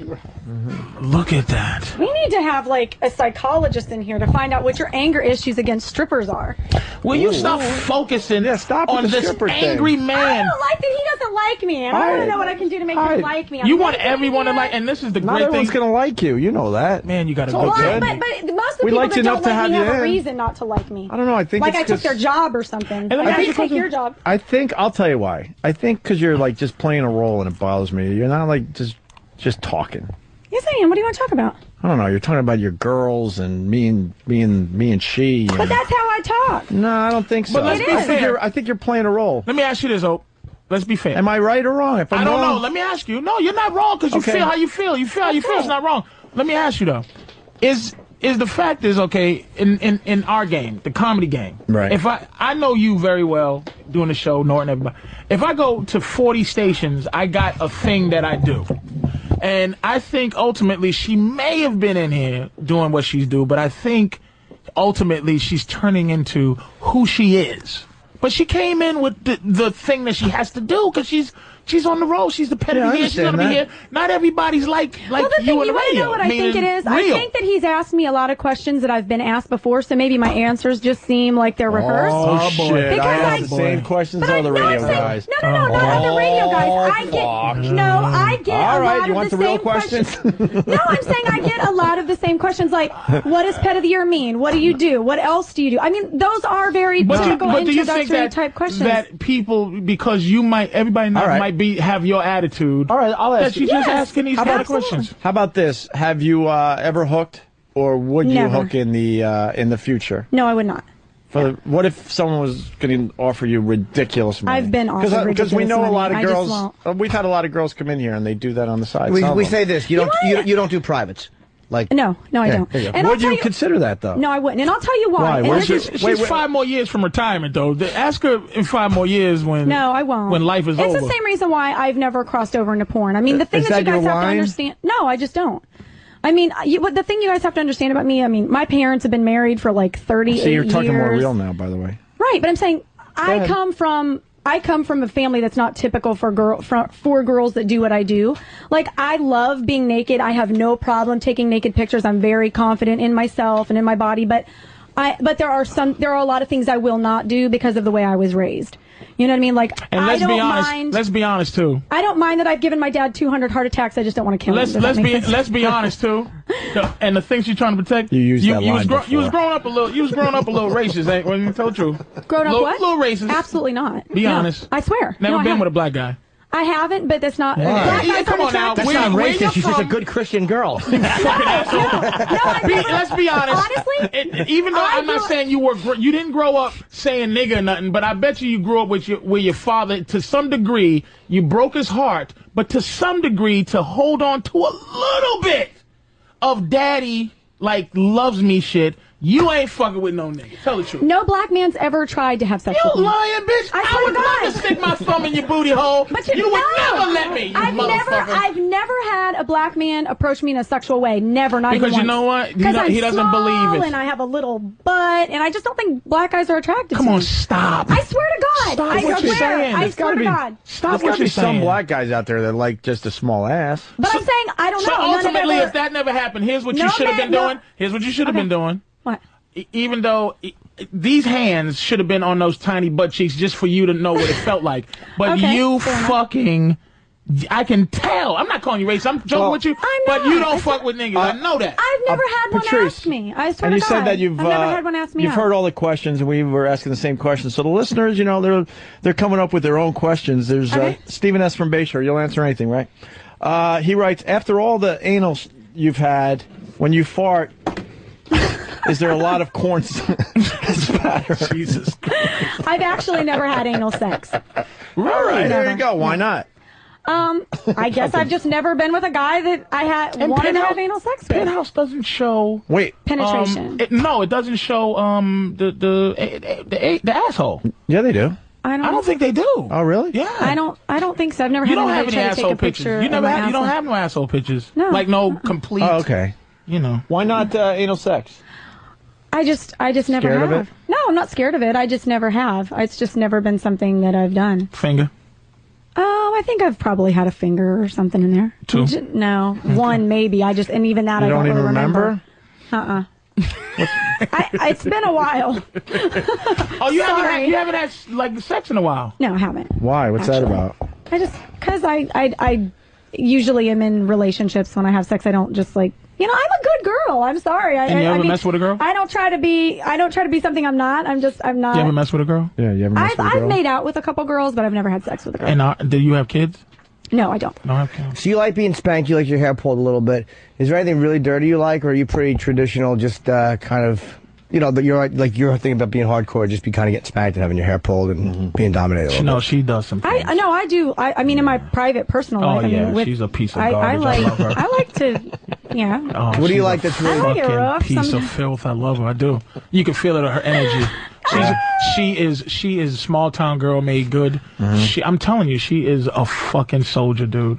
She's a fucking soldier, and she Aw. likes to be fucking manhandled because you can tell she comes in. There's a bunch of dudes in here, and she comes in here and she challenges owning the room. Not a lot of dudes do that. So ultimately, she's like a lawyer or a doctor. She loves somebody to tell her to shut her big fucking mouth, stop talking, and she does take it in the ass if you give it to her. But everybody goes, "Can I please fuck you in the ass, Penthouse?" Shut up, you dirty. never had a Here's guy what ask me. here's what somebody should do. I just Here's what told I you. would do to you. Okay, go ahead. Say, Tell me what you do. I would roll up this Penthouse magazine. Okay. With face showing. I might wanna be careful. Your and face? Then as your face showing, I would pull your hair. Okay. And as I'm fucking you from the back with my anger, because my dick is not as big as it should be, I'll Yeah. smack you in the head with this magazine. head? Yes, like I don't know that I'd and like then go that. like that. It doesn't matter what you like. Okay. And then I would go. Fair enough. I would go, "You fucking piece of garbage." Oh, and it would just you. Shut up. And then take it and put the roll up magazine in your mouth. You'll feel horrible afterwards. But afterwards, after I bust a nice nut and you bust a nice nut, I'll tell you that was Listen, as fucking long as I fantastic. get mine, I don't care what Yes, the fuck you you will, give me. nigga. You will get yours, motherfucker. Yes. And you wonder why she hasn't been with a black guy before. Because she knows the whole. Wow, you just Jesus sealed the deal Christ. for me. Yeah, no Yeah. shit. But no, trust me, at the end of the day, I'll love you with all my All heart. right, David, you got any other questions? Great. You got it. By the way, do you like when a guy talks dirty to you? I love when guys talk to me. Except for big niggas. See what I'm saying? All right, well, let's let Well, you David... weren't saying Columbus, things that she Ohio. likes. Let's let David talk dirty to her. Say something sexy. She likes being talked dirty to David. Oh, yeah? Yeah. What would you say? You're not allowed to tell him what to say. Exactly. You're passing him post-it notes like, here, say this. This is what I would say. David, just say you want this big Jew dick. Wait, Say David's laughing at a post-it. That is what it is. I want to know what the post-it says now. All right, what's the post-it saying? Tell me what the post-it says. Read it. Have you ever tasted a Jewish cock before?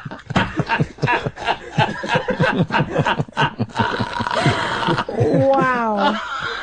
You know, I've never thought to ask the cock what its religious preference is. But I will remember next time. Excuse me, penis. Are you Jewish? Have you ever had have you ever had a chosen tea bag? Oh my God! Oh my God! All right, David. Okay, David, talk dirty. These dirty questions over here. No, I want David to talk dirty to you. Okay, All David, right, talk Patrice. dirty to me. Let David talk dirty. Oh, sorry, I thought I was talking to Norton person. And not just David, not one line. Just fucking go with it. Let's go. Okay, close your eyes and pretend like we're having sex. Yeah. Go ahead, close your Come eyes. on, David, Do what close I your say. eyes. Close your eyes. Pretend like we're having sex and like tell me what you want me to do to you. Yeah. Talk dirty to this. Yeah. Whatever the first thing is, pretend like we're having sex. Tell me what you want me to do to you. Okay. Go ahead, close your eyes. Close your eyes. You'll feel better if you close your eyes. Yeah. What music is this? This is great. This is like shaka pow pow. Yeah. Pow. It's porn music. This is great. Okay. Everybody be quiet. Let him think. You gotta visualize it. Yeah, and then- I'm visualizing it. Okay. Tell me what you want me to do. All right, go ahead. I want you to take my clothes off. Okay. I'm taking your clothes off. Okay. Now you're naked. Now what? Now get down there and suck my dick. Nice. All right. My mouth is around your dick. How do you want me to suck it? Suck it like in and out. Suck it. As opposed to the pan flute. Yeah. How do you want me to suck it? Oh God, he said suck it right after my clothes are off. Yeah, that's what I would want. Yeah. Oh, all right, Okay. David. Shit. Hey, David. Hey, David's doing all right so far. I mean, you have to get dirtier though. You have to be raunchy. So tell me to suck your dick, but say it dirty. Please suck my dick, Taya. Please. No. No. How about open your mouth? Tell her open her mouth. Who's talking to him? Oh, him. Open up. Please open your mouth and suck my dick. Please, Taya. Okay, I'm sucking your dick. Do you want me to lick your balls? Yes, please. I'm trying to be serious. I'm having a really hard time. Please lick the balls. Please. Are your balls hairy or have you shaven your balls? He's not a hairy guy. He's not? No, I bet you his balls are real hairy, though. You I bet think? you David, the curse of David is he's a small lad and his balls are wolfishly hairy. They're like Wolfman balls. Yeah, they're just disgusting and Because I matted. don't lick balls if they're hairy. It's just a no. I don't If blame I'm you. going to groom, you have to groom as well. I'll shave your balls for you if you want. All right. Do you want me to shave your balls? Sure, if that's what it takes. Sure. Okay. I'll shave your balls. Sure. Okay. Somebody bring me a razor. I'm going Well, to shave his don't balls. tempt us because we do stuff for real on this show. Yeah. No, If you want to shave his no, balls, we'll get that done. No. He's like, no. All right, good, David. Continue. Go ahead. Okay, so Talk about her pussy or so. definitely. So, all right. Now, would you take your clothes off? I'm already naked. Oh, okay. Oh. All right. Now can. All right. You're sucking my cock, right? Yes, I'm sucking your cock. All right. Now I want to put it inside you, Okay. and let do me you- jam it inside you. Wow. All right. Keep going. Are you enjoying this? He opened his eyes as if to say, "Wait a minute, you're letting me do this? This is Yeah. consensual fucking fantasy." He's not used to having two free hands. There's usually one holding a pistol. No, he's doing a good job. Have you ever been with a woman? You've never had sex, right? No. Never? Never. Jeez. All right, go ahead, David. Do you watch a lot of porn? Oh yes. So you should know how to talk filthy dirty.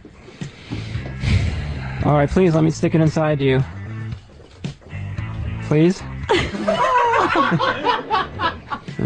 I like it. It's cute. I don't think I've ever had anybody say please. Yeah, you don't say please. He's very polite. He's a very polite David, sex you never guy. want to hear cute, so you better up your game. All right. No, I think I'm just saying I've never had. Maybe it would be. Maybe I'd like it. I don't know. I've never had a guy say please. All I right. feel like you're like gonna put out a napkin on my back here in a minute. No. Make sure that there's no. He's gonna tuck a napkin. All right. So we're having sex. I'm putting it inside you. Now turn over. Let me get it from the other side. Okay, so what, you want it doggy style? Definitely. I like that. Okay, you do? Oh yes, Tay. I love that style. Yes. I love behind doggy style. Yes. Let me put it in your ass. Not the pussy verse. I did. I said that already. Oh, you took it out already. He's Okay. been in the pussy. at this Oh, point. okay. Yeah, Sorry he's about been that. in the pussy. He already Now went he in has the me pussy. doggy style, and he wants God to stick it in almighty, my Mount ass. Pussy, what's wrong with you? Yeah. Yeah. Your ears sorry are about next. He kind Yeah, of. definitely. David, are you gonna lick your fingers before you jam it in, or is it? Yeah, how are you going to put your dick in her You have to ass? wet her ass first, David. You Yeah, have how to do you lean do over and that? spread the cheeks All a right. little bit. Yeah. Lick All her. right. Okay. I'll have to lick your. Okay. All right, spread your ass open so I can lick your ass first. Get it all nice You're and wet. gonna lick it? Yes, get it all nice. Yes, get it all nice and wet before I put it in you. Would you let me lick it? What? This is genius. Like, all right, yeah. This is fucking genius. David's going with it now. Oh, it's genius. David's David. good. I'm having a good time. You're in the middle of licking her Genius. asshole. This is fucking genius. He's good. Yep. I mean, he's doing a good job. All right, I'm licking your asshole now. How does that taste, Taya? I don't know. You tell me. Yeah, How does that feel? I mean, how does that feel, Taya? Because it tastes like mushrooms. How does it feel? My tongue inside your asshole, is it getting all nice and wet? Oh, yes, your spit is making my asshole very wet. I think I'm ready. You ready? Would you like me to stick ready. it inside your ass? Dude, what the fuck? Yeah. Oh, he's not doing bad. He has no. Don't forget, he has no memories to go doing from. bad. This is genius. He's This not, is But he genius. has watched a lot of porn. Shut up. This is genius. He has watched He a has lot no of memories. Go ahead, David. Yeah. He has watched a lot Take of porn. that ass. All right, I'm putting it in your ass now. What are you Taya. doing though, Dave? You holding the whole dick and you just pushing the helmet in slow? No, Taya. I'm slowly putting it in your ass. It's going inside now. I'm having a really hard time You here. feel it? I can feel it. You can? Yes, your cock is huge. Oh, thank you. Now I'm I don't think my asshole can take it. You better pull it I'm out. jamming it in and out, in and out, in and Ouch, out. ouch. It's hurting? Am I being too rough on you, Taya? Yes, No. you are. Why? You're a bad boy. I'm a bad boy? Tell me, Taya. You are a bad boy. I'm going to spank you. Oh, spank me. Okay, take off your pants. I'll spank you. Oh, yes. Yes. Spank me harder. Oh, God. Oh, my God. All right. Okay. All right. Where are you going to pull out and come on me? I'm not ready to come yet, no. I need some more asshole, it takes a long time for me to come. It takes a does? long time, yeah. Takes Really? a It while. takes a long time? It certainly does, yes. I don't think it would take long at all with me. That's just my opinion. Yeah. All right, come here. I'll tell you, I need it back in the other way. Turn around. He's all into Turn this. around, Look at back in the him. I other love way. this. Hey, David, right from the ass into the vagina? Oh, we can't have that. Yeah, that's That's bacteria. gross. It's We gotta don't go do ass that. to mouth first. Yeah, everyone knows ass to mouth. Okay. Yes. Say something The old- sexy. I'm gonna the go old hose. ATM there, David. I'm gonna go hose off my prick. Wait here. I'll be right back. Now you've hosed off your prick. It's Okay. clean. Yeah. Okay, back to the mouth then, I guess. Okay. All right. Open your mouth. Let me put it back in the mouth. Suck on it. Would you suck on it, baby? Suck on it, baby. And what do you think your dick? What do you think your dick is tasting like to her right now today? You like it? I think it tastes. Do you like it? I do. It tastes great. All right, take it in my mouth. Take it in your mouth, Taya. Okay, it's in my mouth. Oh, yes, in and out of your mouth. Taste it. I'm tasting it. You like that? I do. You like it? Yes. In and out, in and out. I would be horrible on the phone sex line. Okay, back to. Actually, I think I'd be better. Maybe I wouldn't have to be. Where are we going now with your... All right, Taya, back in your pussy, please. Let me put it in. Okay. And Let don't me put it refer. in. She has something to do. She has to catch a plane, David. Yeah, let's go. She has to fucking All right, get out I'm of here sorry. soon. In and out. You gotta come, David. Yeah, Get Put ready it to in come your in. pussy, Taya. Oh, She yes. gotta go. Oh, yes. In and out, in and out. In and out, in and out. Yes, yes. Concentrate, man. You gotta nut. Yes. She got to go. Yes. We want to... Yes. Where are you gonna come? Where are you gonna come? Yes, okay. Oh, I'm gonna come. I'm gonna come. Make it sound like it's a real one, David. Oh, Taya, Are I'm you gonna come. Are Yes. you gonna? You have to give me. You have to make the orgasm sound. Oh, Taya, I'm gonna come. Are you Yes. gonna come in my pussy, or are you gonna pull it out and come all over my tits? Oh, no, I'm gonna pull it out. I'm gonna pull it out quick. You I won't come in your pussy. No, I'll pull it out. Okay, where are you gonna put it? Oh, all over your tits. I'm gonna come all over your tits. Oh, all over your tits. Oh, Taya. I'm gonna shoot it over your tits. Oh, yes, all over your tits. Yes, all over your tits. Thanks, David. That was good. You and Patrice. You're just moaning with Patrice. I was turned on and I could see it was Patrice. Way to go. Yeah, nigga. Man, Patrice, orgasm. Nice.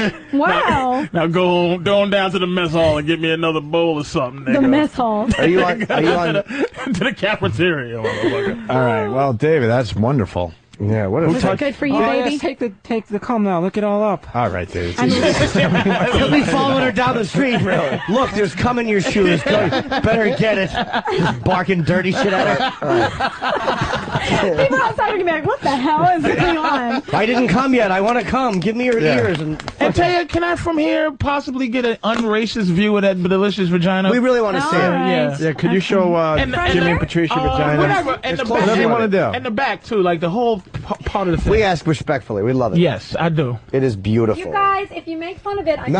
going to tell you all the Wait, leave the No. panties right at No, the... leave them off. Yeah, You like no. There you go. Now go down to the near the knee. Keep going. There you go. Now bend over just so I can see the whole idea. Jimmy, what do you see over I there? can't see nothing. That's the sexy pose. Hold on. I'll show you. Her ass cheeks are perfect. They're separated, and you can see it's really plump lips. It's thick, a little meaty, but a nice meaty, not nasty. And It's beautiful. Can you just be it's very full. Can you be a GFE for just 5 seconds? Just be Very full. real for 5 seconds. I've been real tight. You guys, I'm going to put you all in a headlock. Taya, will you listen to That's what I'm it. saying? I'm going to beat your ass. No, listen to what I'm saying. Whoa. I mean, that view, because I didn't ask much, that view, just the pretend you really like me backshot view, meaning like you want it in there, not the fucking trained way, the dancer's way, just a fucking give it to me. Oh my God. God. Wow. Is that? Are you having fun? It's holy. Is it good for you? It's fucking beautiful. Nice, Thank you. nice, yeah. I know, it's pretty meaty. I know, There's I feel like nothing, and then she's not even turned on right now. Yeah. If she's turned on and it swells up a little bit. None of that shit turned you on? David didn't turn you on with any of that crap? Oh, I'm so turned on right now. Hey, David, hot. And I love the way you lifted up your back of your heel posing again. That's really right. You're such a Hey, listen, I'm telling Penthouse you. magazine pose. I've been posing for a long time. I think I actually have sex like that Pretend now. you really want me to stick something in there. Ready? Toodly doo dah. Here's my foot action. Is the light correct? You have to hike the foot up or you can't get the Jesus. separation. I know these things. I like that. That was fucking that. Oh no, view. that was a trooper move right there. It Thank was. you. I'm sorry. I have sex like a porn star. You wanna judge interns' cocks with us? I forgot about that. What happened, Jimmy? I have to leave. I have a. Where you going? We'll have to do it tomorrow then. Yeah, it's just guys in the studio then. Where you going? It's your bit. I got a meeting for a legal thing. Got to do it. Legal. Oh, man. Shut up. Jimmy. Hey, did you know that office Christmas parties are one of the leading causes of infidelity? Hell yeah. You know Tis this? the season, baby. You know that people fool around at work? I don't know because I've never been to a work like that, but it sounds like something I would do. According to a recent article, 49% of people said if given the opportunity, they would have a quickie with a coworker at this year's office Christmas party. Mistletoe, bitches. Mistletoe. Ashley Madison understands this temptation to play with someone else's toys and wants you to know there's a safer place to get a little action on the side. Do you know where that is? Where? Ashley Madison. Whoa. AshleyMadison.com. You know what this is about? I don't. Number one Never dating heard. service for married people. Ooh, sounds The married scandalous. people are cheating out there thanks to AshleyMadison.com. Oh, wow. And you're not going to get caught. It's secure, anonymous, and now guaranteed. How are they going to guarantee it? Well, if you don't have an affair to remember, they're going to give you your money back. Oh, wow. That's A new awfully person tis the joins every season, I think. 20 seconds. AshleyMadison.com. And signing up is free, I guess. Really? Whoa. AshleyMadison.com for the naughty and the nice. There you go. Jimmy, you got to leave us? Yeah, I have. Where you going, Jim? There we go. Who's going to judge the interns? Oh. Would they not having this? Yeah, we ain't doing it without It's Jimmy. Jimmy, You're- yeah. I'll tell you off here. Oh, Just is to it? me, I have the time. Is it Shut up, Jim. Jimmy, you're going to make me cry. No, I gotta leave. Why? You want anything else from Jimmy? No, Jimmy was like my sidekick. Like, he was protecting me from you guys. Oh, you just fucking ungrateful asshole. I was on your side, too. That's true. You were. Jesus, But you got to you come know. sit closer to me so I feel like I'm surrounded. Fuck that. I'm looking through this What are you magazine. talking? You it's were not calling one, garbage. It's not one niglet in here. What? Not a niglet to be found in this Penthouse magazine. Hey, I can't help it. I'm just in one spread in there. I Exactly. can't control the rest of the magazine. All right. Yeah. I mean, what I was saying, too, is like, that was sweet talk for me. Yeah. Iraq, you got Are you anything? sweet talking me? No? Sam? Anything you want to ask her? No, I think David's got some more questions. Yeah, you David, passed you your got another questions to question? David, you scandalous little shit, you. Oh, Sam. He's the one passing him the Post-it notes. I saw him. Sam, All she's those really pointing dirty at it. things David said were him. I can tell. What were some of the other post-its, Iraq? Yeah, they're all torn up on the floor. I don't think David liked Let's them. force E-Rock to recite some of the postages. I'll recite it. Post And that he did you notice after a wrote. while, they was giving him posters and everything. Yeah. Everybody's giving. Dave was like, "Shut the fuck up! I don't need this shit." E-Rock, read some of the posts that you read for David. He's ripped them. Look, Do they're all. you they're mind? Do you mind if E-Rock read them? I'll read them to them. you? No. All right, go ahead. One of them, okay. I want to eat a Slim Jim out of your sweaty box. My box is sort of like a Slim Jim, so okay. The other one says, choke on my shitty dick, you slit. That would be slut. Slut. Okay. It says slit. It says slit on it. It says slit. Let me see. It says slit. All right, It what does else? say slit. What else? Who wrote this? How about a slunt? What else? You wrote Well, slit. Choke on Is my that a dick. Another one says, mistake? A slit is the slit. It's the line. But it says choke on my shitty dick, you slit. That's what it says. Yeah, It says That's when Dave was Bye, having Jimmy. sex with your ass and then he put it into your mouth. Okay, this posted a, so these were All right, okay. wait. David's got another one? This posted poses a question to you. How many inches can your ass pack? How many inches do you have, David? Oh, okay. And this one says, fuck me, I own a bank. I own a bank as well. So you fuck me, you dirty little pervert. Is that it? All right. That's it. Okay, is that it? All right, Taya Parker. It's we got off on the wrong foot, but you I you don't know did all why. right. I love you. You and did I all think your right. show is amazing. Thank you for having me. You did very well today. Penthouse.com. And you're Yeah. doing a signing or something? Yes, I am. You can meet Taya Parker tomorrow night at the Romantic Depot. What's that? It's a place where I'm going to be signing magazines. No, I know that. I don't know. Is it I've an never adult been store here. or something? I think so. Yeah. Okay, the Romantic Depot in Paramus, New Jersey. And you How can long are you in also- town for? I leave From on 6 to 8. Thursday. Thursday. I leave on Thursday. And then what? You doing the Penthouse going Club on in the tour. area? I'm going to be at the Penthouse Club Wednesday night for dinner. If you guys want to join. No. Would you go home with Appearances or Patrice? My girl's there too. Your girl's at home with you? Yeah. We do that. She hot? She's a hot chick. I've never been with a girl, and I've never been with a black man. You Could kill two birds with one stone. Your first threesome. Bow down. First threesome, first black man, and first chick. Delicious. Do you think It's like she's 3-time virgin. you think she's like playing again, or is she? She's playing. I'm not. But she I am has not. that in her would soul. you think about it? I'm not playing. I have not. And No, not that part. And that whole rolling up a new thing and hitting you, that's later as we build. You So wouldn't I do just, that right off the bat? Not right off the bat. There'll be plenty of pussy eating, which I know you'll probably enjoy. I love that. Oh, yeah. You love what? I love when guys eat my pussy. And That's maybe my favorite. maybe a 3-way kiss. I'm into that too. How do you do a 3-way kiss? Oh, just That's fucking a lot of everyone, awkwardness. everyone kissing each other. But 2 girls have to like each other. Yeah. 3-person kiss is beautiful. You got to try Really? it. Never Oh, done I've fucking kissed hell. girls before. But realness. You wanna- I'm being real. Just a realness. You want to kiss a girl now? I'm not going to just kiss a random girl. Yeah, No. just some bitch. I'm not going to bring some girl because I already got naked for some random guy, and I'm not going to kiss some random girl. Come on, I mean, I do have standards. Lily, would you kiss a girl? Would you kiss the Penthouse Pet of the Year? I'm not going to just kiss girls. Jesus, who the fuck is this? She's beautiful. I would kiss her. Is this is this who did you at the massage bar? Holy shit! Patrice, it kind of looks like it, Patrice. Oh my god! Shut up, David. Oh man! All right, wait. like it. Your mic wasn't on. You would kiss the Penthouse Pet of the Year? Yeah. She's hot. Why don't you kiss her? It'd be a I'm great not way gonna to kiss end her. the. Just, and it doesn't have anything to do with her. She's beautiful. I can't just go in and kiss You don't like anybody. Asians? It has to be like. And Taya's the latent moment. racism is not gonna Yeah, you don't happen. like. Hey, I'm not racist. You don't like- Taya's No, she's latent racism. gorgeous. Like if we were hanging out, What the and we fuck? were. When are you having gonna a do couple something for our drinks, show? Taya's that's fucking funny as hell.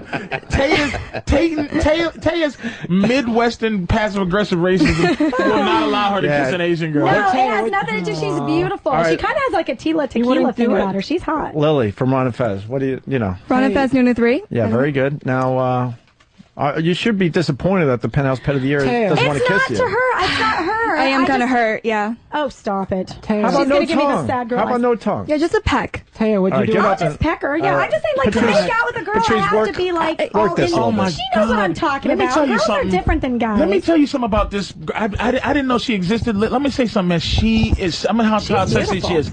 She has complete Western gorgeous. sarcasm, Yeah. but fucking third worldness all over her. Is And that ultimately, good? I don't know. I think he's Coming from him, I think it's a compliment. I'm her mentor. So. Okay, so you're her mentor? Yeah, I'm her Dude. No joke, yes. Yeah, New Lily's. Listen, Lily, let me be. This is because Lily's beautiful and fucking Tay is beautiful.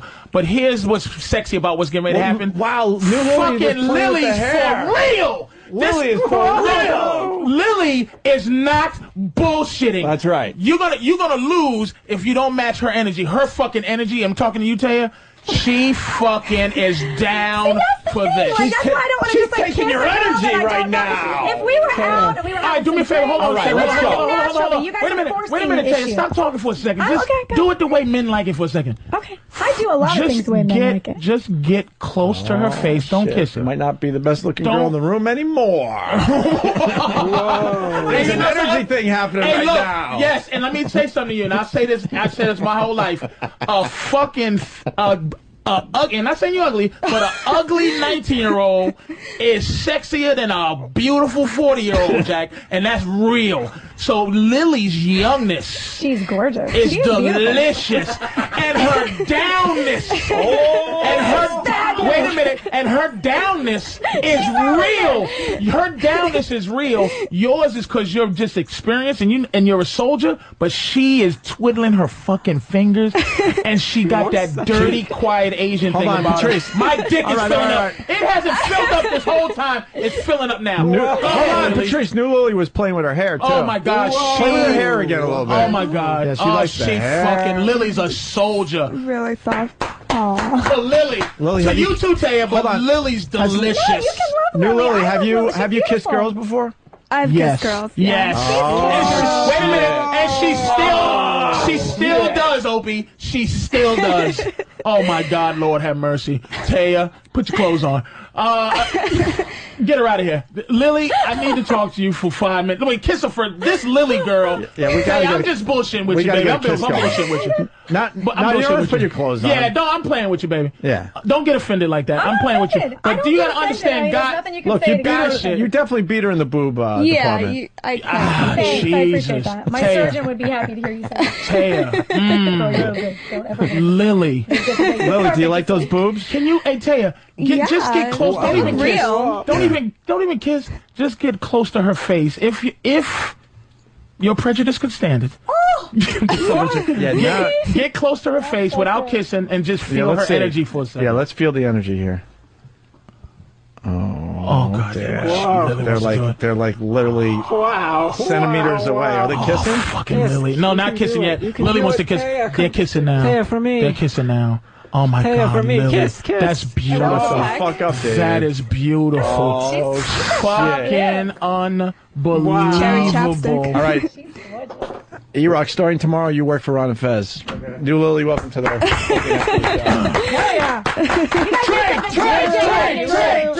Trade! Holy shit.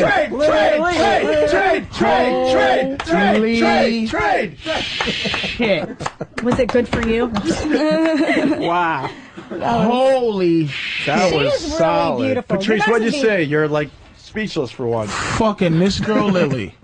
And I'm just talking man shit, Taya. You are, let me tell you something. Let me say this, please. Go say. You did what you had to do to, you was as great as Lily was. Oh. And you did what you needed to do to be as great. You was a soldier. Holla. But her fucking, this matches everything you did, just her fucking, she's the girl David in the room. Is something about her that's just so fucking... She's fresh. Hold on, Patrice, let me ask. Innocently disgusting girl. Oh, you can't say disgusting. I say that with love.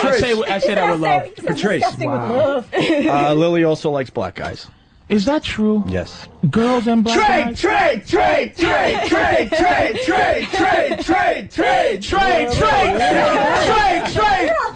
Where's my phone? Oh, the trade's going down. Holy. Get Ronnie B on the phone. Fuck. Trade! See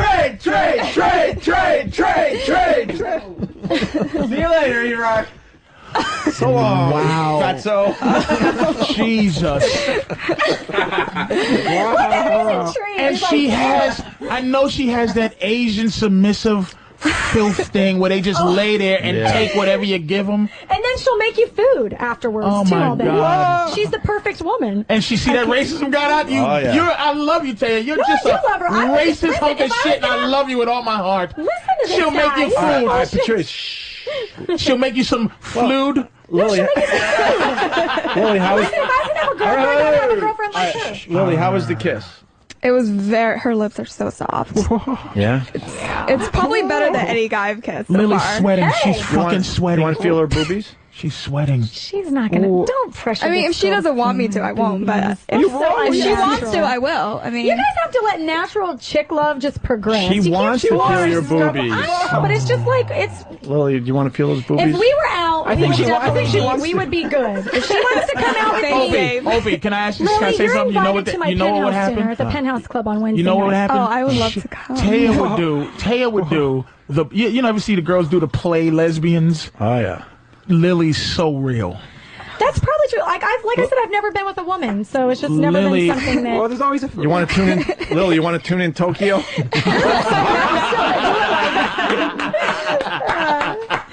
All right, let Lily feel your boobies. Yeah. They're big D's, you know. They look like Godzilla's eyes. Yeah, there you go. Lily, what do you think? They feel real. Yeah. I mean, I haven't felt that many girls' boobs, but Are they nice? yeah, they're very. Trade. Her skin is so soft too. It's like buttermilk. This is a genius show, Taya. Wow. I love both of y'all. I Y'all told are her great. she's invited to my penthouse dinner, and then we'll see what happens. Don't bullshit her. I'm sure I'm not. Lainey's out there. I'm sure Lainey would love to have her at the dinner. And do you have Lily? Do you have some type of Where's bra Lainey? Get thing? Lainey in. You have really small breasts. Do you have some type of full bra I full do thing? wear. But you can tell she's got perky Little pads. breasts, Yeah, they too. I little bet they're banana nice. ones that the nipples kind of Where's go Lainey? straight up. Oh We my could get you in God. Penthouse. Great. We could get Lily in Penthouse. Or the, She's like, oh, I don't know if that's the direction my Or the- career is or the going. other- but- Because I don't know if that's the direction. She's the type of girl you wouldn't have to be naked in there either. I'm serious. We want to invite Lily to the dinner, and Lainey. she can come, right? Could we get Lily in Penthouse, you think? Does she have the look? Hold on, let me see. Turn around. Stand up. Oh God. She's gonna make you do the. Ooh, she's got a cute little butt. Turn around. Turn around. Can you lift Lily, your mind skirt, lift- please? Ooh, Lainey's This is making the a audition for Penthouse. Isn't that nice? She definitely. I'd have to see her It's naked, but she's got potential. I have to see her totally naked in course private you and do. see how she photographs naked. Now Patrice has, Asian girl with an ass. Wow, Yeah. she does have a Lainey, what fabulous else? ass. Are the boobs too small for Penthouse? Can I see you in just the bra? Just the bra. All right. Just slip the sweater off and just. No. I see can the bra. see her. I can You see her. can? I can't. Let me I can't ask you see. this Turn just around, by show me. telling me what's the nipple to boob ratio Oh, that's a going on? very good question. It is because Extremely good. I got huge nipples. Like, am I seeing all nip? No one cares. Lily. Or is it like little nip? Lily, pull up one little. Yeah, go ahead. Just one little. Go ahead, baby. Yeah, start. Go do it, Start sweetie. You're taking so the bra naughty, off. you know There you you How go. about just to me? There No you one's go. gonna see. Yeah, No one's there you gonna go. see. Take the bra off. Oh, yeah. Oh, she's got beautiful nipples. She's got beautiful nipples. I've been wanting to have an Asian. Isn't she beautiful?